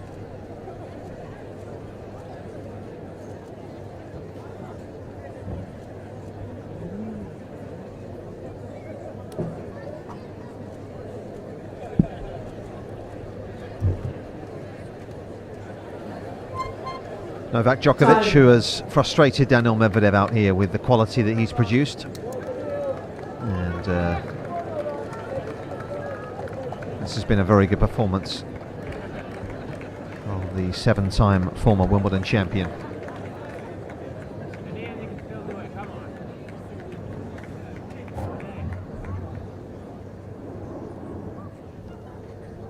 Djokovic serving at 5-4.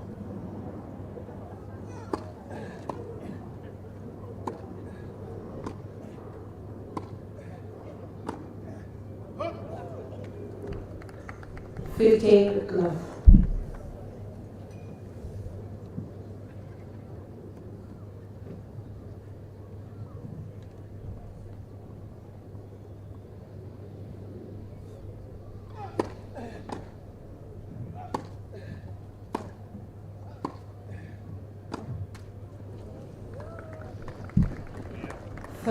Love.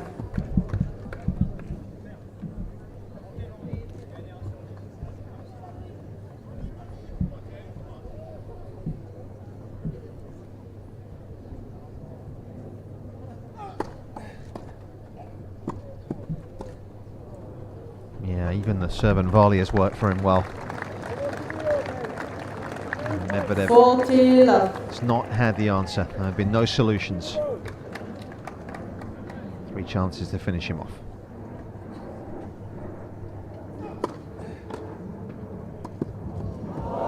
Oh, and does so in the most sublime fashion. Outrageously good from Novak Djokovic here. And he has beaten Daniil Medvedev, a break apiece in each set enough. He looks good, and he looks ready for Wimbledon, undoubtedly. He wins 3 and 4.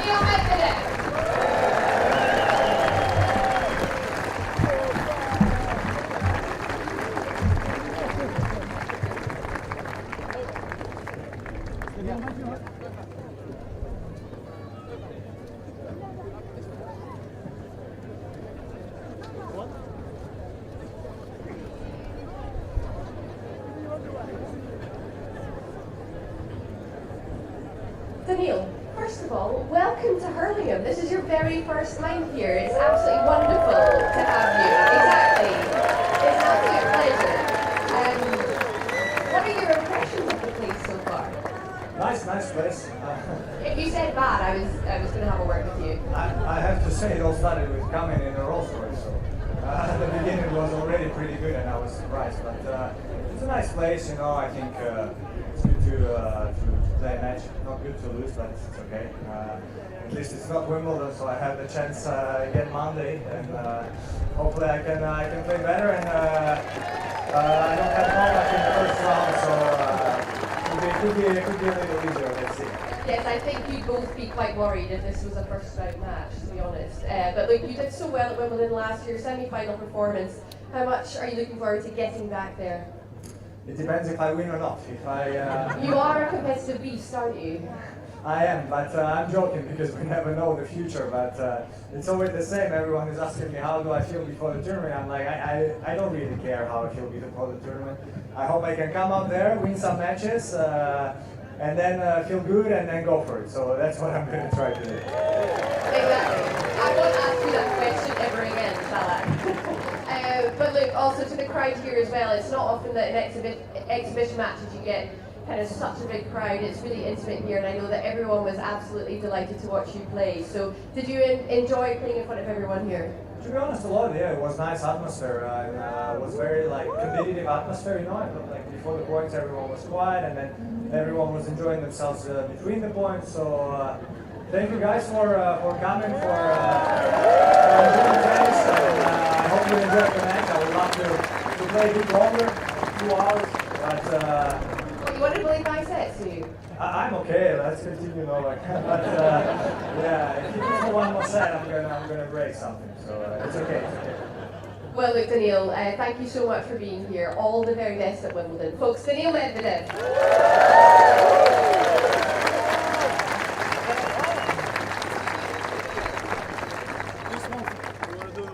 Yes. What to do? A photo?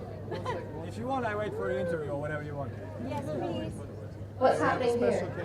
Oh, Polaroid team. Polaroid camera has come out. Where does this come from, Novak? Collaboration between Polaroid and Lacoste. And we're both Lacoste players. See us in Prague here. I see what you did here. They're going to be so pleased with you. One obligation less for both of us. We won't tell them.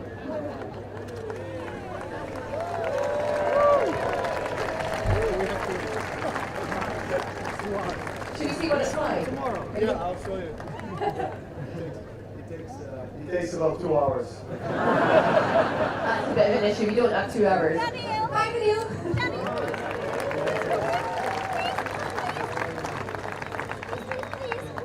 Sure. Novak, my first question to you, I feel a bit like your mum right now, but how's your knee? Are you alright? I don't know if that's a good or bad sign, to be honest. What can you tell us? I can tell you that I enjoyed myself really, really much today. Thank you all for coming out for supporting tennis in this event.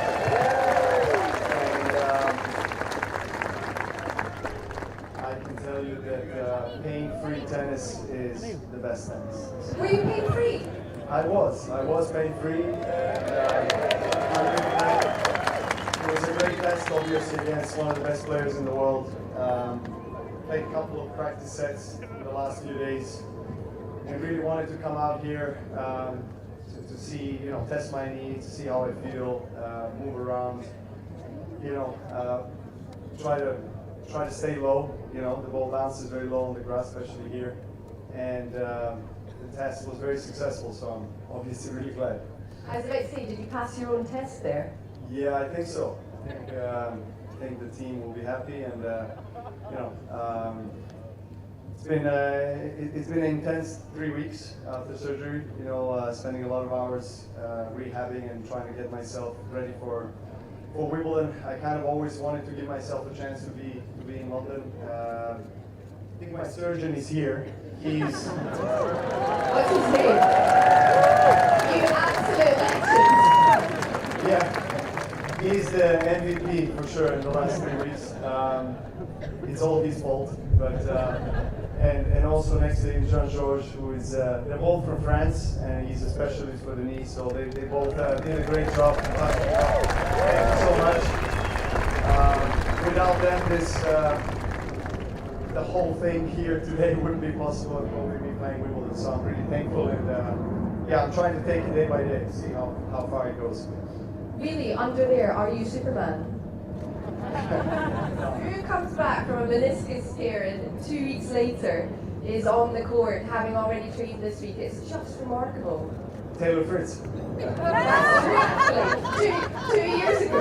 Yeah, 3 years ago, yeah, pretty much same situation. Actually, I had probably like 4 or 5 days more than him.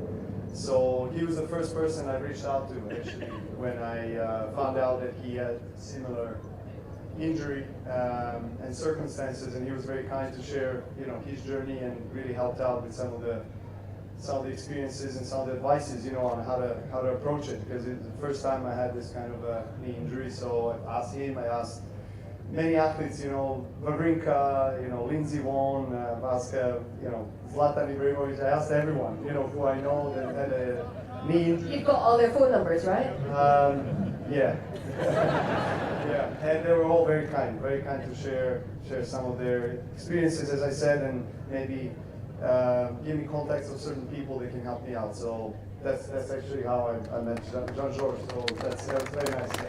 Well, look, Novak, I know you're a busy man. We just want to say thank you so much for coming back to the Giorgio Armani Tennis Classic. Was it just as beautiful this year as previous years?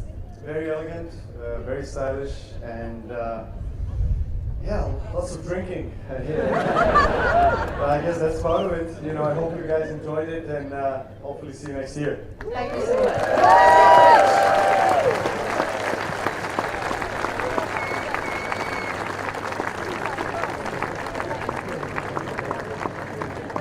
This crowd certainly wishes you all the very best at Wimbledon. It's great to see you back on the tennis court. Well, folks, that rounds off day 4 here at the Giorgio Armani Tennis Classic. What a treat to have had that match in front of us this evening. It's been wonderful to be your host today. I hope you've had good fun. If you're here for the first time, hope you've enjoyed it. If you're back tomorrow, we're looking forward to seeing you then. But in the meantime, have a safe journey home.